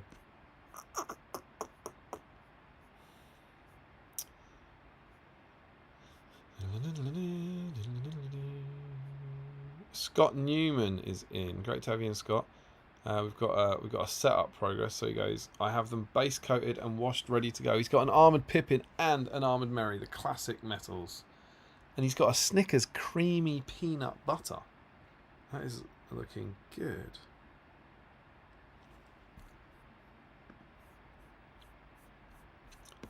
And then he has some other picks. So he's done Stubby the Troll. I finished yesterday. Can I be pedantic? Is this you intentionally calling him Stubby because his affection name is Stumpy, not Stubby? I don't want to cause a row or anything, but the affectionate, kind of PJ name for the troll brew is Stumpy, not Stubby. Who else could be Stubby? That looks mega. I love the skin tone. I love Stumpy. I had a lot of fun using him when I was using my Gundabeds. It's a cool model. Cool rules. I had him run over a Galathrim army once. You wouldn't have liked it, Michael. He killed about like 12 Galathrim in a row, charging into him. Sean Clark is doing a Little Merry repaint. So we've got an old paint job here. Oh my god, this is incredible. So this that's on screen now, oh, this is next level BSIME. This was a Merry that was painted on an old stream. Like, I don't know, like kind of painted up to clear the backlog. And what he's done tonight is gone back to an old stream model and repainted it. Oh, it looks amazing. And that is a huge testament. I don't know if there's a difference there between you speed painting and painting like taking more care, or if that's just an improvement. But that's incredible, Sean. Yeah, it's just lovely and clean. Again, like the highlights on the black there look really nice. It looks more like maybe a pale brown's been mixed in with that, possibly. But it's just lovely to see. That makes my heart soar. I love it so much. Nicholas Pryor has painted Dane Ironfoot early in the week, so not a name I've seen in the chat. And he's not on form, but he's showing off a Dane he's been working on, which is cool. Yeah. No dice for you though, my friend. Sam Earnshaw is in. He's working on Pippin. It's a double Pippin. Trying to make up for the Merry overload. So he's making some good progress on Pippin there. Congrats, Sam. Just seeing what's coming later. Curtis Hodgson says, sadly, no Merry or Pippin tonight. Just a couple of Rivendell backlog clearings. We got some Rivendell Knights. We got Arwen on horse. Dude, save that. Save it. You won't believe how important she's about to be. And we've got old Bilbo down there, which is looking mega. So I hope you're enjoying yourself clearing backlog, dude. Quite near the bottom, I think. Katie Webster, I'm not on theme, but my Throne of Skulls prep continues. The most important model is ready. That is amazing. She's working on the gorgeous Eowyn in dress model. Look at the eyes on that. Incredible work, Katie, and lovely blonde hair. I think that's the only model I've started and finished on a BSIME stream. Oh, really? Yeah. Great little model, isn't it? Yeah, it is lovely. It's a shame that that bit of the film never made it, as it were. Yeah, absolutely. And you'll never see her on the table because you'd always put her in armour. But really, really cool. Really, really cool. We then have Josh Crosby. He's got Armoured Pippin. So Josh Crosby, the last of the big four are in, Michael. Yeah. Didn't Josh win last time? He's won very recently. I can't remember if he won the last one. And he's just become, so he's a joint leader. He's 5 dice Crosby, and he's just taken that against a random background, which you love to see. But he's got Armoured Pippin. Dusted this guy off and got a few colours and washing on him. Might start a Ministerial army now. It's the B-side way, man. Find an old model you're never going to paint it, and see where the hobby takes you. And finally, for me, it says Chris Cooper. No painting tonight. Oh, this is so good. I remember seeing this. No painting tonight as we're getting ready for the imps tomorrow. My cathedral is finally fully assembled and ready to be fought over. The stained glass will be glued in tomorrow due to issues with the ink not drying properly, but it's done and I'm thrilled with it. So this is amazing. I don't know if, did you see it in the chat, Michael? Yeah. Chris, that big gap at the back of the cathedral has a stained glass window, which looks absolutely incredible. And I hope whatever he's talking about with the inks isn't a problem and hasn't damaged it.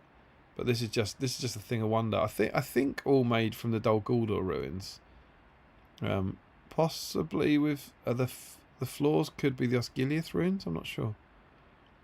It looks amazing. It was the floors that caught my eye. The intricate patterns. Yeah. Well, it's just amazing, dude. And has he taken this to imps? Yeah, I believe so. Yeah. Very cool. But no dice, tragically. So what I always do is it says 67 comments, so I'm going to refresh.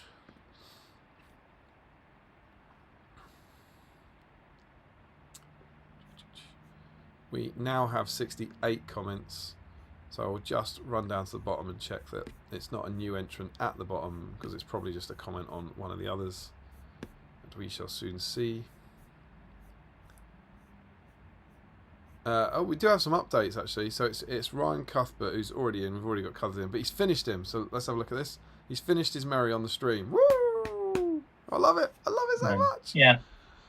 Looking glorious, lovely colours, and a model finished on the stream. Oh, it never stops being a buzz for me. And then Josh Crosby says exactly the same. He's painted a Pippin. So we end the whip thread with a finished Merry and a finished Pippin that were just painted on the stream. incredible work again from. And That it's looks lovely, that Colours and Crosby. It's 5 dice Colours and Crosby at the bottom, fighting for the chance. You truly, truly love to see it. That is incredible scenes. You need to check the emails. I do need to check the emails. I think over I go. Do you know what? I'm more prepared than usual. I've got an idea.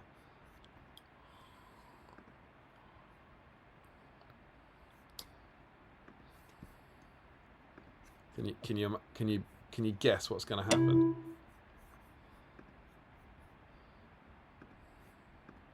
Are you going to use that new?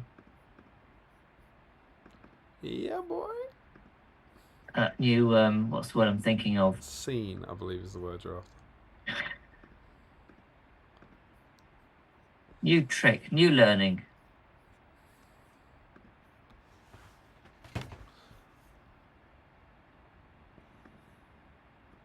So, I believe, appearing on screen now, should be Joe Achilles' entry.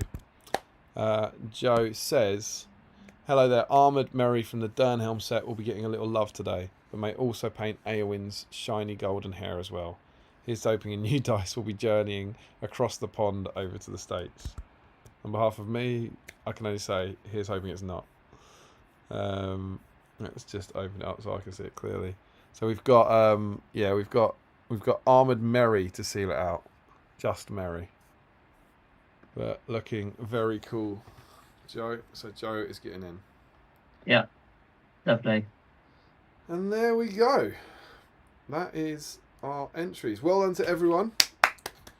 I'm gonna swap back to our main one. Well done to everyone for entering. Quite a few. As predicted, I don't think we're going to break the record. No, but in terms of the head-to-head count, now bearing in mind that the methodology got adjusted of course, a couple of times yeah, as part of the journey, but nonetheless, I think the scores on the doors is that Pippin came with a sterling 22, but Merry did take it with 28. 28? That's quite the kick-in. Yeah. And well, Merry came on strong. Pippin got his nose ahead, but Merry came on strong towards the end, which you picked up, you detected. So, just to confirm, 28 and 21? On 22. 28 and 22. So, just to confirm then, even if they were all completely separate people, which we know they're not, they would still be one behind Aragorn. Yeah, so exactly. There's the tension gone from that bit. I think we've revealed this in the wrong order. Sorry. That's all right. 1, 2, 3, 4, 5, 6, 7, 8, 9, 10. Nice to see a lot of people doubling up though. That's pretty cool. Well, there were, yes, yeah. I mean, that's why the count's quite high. I put 3 Stephen Ryans in. I put a Stephen Ryan, a Lady Ryan, and another Stephen Ryan. 11, 12, 13, 14, 15, 16, 17, 18, 20. This is crazy how many Aragorn got, man. Yeah, so it's 29. And it never fails to amaze me because that felt like quite a big week, and it's on a Friday on a weekend. I thought this is feeling pretty good, and they got 29, which is of course amazing that we had 29 like different people, all painting on theme. But like, Aragorn got 51. You know, he's like, he's so far off. You know, he's so far ahead. But yeah, so we've got 29. So I think this is fairly simple. We'll have 3 groups of 10 with one cheeky advantageous group. So we need a D10. My daughter, as Michael will know, helpfully poured all the dice out on the bed before the stream started. So it might take me a little bit longer than normal to... There we go. There's our classic D10. It's also the BSIME's favourite dice. It's one with a tricky 0. Should we see if the camera gods have been good to us in the last few hours?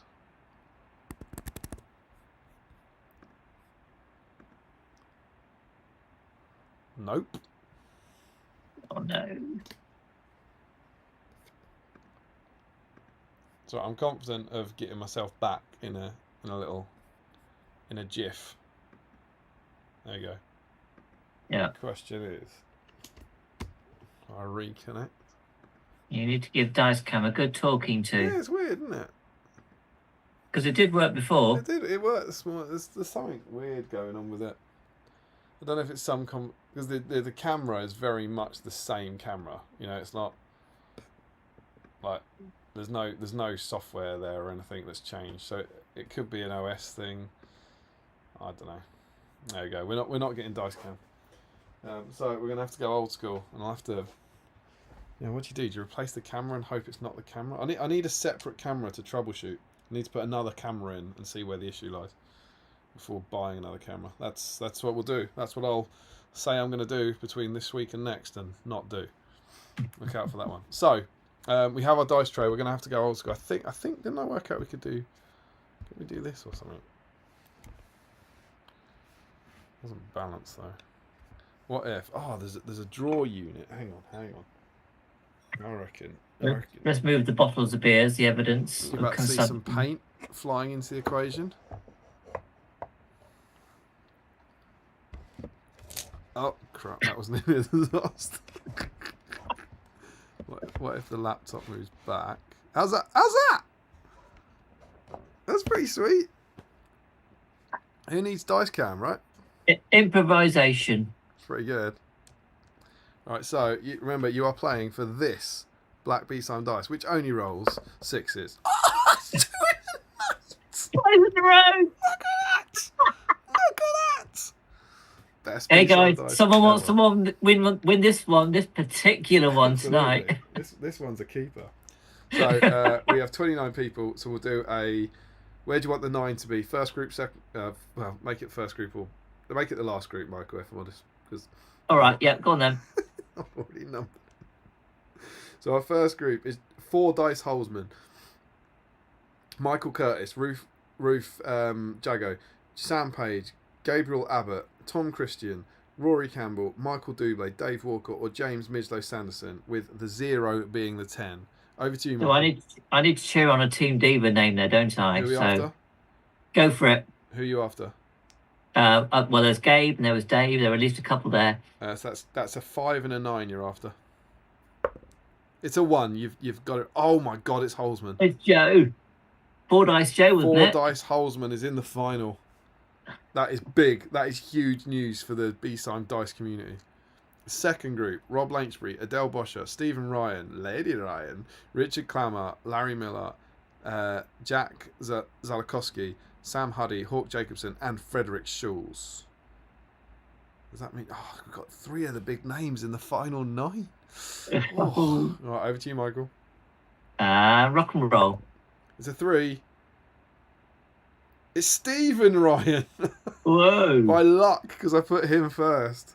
Stephen, I love that as a story. Stephen Ryan at the wedding, tufting the base, has made it to the final. I think we found the people's champion. And the final group: Tom Wayne, 5 Dice Cuthers, Jack Pollard, 4 Dice Fisher, Scott Newman, Sean Clark, Sam Earnshaw, 5 Dice Crosby, and Joe Achille. I mean, that is a shark tank. I was going to say, big beasts there. I mean, we want Joe Crosby to win it, so I can just send the 2 dice in 1, right? that's what we're after. Oh, all right. There's some strong form in this group. You ready? Let's go. It's a 1. It's Tom Wayne. Tom Wayne has dodged the sharks. Outstanding from Wayne. Oh, We've got 2 number 1s today, haven't we? First group and last group rolled a 1 each. Absolutely. I mean, you have to say Fisher, Crosby, and Cuthers. They're going to say that's a missed opportunity. They're not going to be. They're not expecting. They're expecting to convert those kind of results. You know, it's like when you go 2-0 up in Europe and you just expect to win. Let's see what's on the line for everyone here. Joe Holzman. We know about Joe's form. Joe has 4 dice. He could, if he wins, he goes to joint top. 5 Dice Holzman potentially. Stephen Ryan has got 2 dice. If he wins, he becomes one of only 2 people in the world to have 3 dice.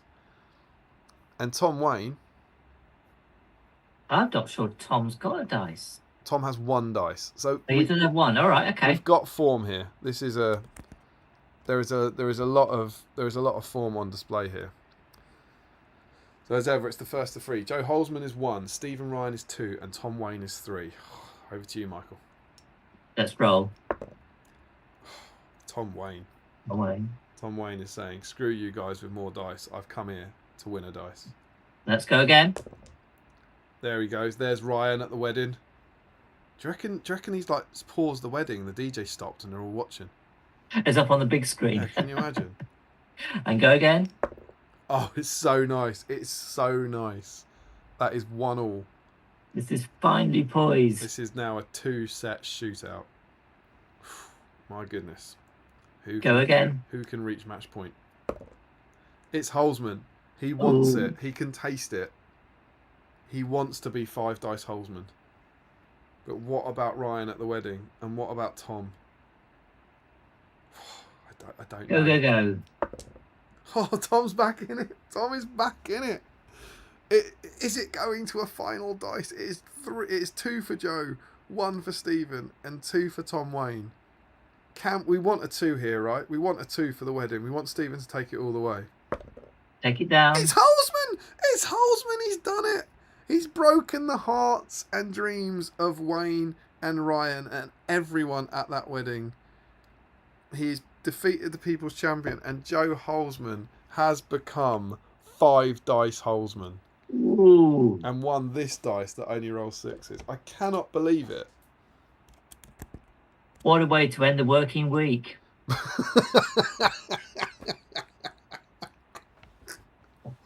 Well, quite. This is unprecedented. So Joe wins stream 103, and he's now 5 dice Holzman, meaning Ashley Fisher is now the only person in the world to have 4 dice. And do you know what's crazy about that? Truly crazy. So Tom, I totally missed this as well. The form in that was incredible. I knew there was something about that. Tom Wayne won last week. Oh, did he? Yeah. That's incredible. So, Josh Crosby became 5 dice Crosby 2 streams ago, and Joe Holzman has matched him in this stream. Three streams ago, we only had 1 person on 5 dice. 2 streams later, 3 people on 5 dice. Madness. Incredible things. I laughed earlier because I just saw Ashley Fisher's comment in the chat. I haven't seen it, and it is that time. So Michael, do you want to bring us home? Do you want to take us through the chat? Where do we get up to? We should be anything before the thread. So it's the spider. Bubba's fussing out. That's not what I was expecting. It's Gareth Thomas. Hey guys, I had the pleasure of playing Damien in round 5 of the teams tournament and told him I'd subscribe and join in with the streams. And you did. Having a blast. Gareth, I thought it was Geraint. Sorry, because he said Grunt. I'm saying that right. I think it was like the nickname was Grunt. Like he was called Grunt as a child. But I thought you said your name was Geraint. Sorry, dude. I've got that. Have I got that horribly wrong? It's what I do. I'm a dreadful person. But yeah, he was the guy I played in the last round with the Wolfpack, and he got the team got my favourite game vote because it was just amazing. We had a brilliant game of Fog of War. It was such a lovely way to end it. So thank you so much for joining. I mean, that's one of the best scenarios as well, isn't it? Fog of War. So it was lots of fun. So yeah, do you want? And then it's Larry says, "I'm so sorry because it's horrible." We'll pass over Larry's one. So Gareth said, "I believe I played you too, Larry." I'm so sorry, Gareth. Works both ways. Gary says a little late joining the stream, so missed some bits. Don't worry, that it's there for catch up when you're doing some hobbies, some leisure time. You got a spare 4 hours. Dave says Mary is the fave. Yeah. Well, Mary did get his nose ahead in the end, but it was a good shout from Larry about the psychology of who it might have been. And then Larry says, well, it's better if you're using it as a painting handle. Okay. Then we've got Sir Stromming Fish, which is, I don't remember that name before. I don't remember that name.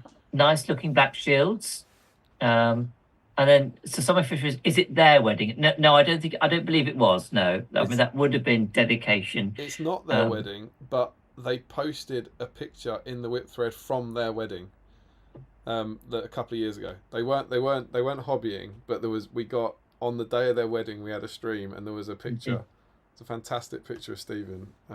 Yeah, you're quite right. A faux disgruntled bride in the background. It was lovely. Then Sam says, best not spill the noon oil over the wedding table. Is quiet, yes, or worse, still the dress. Yeah. The balancer says, what about second tufting? Boom, boom, very good. Larry says, Mary is indeed on the red handle, or rather, Mary's. And then he says, your instructions were unclear. That's about PMing me, dude. Limo Crates, is there any sculpts from the box sets? Yes. I'm not quite sure. Any idea what that means? No, I'm not sure either. We might come to that in a bit. Larry says plastic Heron. Yeah, with in terms of what it looks like. He stripped it though, so does that mean he should be retrospectively removed from the old dice drawer? Larry's no. Sam, there may be a reason you aren't hosting, Larry. Smiley face. There's about 400 reasons Larry isn't hosting, I think. So old school Chris, here we go. There's a mix of Dol Guldur on Osgiliath ruins. Osgiliath on the bottom layer that's been built on by the orcs. The tiling on the grounds level is square around the outside that has been, quotes, ripped up. It just, I mean, what, it's just gorgeous, Chris. It's just so gorgeous. Yeah, ripped up by orcs to be replaced with Penrose tiling, which contains the Rings of Power 9, 7, 3, and the 1. What, there's pictures of the rings on the floor? I think so, yes. Penrose tiling, which contains the Rings of Power 9, 7, 3, and the 1. He sent a picture of it in the stream. There's probably no way of finding it now. If you keep reading, I'll see if I can find the picture he sent earlier and see if we can see it in that. Yeah, so Stromming Fish says, good luck, everyone. I think that's the people at Imps. We've got some more. That's got to be the people in the dice drawer, surely. Oh, yeah, no, that's true, yes. Yeah.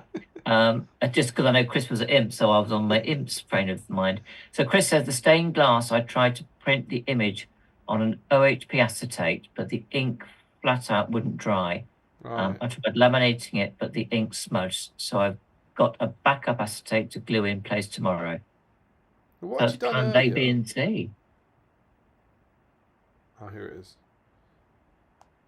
I can't see the floor on that, but that was the picture that we were talking about, where you could see the stained glass window. It's amazing. Cool. Yeah,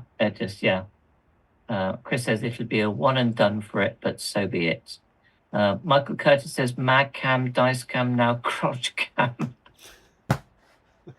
Well, we're well after the watershed.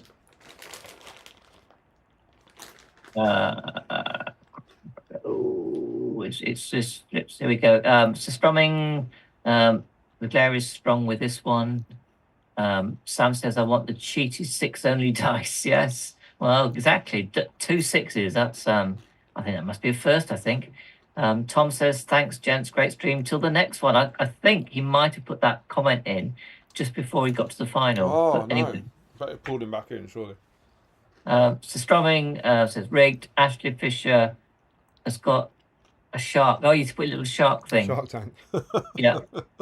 And then Sam says, grats, Joe. Ashley Fisher says, boo.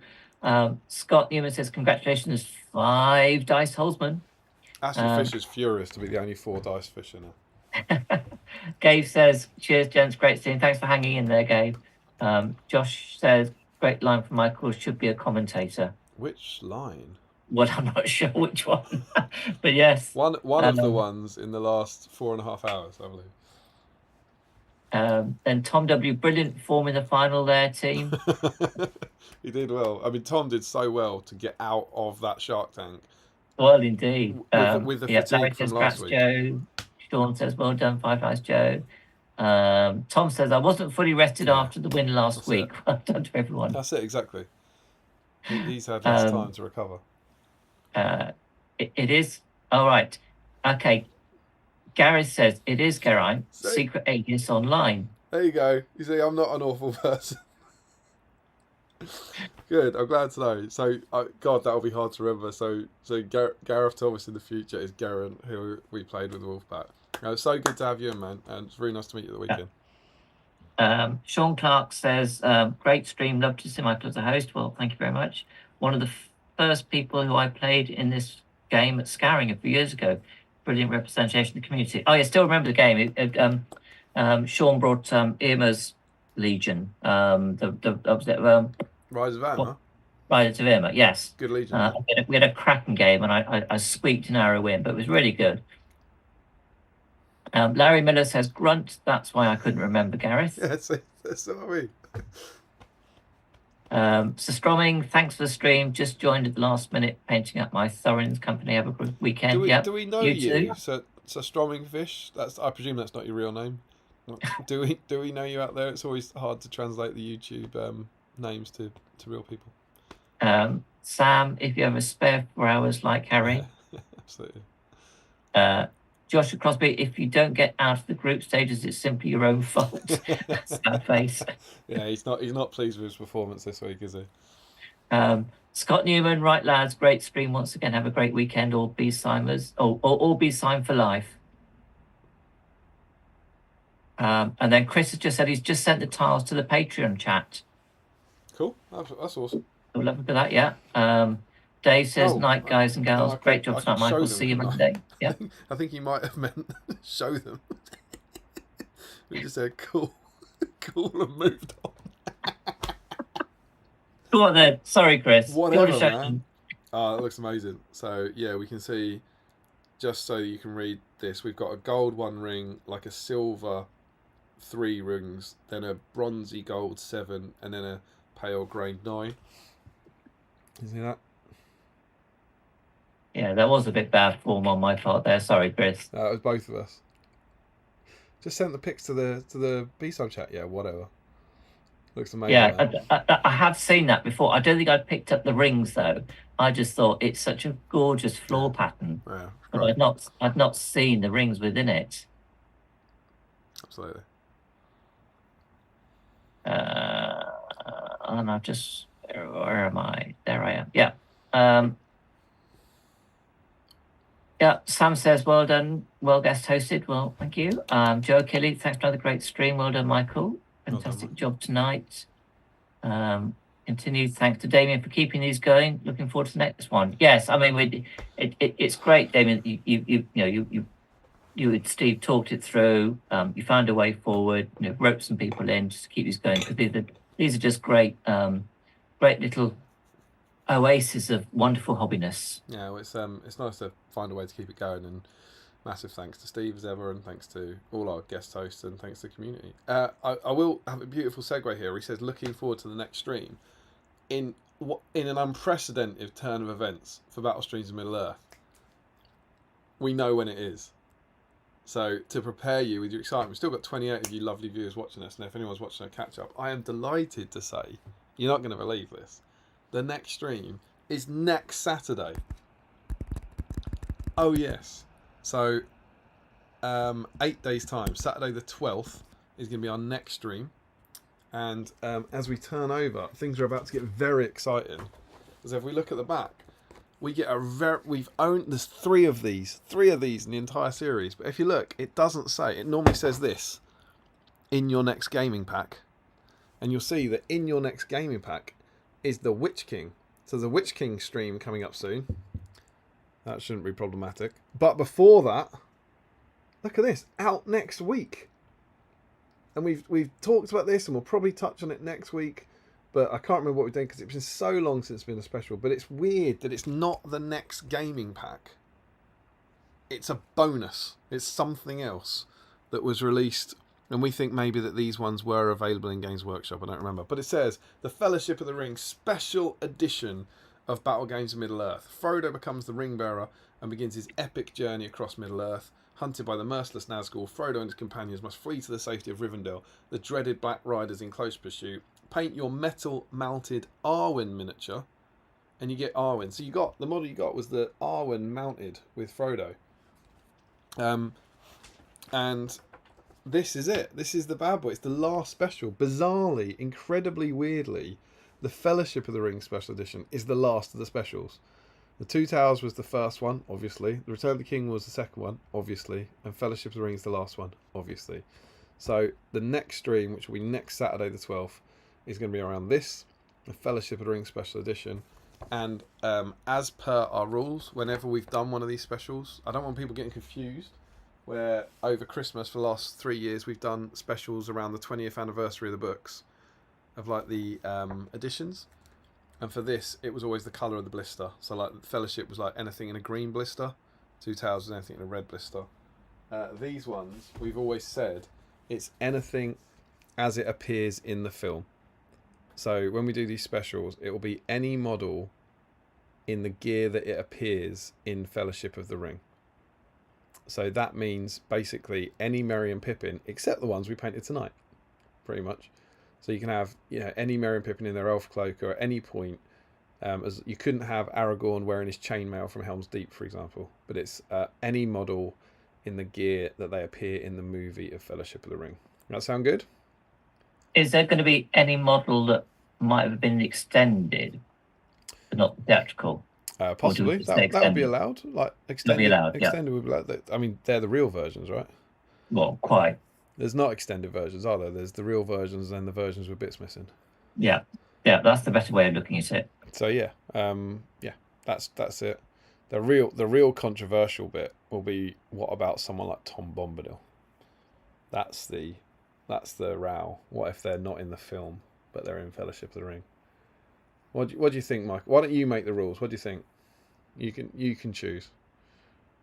Because it's not just Tom. They've got the Barrow Whites as well. Barrow Whites, Glorfindel, Gildor. Yeah, you've got the paralysed hobbits.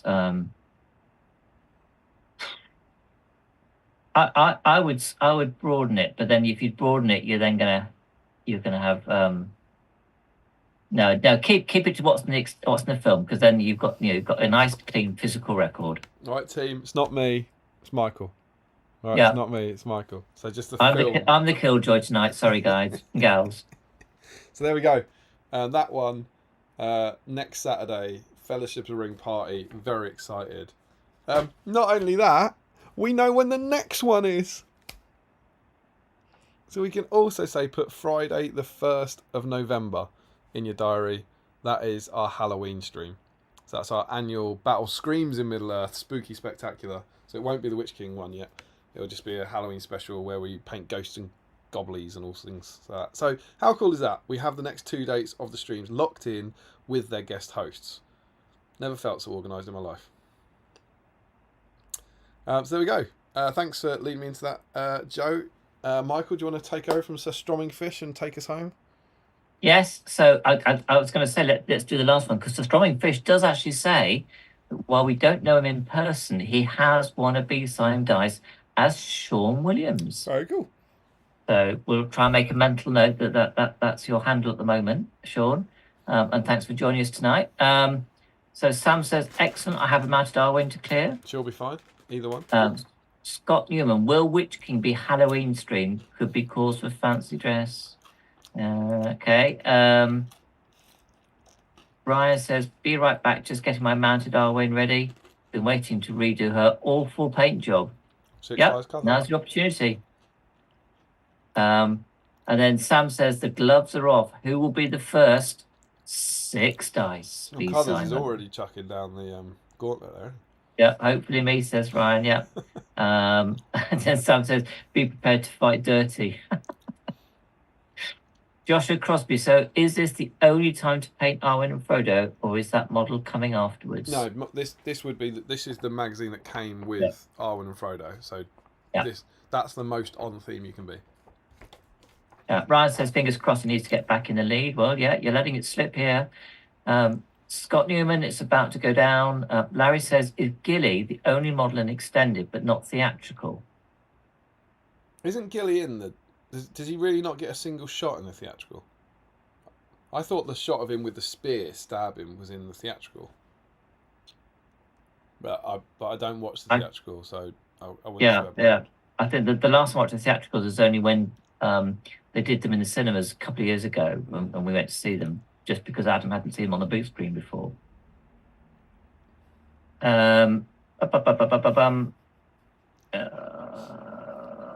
Then Strumming, or rather Sean says, Larry made a Boromir captain of the White Tower. He'd be 2 towers, isn't he? Yeah. Ryan saying, is Larry a guest host? ? I'm going to be absolutely honest. He's not, because I think he's too much fun in the chat. But you know what? The more time that goes on, it seems to be what the people want. So, maybe we open the door to... I love Larry dearly, and he meets the criteria for getting on, but I don't know if people are ready for that, are they? At least he's contained when he's writing comments, I don't know. Larry on the loose. So, he's like the Matrix, you have to see him for yourself. You can't be told about Larry. And then the man himself pops up with some comments here. Can't see how fancy dress could go wrong. Yep. That's 2 towers, though, fish. Yeah, that's with a comment with Boromir, wasn't it? Mouth for Return of the King. Yeah. So we're thinking of characters that are only in the extended but not the theatricals. And then Sean saying, no, not sure for Fellowship. I thought you meant overall. Yeah, just Fellowship we meant in terms of the extended version. Larry said, I thought I'd heard he wasn't in theatrical. I could be wrong. It doesn't happen often, but it does come up. Ryan says, give us Larry. Sam says, best use Larry for a quieter issue. Sean says, we are so ready for Larry as a host. Oh, God, look, it's happening. Garrett says, I asked him if he wants a drink for our game, and he responded with, I only drink spirits. This is right. Scott's saying, Larry. Sam says, load him up on Red Bull and Pez and unleash him. Sounds like we're going to have to... Larry's been moaning for years that we never do a Christmas stream, so maybe I'll have to get him to do like a Christmas Day stream on his own. Solo. Yeah, I think the mob have made it clear what they want, man. And with that, we will draw a line under that. The most important thing to say, beyond how much fun this has been, Michael, is a massive thank you to you. I think you've done heroically as ever. I can't believe it's 1:30. I don't know how it happens every time. I feel like I don't know. It's crazy how quick. Do you feel? I mean, I always ask this to the new ones now, but do you feel it went quick? No, I felt it went really quick. It didn't, it didn't drag. Sorry, I should have thought my answer first there. But I mean, like I said, when you first said, would I be interested in being a co-host? I think my first reply was blimey, because I've not done as much of this sort of thing before. But I've had a blast. I've really enjoyed it. Apologies everyone for the loss of the internet briefly. So wasn't a problem. We'll blame PlusNet for that. You've been awesome, dude. You've done great work. Thank you very much. I've really enjoyed it tonight, and I hope everyone who's been listening and watching, hope you've enjoyed it too. Would you like to come back? If you'd like me to, I would love to. Maybe you will then. But yeah, thanks, man. It's been awesome. It's great. You're getting loads of thanks. Cheers, guys. Thank you, Michael. Brilliant work. Well done, Michael. Thanks for cracking stream, etc., etc. So yeah. That is us done for another week. I genuinely feel like we're regular again now. It's awesome. It's really, really cool. It's really exciting getting that vibe going. Having lots of people coming in, giving away loads of dice and stuff. So well done to Joe. He's gone to bed now, but well done for becoming 5 dice Holzman. Well done to everyone for painting their Marys and Pippins and getting involved. It's been mega. Get your Fellowship models ready. Super excited for this. I'm probably going to be painting hobbits. There's some hobbits in there, right? Right at the start. Just the odd one or two. Yeah, concerning hobbits right at the start. Full of hobbits. That's what I'm painting. And Michael, have you got anything for Fellowship lined up? Oh, that's a good question, actually. I don't know. I think yes. I think I'll have some ideas, yes. As ever, go delving into those backlogs. Find a model that you're never going to paint otherwise. And it's a week tomorrow, isn't it, we said? Yeah, it's Saturday night. It's actually technically, I hate to break it to you, it's a week today. It's true, yes. But yeah, that's it. I think we're all done. Massive thanks to Michael. Massive thanks to you all for you joining us. And yeah, we will see you very soon on Battle Streams of Middle Earth. Any last words, Michael? It's been a blast, and hope to do it again. Wonderful, and I'm sure we'll all be delighted to have you back. Thank you so much. Have a lovely weekend. We love you. Mwah, and good night. Yeah.